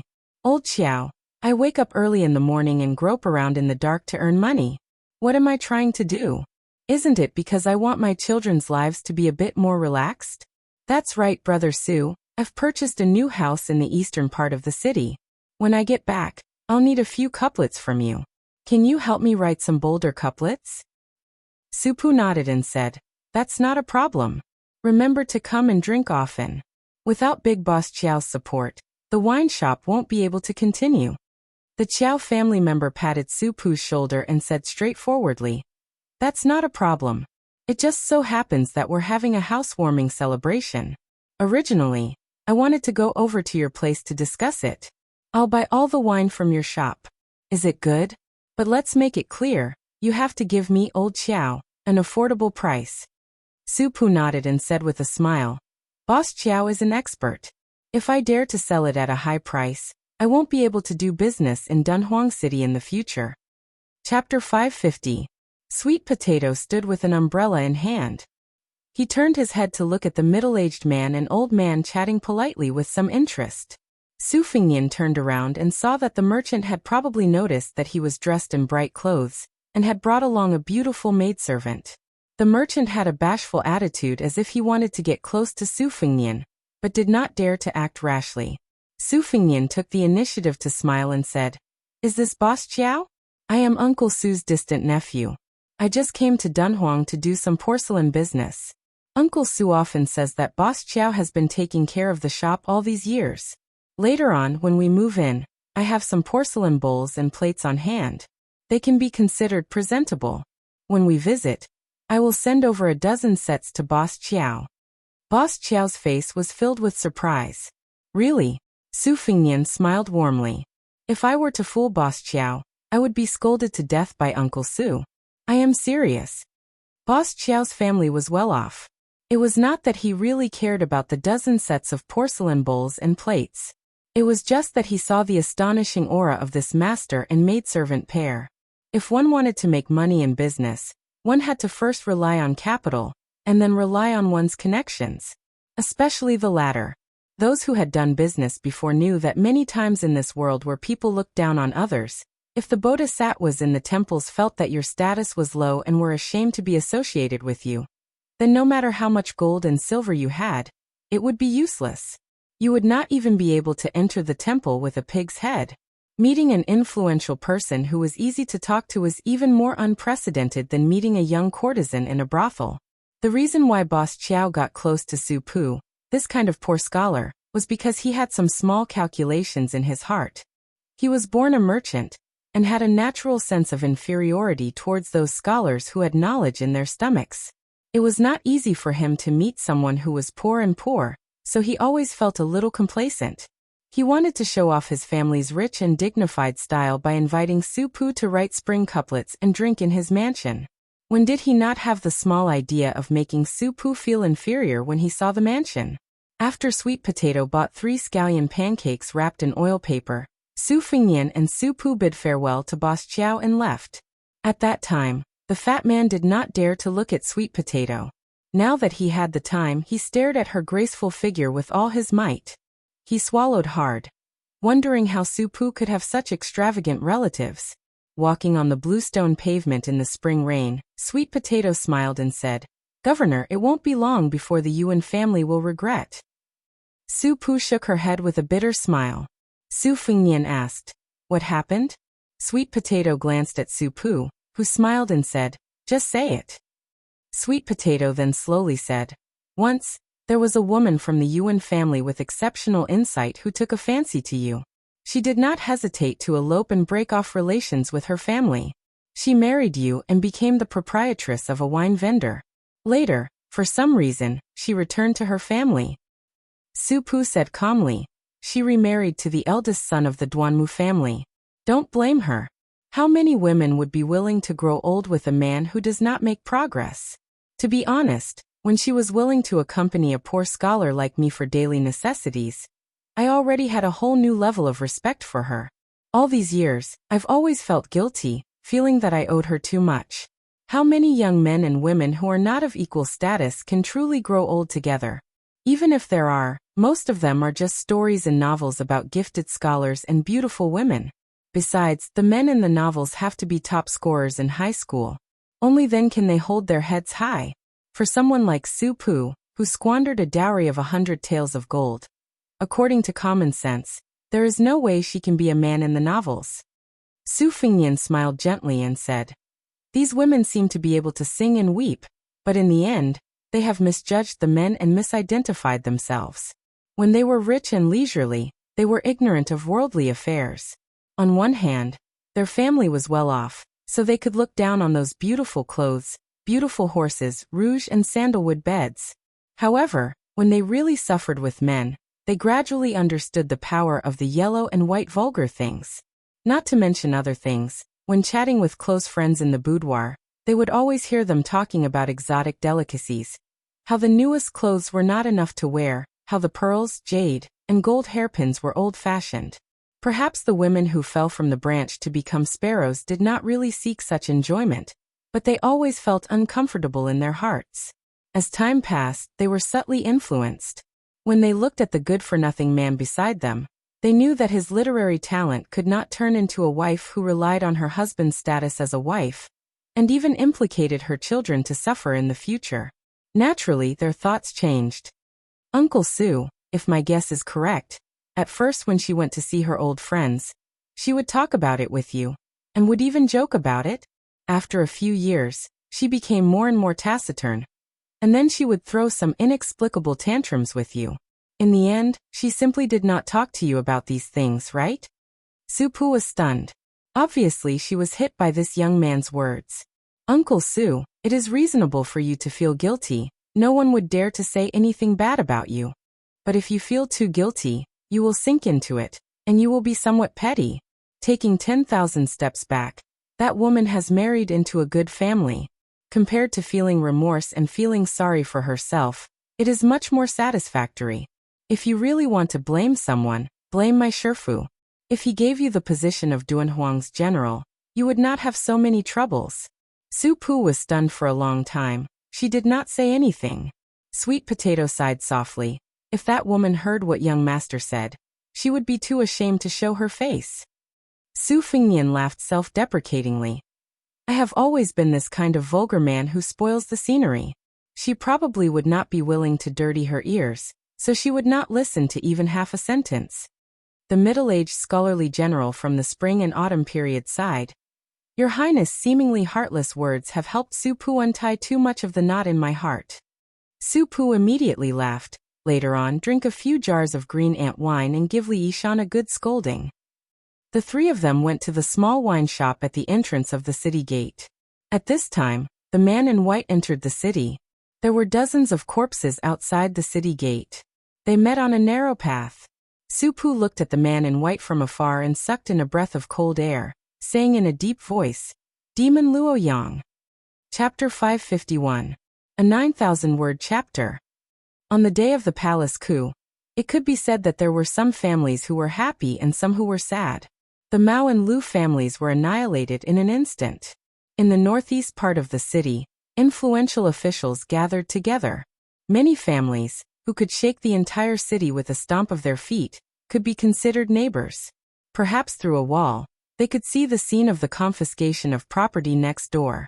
The Mao family's mansion was sandwiched between the Yuan and Duanmu families. The young men of the latter two families were watching the excitement from the top of their respective tall buildings. Some of them could not hide their schadenfreude. They could vaguely see that in the majestic heavy rain, several white-faced, beardless old eunuchs led a vast number of Jinwu guards into the Mao family's mansion. The adult men, regardless of whether they resisted or surrendered, were all hacked to death. Some men with martial arts skills wanted to jump over the wall to escape, but they had already been easily intercepted and killed by the Wulin grassland squatting at the base of the wall.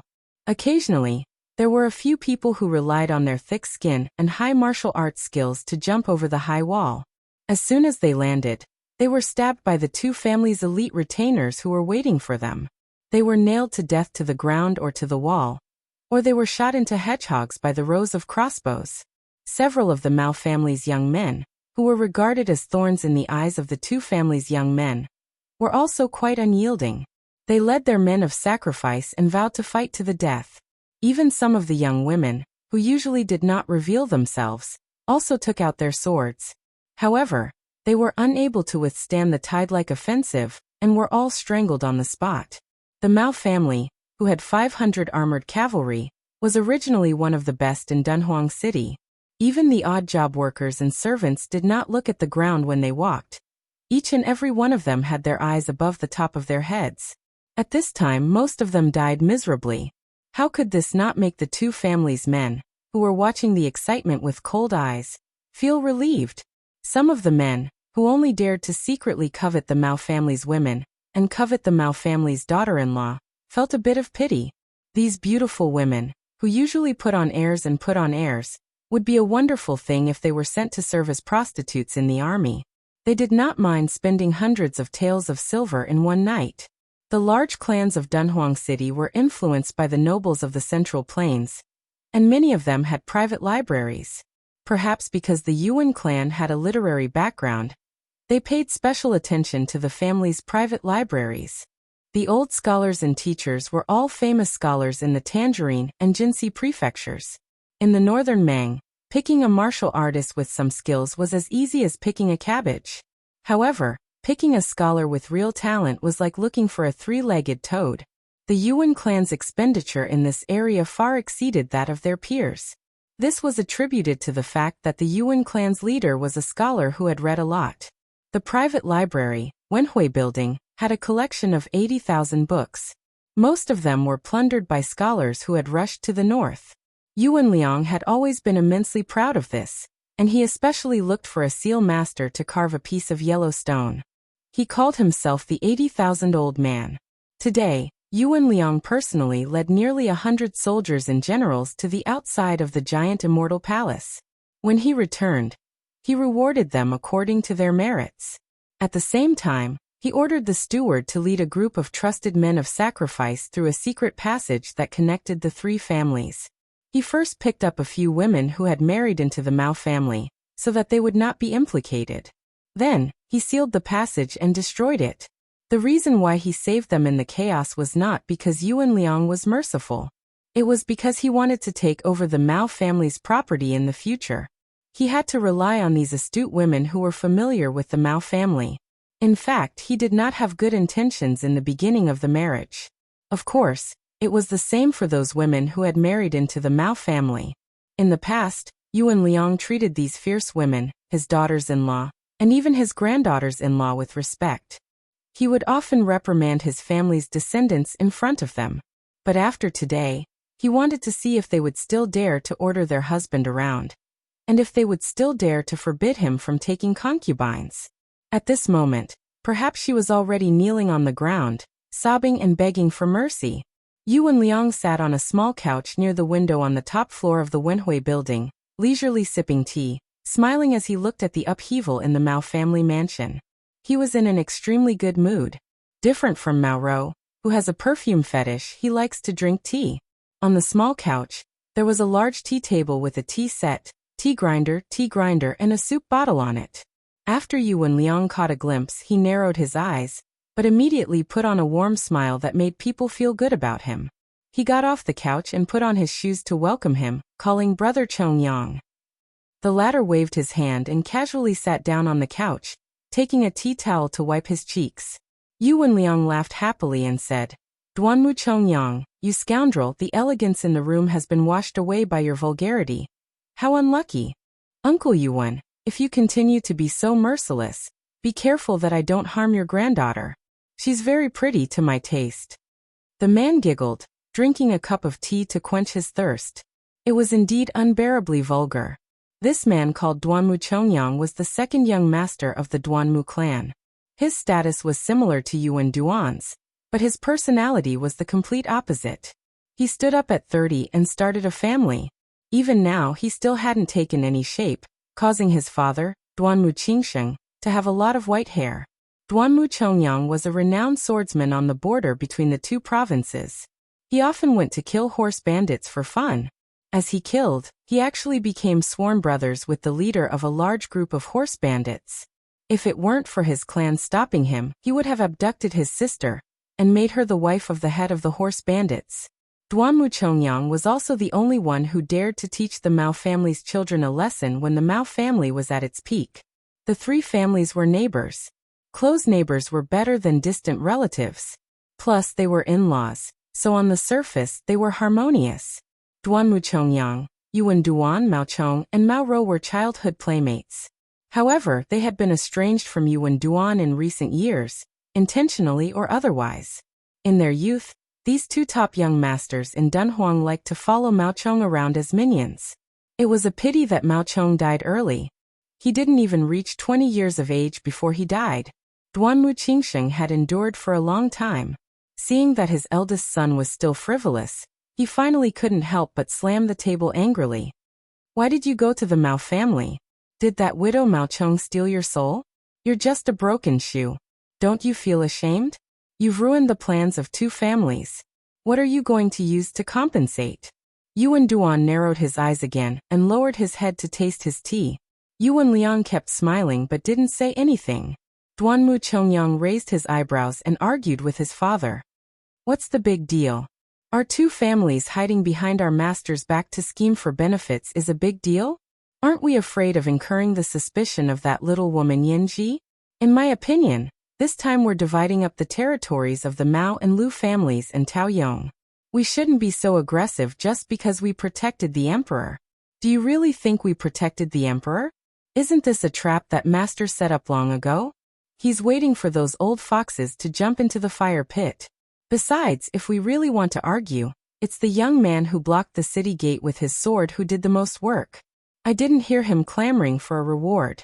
He can't just do that behind closed doors with Yanji, right? Why didn't I see him take the position of commander of the Jinwu guards? This is a two-man show they're purposely putting on for us to see. They're warning us not to push our luck. Father, if you don't go to the Mao family and cause a ruckus, I'd like to see if you'll get a stomachache from eating the meat in your mouth. Duanmu Qingxing looked like he was going to pick up the jade-like Dongyue Celadon cup and smash it at this bastard of a son full of nonsense. Yuan Liang hurriedly stopped him and pulled on his in-law's arm. He joked, "Don't throw it, don't throw it. This kid isn't afraid of pain, but my heart aches for the cup." Duanmu Qingxing huffed. "Brother Yuan, listen to this brat. What do you mean by arrogant? Does he think I'm a dog?" Yuan Duan held an exquisite tea broom. He bent over and lowered his head. The corners of his mouth curled up slightly as he narrowed his eyes and sneered. After Duanmu Qingxing calmed down, Yuan Liang looked at the green and tea-colored Dongyue porcelain. He stroked his beard and said with a faint smile, "Actually, Chongyang's words aren't without reason. Our table manners aren't too good. It's hard to avoid being disliked. Our two families are Beiliang's chess pieces that can't see the light of day. Misfortune and fortune are interdependent. Indeed, we don't have to worry about that little girl with a strange background mistreating us. We can eat less on the surface, but there's no harm in taking more in secret. This way, it'll be convenient for Giant Immortal Palace to appease the people. To put it bluntly, don't think the word dog is unpleasant to hear. Our two families are just other people's running dogs. Before biting, we have to tuck our tails between our legs and not make a sound. When it's time to bite, we have to be full of energy." Duanmu Qingxing's face was full of anger. He was a rough man who brandished his spear and brandished his staff. He couldn't speak in a genteel manner. He really couldn't think of a rebuttal, and could only sulk. Duanmu Chongyang, on the other hand, laughed loudly. "Uncle's words are truly incisive," Yuan Liang said with a smile. "Then let's set the tone like this. Eat less, eat more, and take it slow? In-law, why don't you and I spit out a few pieces of meat first?" Duanmu Qingxing hesitated. He turned his head and caught a glimpse of that bastard who was the butt of jokes in the city casually slipping a teacup into his sleeve. He couldn't vent his anger, but it wasn't good for him to point it out. He could only nod and say in a low muffled voice, "In any case, it's all up to you these past few years." After absent-mindedly drinking his tea, Duanmu Qingxing practically dragged his son out of the tea house and library. Yuan Duan was about to speak when the carefree Duanmu Chongyang jogged in, smiling as he took away the straw raincoat hanging on the screen. Yuan Liang waited until the sound of footsteps was far away, before he glanced at the tea table. The tea set was missing a young gentleman's incomplete tea set. The entire set was ruined. He sighed softly. Chapter 552. Yuan Liang was no longer in the mood to drink tea, only feeling annoyed. He gazed at the curtain of rain outside the window and asked, "Do you know that trash called Su Pu is the new big shot of Dunhuang?" Yuan Dun put on a fake smile. "I already know." Yuan Liang asked, "Now that you know his identity, do you know how to get along?" Yuan Dun said with a dark expression, "At worst, we'll just remarry that shameless slut back. Duanmu Zhongqiu is a useless piece of trash who only knows how to read books and fiddle with literary talent. Just look at that pair of dogs and everything will be fine. I heard that Duanmu Zhongqiu has taken a fancy to a prostitute and wants to take her in as a concubine. Then we'll have that slut pretend to be jealous and divorce her under the title of a jealous woman. It'll be perfectly justifiable. Anyway, that good-for-nothing Su Pu won't mind this kind of thing." Yuan Liang was furious. He picked up the teacup and smashed it over. Yuan Dun, whose forehead was bleeding, was stunned. Yuan Liang scolded, "Idiot, do you really think Su Pu is just a brute? Which of Beiliang's loyalists are mediocre? Even if they're not smart enough and there's someone else in Beiliang plotting behind the scenes, do you think our Yuan family can afford to provoke that terrifying plague god Su Pu?" Yuan Dun held his forehead, blood seeping out from between his fingers. He said stubbornly, "How is it bad that I found his woman?" Yuan Liang was even angrier. He picked up the teacup and was about to smash it again, but seeing his eldest son's resolute gaze, he sighed dejectedly. Why are you so straightforward? A woman's mind is hard to predict since ancient times. Your sister has always been unyielding. After being humiliated like this and being forced to remarry, do you really think she won't go crazy and complain to Su Pu in a fit of rage? Since ancient times, how many of the generals and ministers who didn't die on the battlefield died in the gusts of cold wind on the king's pillow? Don't mention this again. Yuan Dun narrowed his eyes out of habit. After releasing his hand, he picked up a tea towel to wipe it clean and smiled. I have a plan to divert the trouble to the Duanmu family. Yuan Liang's eyes lit up. He said skeptically, "Oh." Yuan Duan rubbed the round teapot with his finger and said with a smile, "I have a confidant who is close to Duanmu Zhongqiu and can encourage him to take a concubine. Duanmu Zhongqiu is a hypocrite with a timid and fickle personality. He is easily swayed and cares about face the most. This confidant can take advantage of his lack of business knowledge and has a dead debt in his hands. 600 or 700 taels of silver should have been Duanmu Zhongqiu's money. Returning it to him now will leave him with plenty of money. When a man suddenly has a sizable private stash, he will have devious thoughts even if he doesn't have devious thoughts. I will have my confidant work on 2 fronts, one going to the brothels and beating around the bush. Now that the Duanmu family is suppressing the Mao family with us, I think the brothels are also aware of the pros and cons. On the other hand, he will bewitch Duanmu Zhongqiu, saying that Su Pu holds a grudge. If he dares to take that slut, he will make an example out of the entire Duanmu family. The Mao family is a good example. Father, do you think this good-for-nothing will give a divorce letter with both hands? At that time, our Yuan family will comfort that shameless slut, but she will fall out with the Duanmu family and shed all pretense of cordiality. Who will be the strongest power in Dunhuang City in the future? Yuan Liang thought about it carefully weighing the pros and cons and considering the feasibility of the plan. His smile grew wider and wider. Outside the building, the father and son of the Duanmu family walked further and further away toward the backyard. They got into an inconspicuous carriage, the sound of hooves not louder than the sound of the rain. Putting away the sheepskin umbrella, Duanmu Qingsheng closed his eyes to rest. Duanmu Chongyang, who hadn't taken off his straw raincoat, also didn't have the least bit of a sloppy appearance. Duanmu Chongyang lifted the curtain and glanced at the high wall. He smiled and said, "If nothing unexpected happens, this pretentious and feminine father and son are starting to scheme against our Duanmu family. Their falling out is much faster than them flipping a book. Yuan Duan, this kid, has a belly full of evil tricks since he was young. He thinks he's virtuous, but he still thinks no one can see through him. It's really funny," Duanmu Qingsheng said in a low voice. "Chongyang, how do you think they're scheming?" Duanmu Chongyang sneered and said, "Putting yourself in their shoes, they'll definitely start from big brother and sister-in-law. They'll see immediate results. The Yuan family only has this bit of foresight and prospects."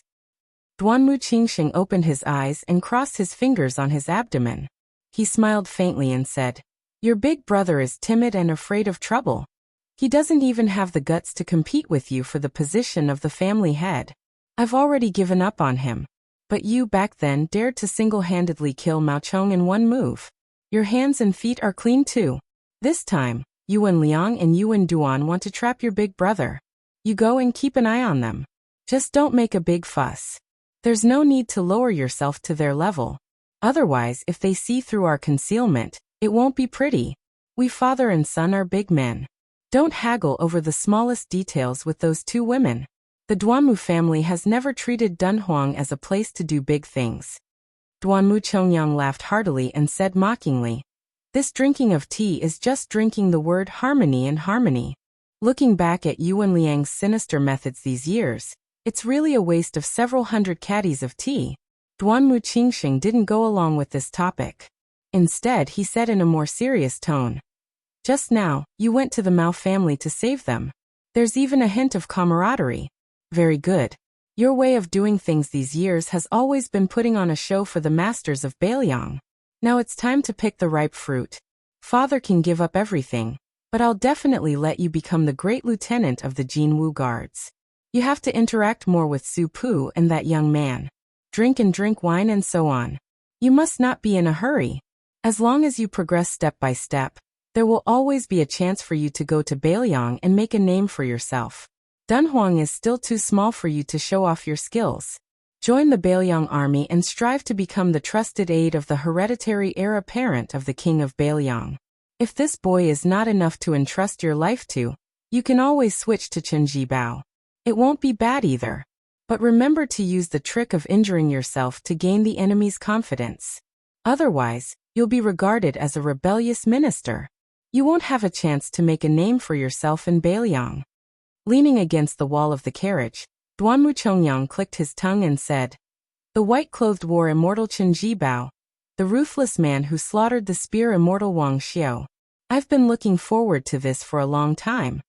Duanmu Qingxing shook his head and said, "The struggle for military power between the Bailiang heir apparent and Chen Jibao is not as one-sided as the outside world thinks. I feel that as long as Su Xiao is alive, Chen Jibao won't rebel. But as long as Chen Jibao doesn't rebel, as long as this drags on, the heir apparent will have more and more room to maneuver." Duanmu Chongyang was puzzled. "Su Xiao killed Chen Jibao with one saber strike," he said. "Isn't everything easy? Although this way, the morale of Bailiang's 300,000 armored cavalry will be reduced by half, but in the end, it's better to end the pain quickly than to prolong the pain." Duanmu Qingxing's expression was grave. He shook his head and said, "This is the brilliance of the king of Bailiang's art of controlling people. He knows that some people can't be killed. He knows how to nurture a tiger and invite calamity. In my opinion, Chen Jibao was the most powerful Bailiang army in the world. It was the heir apparent who killed him, but Su Xiao couldn't be killed. Perhaps this vassal king with a different surname also couldn't bear to kill him." Duanmu Chongyang greatly treasured the time he spent alone with this old man, and even more treasured the opportunity for him to share his experiences. He asked, "Then father, do you feel that Chen Jibao has really rebelled?" Duanmu Qingxing smiled and said, "Even if at the beginning he put on a show for the Zhao family's son to see and for Great Peace City to relax, in the long run, Chen Jibao will be in a similar situation as his adoptive father after the Battle of the Western Wall. He had no choice but to rebel. However, at that time, Su Xiao had the willpower to have the glory and wealth he has today. If he had really rebelled, he would have spent 3 or 4 years ruling across the river with the Zhao family.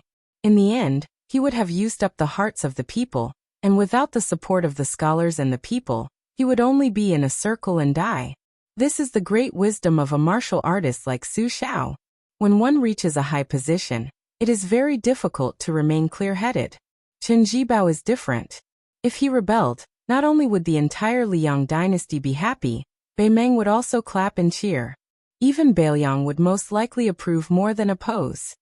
Duanmu Chongyang carefully added, "The precondition is that Su Xiao dies of old age." Duanmu Qingxing nodded and said, "That's right. So in reality, Su Xiao and Chen Jibao are both waiting. When the time comes, when it is the Bailiang heir apparent's turn to put on the Liang prince's robe and personally go to play chess with Chen Jibao, it will truly be a life and death battle. Before that, it will be a good time for you to wait for the best price." Duanmu Chongyang was in high spirits and eager to give it a try. Duanmu Chongyang came from an ordinary background. Not to mention his awkward status as a chess piece of Bailiang, he was only a small local clan compared to those colossal powers. Beimeng had 8 military officials in charge of military affairs. He had no relatives or friends.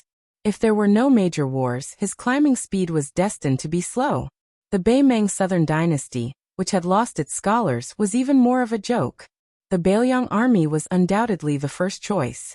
If the confrontation between Liang and Beimeng was like a jade wall, then why not take advantage of this opportunity to attack the Bailiang army in the crevice? Why didn't a real man bring a Wugo and take half of the 50 provinces?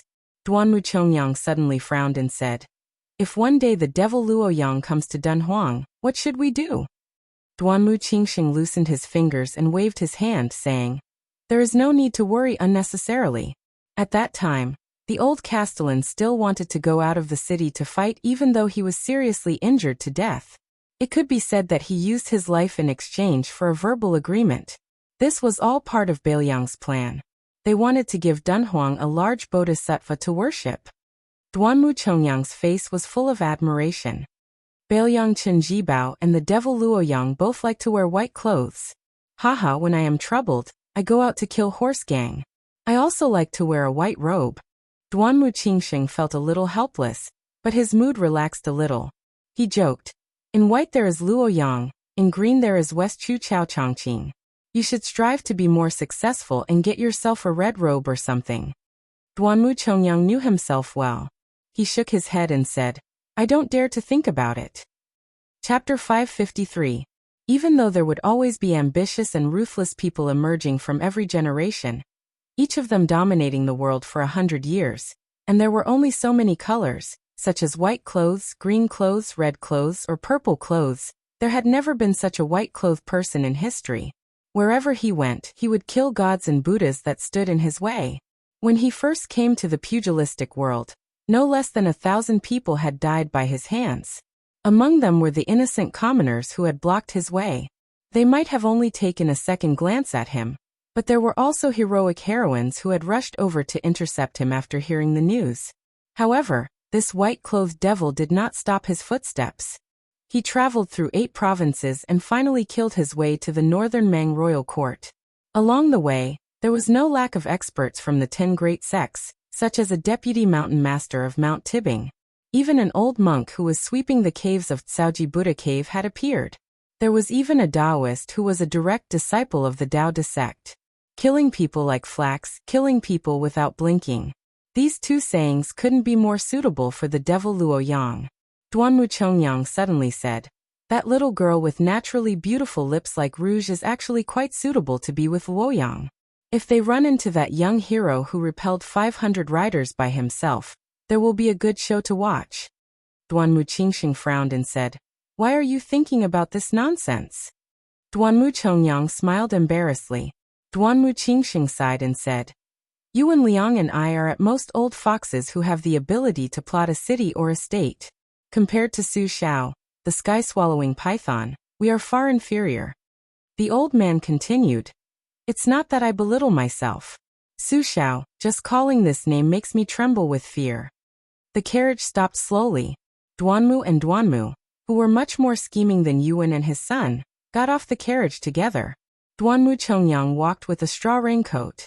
No matter how you looked at him, he looked like a loafer who was waiting to die. He walked in front of his father without any rules and strode into the mansion. Duanmu Qingsheng, who was walking with an umbrella, said to himself, the night air is clear and bright. Ask yourself, you will know how much conscience you have and how much knowledge you have. He stepped over the threshold with a self-mocking face. Unfortunately, it's daytime. On this day, it was still raining heavily. Bai Yi had just entered the city when he met a group of 3 people who were walking towards the wine shop.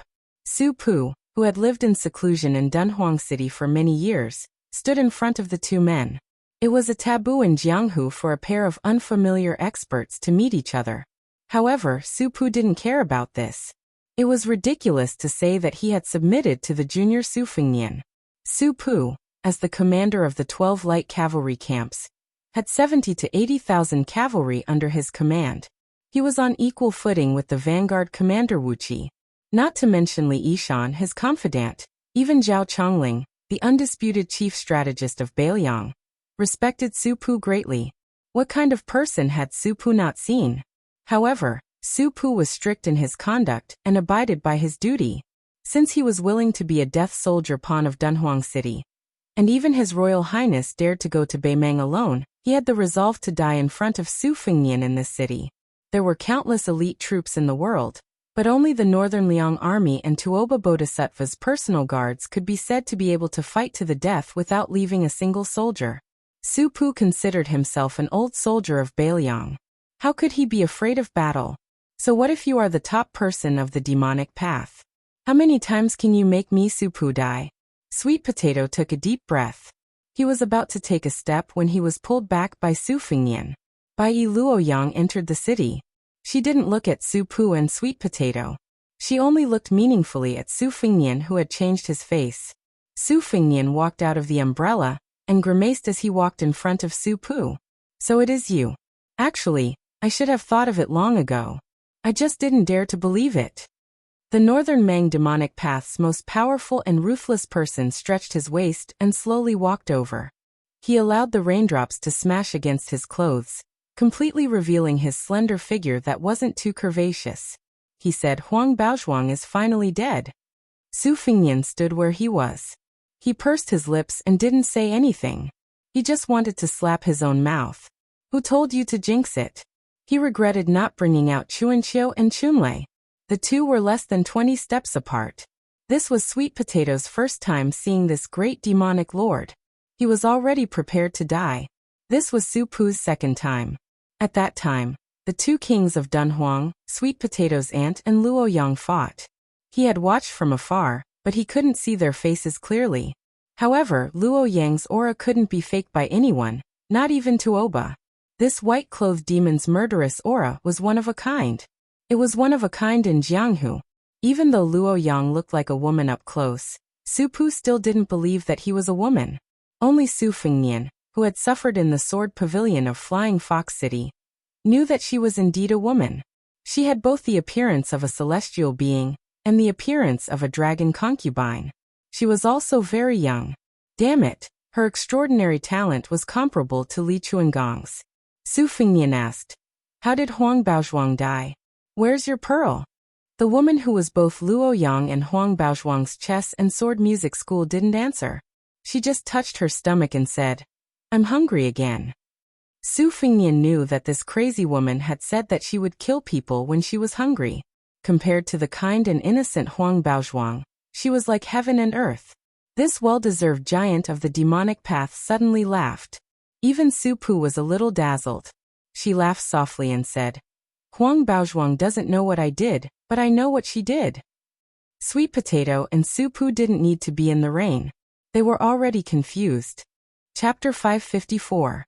Su Fengnian was about to speak when the woman who addressed herself as Luo Yang finally looked Sweet Potato and Su Pu in the eye. She frowned and said, "Why do you look so much like that old hag? No wonder your aunt wanted me to spare your life. I won't kill you, but go back to the palace of purple and gold. You're not allowed to set foot in Yeting Palace for the rest of your life." Sweet Potato smiled charmingly but didn't move. Luo Yang stepped behind Sweet Potato and gently patted her chest. Almost at the same time, Luo Yang's right hand turned into a slap to deflect Sweet Potato's kick. Her left hand caught Su Pu's whip leg and threw him away. Su Fengnian didn't move, but his two flying swords were already out of his sleeves. However, when the golden threads were 2 inches away from Luo Yang's forehead, they stopped and trembled. The morning dew stopped 3 inches away from her chest. Sweet Potato and Su Pu were about to join forces and give Su Fengnian the opportunity to charge his flying swords. Suddenly, the sky changed color, and the rain fell like thousands of flying swords. The two of them suffered unspeakable pain just by blocking the swords. They only managed to advance a little after being cut by thousands of swords. Luo Yang was the youngest person to enter the realm of celestial phenomenon in the past 100 years. In this aspect, she was even more shocking than Wang Xianji, Tuoba, and Dong Tai, who were in the top 3 of the martial arts role. Su Fengnian completely let go of his control over the two swords. He looked at the two of them calmly, and then looked at the white-clothed devil Luo Yang. He shook his head and said, "Sweet Potato, Su Pu, you two go first. Don't worry about me." Sweet Potato was the first to turn around. Su Pu hesitated and also retreated. Luo Yang made an exception and didn't chase after them. Probably because he found the golden thread flying sword in front of him interesting. He stretched out 2 fingers and caught the falling golden flying sword. Ignoring the morning dew falling to the ground near his chest, he said, "Su, you have some skills and are becoming more and more promising. How did you enter the Vajra realm, and how did you get injured?" Without any support, the morning dew fell straight to the ground and was covered by the endless rainwater pouring down from the trough. Without looking at Chao Lu and Jin Lu, Su Fengnian asked, "Do you have to kill me?" Luo Yang's fingers slightly exerted force. The golden thread curved in an arc. She said with a smile, "Give me a reason not to kill him. Tell me." "Forget it, you're going to die anyway. I'm more interested in knowing your true identity." Su Fengnian said bluntly, "Su Fengnian." Luo Yang said expressionlessly, "It's not as nice as Su Dianxia." Su Fengnian laughed. Without any guidance, the morning dew rose and stabbed toward the white-clothed demon's chest again. This attack was sufficiently sinister and tricky, and the timing was flawless. Even the blind zither player Xue Songguan would be caught unprepared. But she only made a small sound of surprise. She stretched out 2 fingers again, and caught the strange psychic flying sword. Suddenly she said, Wu family's secret sword nurturing technique. It seems your talent in the way of the sword isn't as good as your use of the blade. You have a total of 12 flying swords, but only this little thing has a complete sword embryo. Su Fengnian, who had been ridiculed for his talent for the first time, didn't jump up and curse. He stood quietly where he was.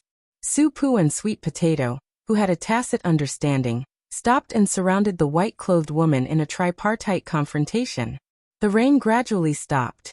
There were no mountains here, so the mountains didn't turn green after the rain. Luo Yang asked, "I've heard that you're half a disciple of Li Chungang. But what's your relationship with Dong Tai?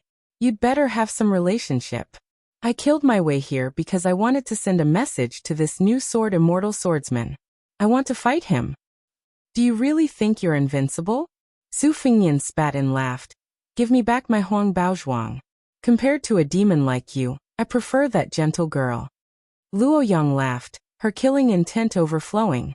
But it wasn't directed at the blabbermouth Su Fengnian, but at the man on the city wall who carried the nameless sword. She mocked. "No wonder you're so bold. So it was him who sent you a message." The dark clouds dispersed, and only a ray of sunlight shone through the cracks in the sky. It happened to shine on the swordsman's body. He looked like an immortal descending from the heavens. The middle-aged swordsman with a plain face floated down and said with a smile, "I did send a message to this kid, but my original words were for him to say. Do you think you're worthy of looking down on Dong Tai?" Su Fengnian curled his lips. If it was Li Chungang, it would be more like it. Luo Yang flicked away 2 dispensable flying swords with her finger. She looked at the new champion swordsman of this generation who had just fought with Tuoba, her eyes burning. She stomped her foot. The rain on the street splashed up into countless flying swords. "You're the 3rd most powerful swordsman in the world, so I'll kill you with my flying swords. The reason I'm ranked behind you is because I haven't fought you yet. That's all." This was the conceit of the 4th most powerful person in the world, Luo Yang. Dong Tai didn't look at the thousands of flying swords with awe-inspiring sword intent. He glanced at Su Fengnian and said calmly, "In this battle, I owe Li Chungang the favor of lending me his sword and teaching me. Stand further away, and watch carefully with your eyes closed." Watch carefully with his eyes closed? Outsiders might not understand, but Su Fengnian, who had just entered the Vajra realm, knew the meaning of this. Just like after the sword embryo was completed, controlling the sword with qi became useless. It was far inferior to controlling the sword with the will of the heart, which was why she couldn't kill him in one strike. It wasn't that the flying swords weren't sharp enough, but that Su Fengnian's mental state was still insufficient. If it were Dong Tai, who was truly unparalleled in the art of killing, Luo Yang wouldn't have been able to do it so easily. If Dong Tai claimed to be the 2nd most powerful swordsman, no one would dare to claim to be the 1st. Even Li Chungang didn't deny this point. If Su Fengnian watched the battle with his eyes open, he would have to pick up sesame seeds and throw away watermelons. The gains wouldn't make up for the losses. After he closed his eyes, one of his 5 senses would disappear, but the other 4 senses would be imperceptibly strengthened. This was the same principle as how blind people tended to have better hearing, and deaf people tended to have better eyesight. After letting Sweet Potato and Su Pu leave at ease, he skimmed along the street. After about half a mile he sat cross-legged with his eyes closed. On this day, not only did the southern wall of Dunhuang City collapse, but the southern city where Su Fengnian sat was also destroyed. The final result of this battle was that the 3rd most powerful person was still the 3rd most powerful person, and the 4th most powerful person was still the 4th most powerful person. Chapter 555. When Su Fengnian opened his eyes, he only saw Dong Tai squatting by his side. There was no sign of the devil Luo Yang. Su Fengnian was shocked to see a pale face like a thin piece of golden paper. Dong Tai, carrying a nameless sword on his back, looked at the ravines and collapsed city walls. He said calmly, "After the battle with Tuoba, I didn't win or lose. I traveled east to the ruins of the 9 swords of the Wu family. Along the way, I saw the master of the Bambing Mountain, the bronze man from the chess and sword music school, and several devils. I fought each of them once. As for this Luo Yang, who just defeated Hong Jingyan, I found her in the air a long time ago. This tag team battle started with Tuoba and ended with Luo Yang. I didn't come here in vain. You're unlucky. After entering the city, she didn't have any killing intent. After sensing my sword aura, she wanted to use you as bait to force me to show myself. Su Fengnian said with a smile. Beimeng didn't do the right thing this time.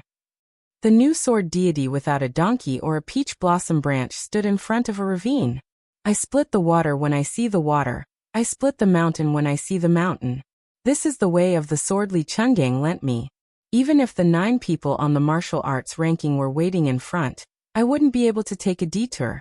It might be a bit of a disappointment if I told other people about this, but since you came to Beimeng alone, you should be able to understand a little. Dong Tai seemed to know what Su Fengnian wanted to ask. He smiled warmly and said slowly, Senior Li's sword split the mountain and the sky. I used my swordsmanship to seek the Tao and took a narrow path.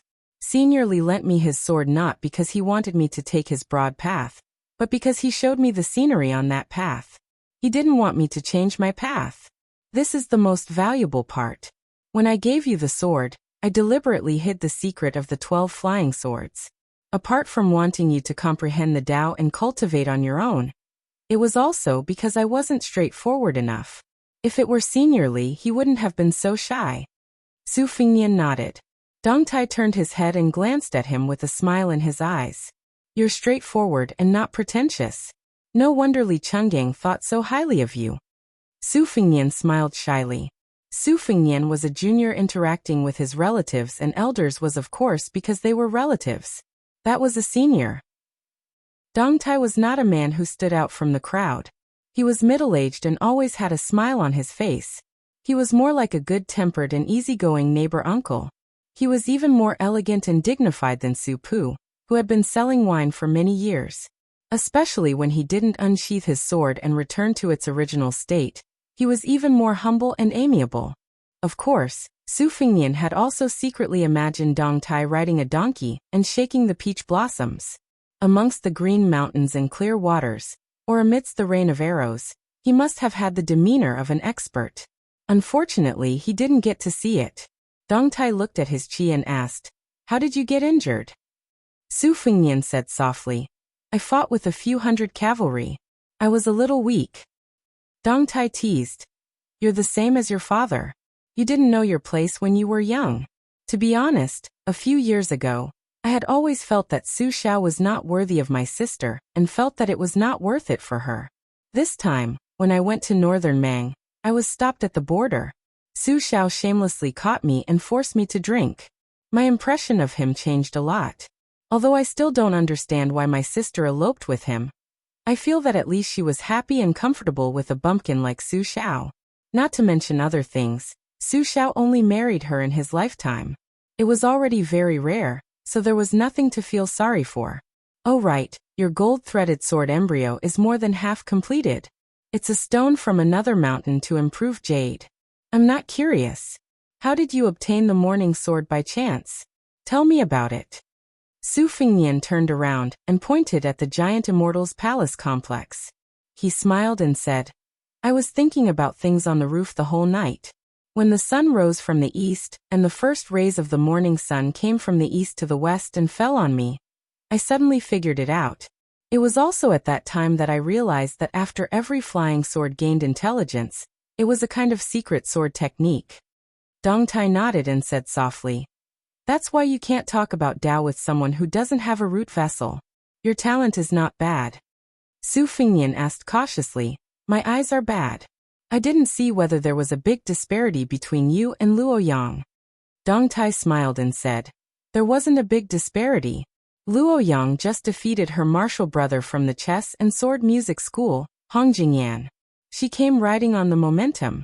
I, on the other hand, had to fight bitterly. Therefore her 800 rainsword strikes all hit me solidly. Right now my 5 viscera and 6 bowels are not feeling well. However, since I have reached the land immortal realm in the eyes of the world, I can still withstand it. As for her, she only suffered 1 strike from me and broke the pearl in her heart. It can be considered 1 pearl for 1 life.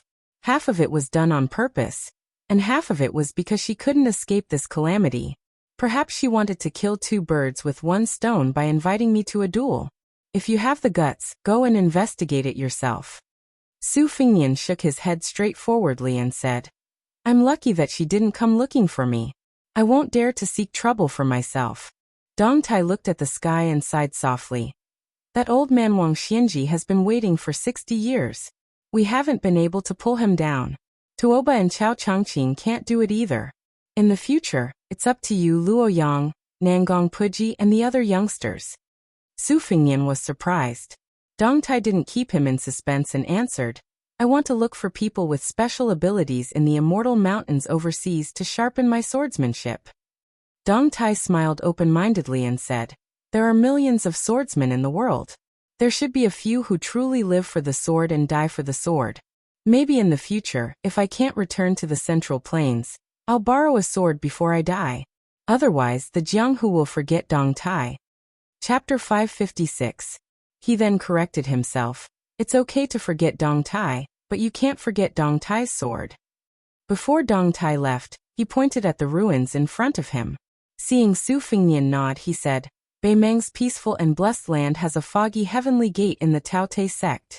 If you have the chance, you must go and take a look. Dong Tai carried his sword and chanted softly, drifting into the distance. A dream like a banana, a deer like a mayfly, with a sword on its back, climbing up the cliff. For the next 3 days, a young scholar could be seen at the southern gate, carefully examining every sword mark and every ravine. The whole of Dunhuang City did not have the heart to care about such trivial matters. After knowing that the devil Luo Yang entered the city and entered the Yetting Palace, almost 10,000 people fled in one night. Later, when they saw that Luo Yang did not indiscriminately kill the innocent, and that the palace master of the Purple Gold Palace, Yan Ji, put out a notice to appease them, only then did 3,000 to 4,000 people return to the city. Other than the white-clothed Luo Yang, who had recently become the 4th person on the martial arts roll, the most talked about was the wine seller Su Pu, who had become the deputy governor of Dunhuang City, and climbed to a high position that was second only to the two of them. Some said that this person was the former governor's male companion, while others said that he was a devil who had hidden very deeply. Some of the customers who had visited the shop were complacent, and said that they had long seen through Su Pu's ability. As for Boss Chiao, who had received a dozen sets of porcelain bowls and 5 or 6 spring festival couplets from the old eunuch, after a short period of trembling, he felt even more honored and his status skyrocketed. He had become the most popular merchant in the city.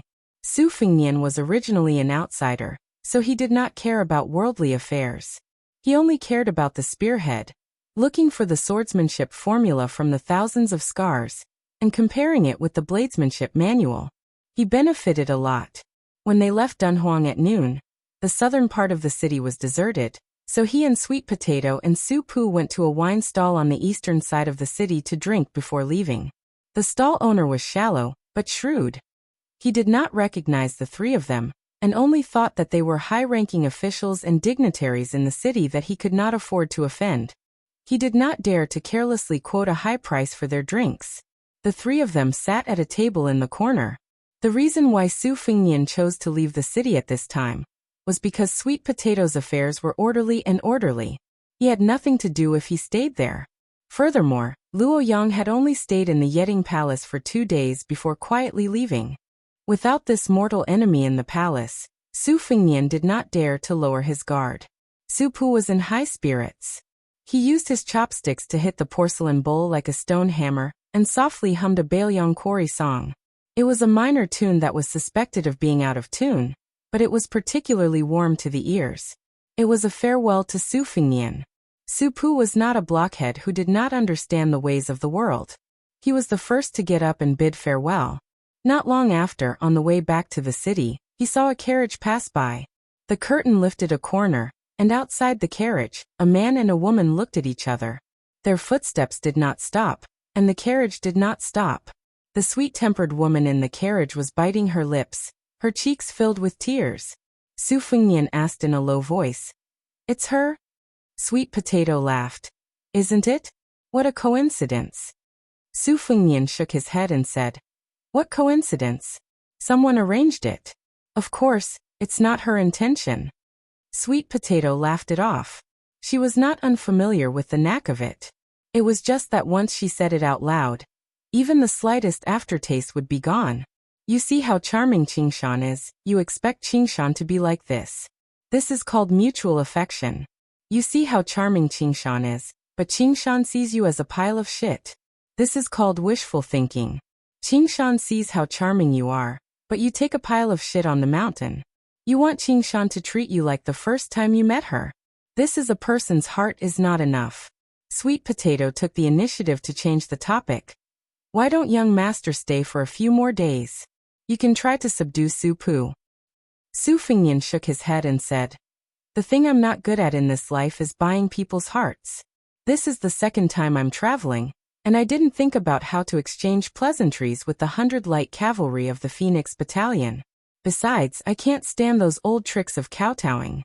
Those who come out to mingle with officials and traverse the jiang who are not fools. If they're lucky, they'll be able to hit it off, and they'll be suitable to be friends. You see, when I was His Royal Highness, other than a few bad friends who grew up with me, have I ever taken in any underlings? It's fun to be stabbed in the back. Sweet Potato rubbed Su Fingyan's forehead and said softly, this has to be changed. Su Fingyan nodded and said, I'm changing it diligently. Su Pu said just now that Su Xiao is gathering momentum, and I have to take advantage of it. It's very reasonable. After drinking a few bowls of wine, Su Fingyan got up and carried a new purple bamboo box. He said, you don't have to send me off. Sweet Potato stood obediently in the same place and just stared blankly into the distance to send him off. Su Fingyan headed north toward Jinxi province. Before he reached the site of the Wu family's 9 swords defeating 10,000 cavalry, he encountered a huge land-based tornado that appeared out of nowhere. It was a magnificent sight. Su Fingyan fastened the string of the box and rushed over with a big laugh. He remembered the wooden sword of riding an ox on Mount Wudong and drawing a waterfall. The spring and autumn sword broke open a gap and penetrated the wall into the tornado. Generally speaking, land-based tornadoes were not as powerful as water-based tornadoes, but they were often mixed with sand and boulders, making them extremely dangerous. The land-based tornado sucked in the soil on a huge scale. After Su Fingyan entered, he had to suffer a lot. It was almost as if he was continuously being played by a blind female zither player. However, Su Fingyan was already mentally prepared. He pulled out the spring and autumn sword and used his sword chi to break apart the boulders. At the same time, he built a mirage of the great yellow courtyard and stepped on it. It was as if he was climbing a tall building, as if he was climbing the 5 sacred mountains. He closed his eyes and focused his mind. He pulled out the sword again and again, rising higher and higher until he was thousands of feet above the ground. Suddenly, the wind stopped and Su Fingyan rushed out. His figure rose above the sea of clouds as if he had entered the heavens. His whole body was bathed in the golden sunlight, like a golden Buddha. It was a pity that the world could not see this scene. Su Fingyan was above the 9 heavens. Looking at the vast golden sea of clouds, he laughed and said, I have a sword called Fuyao.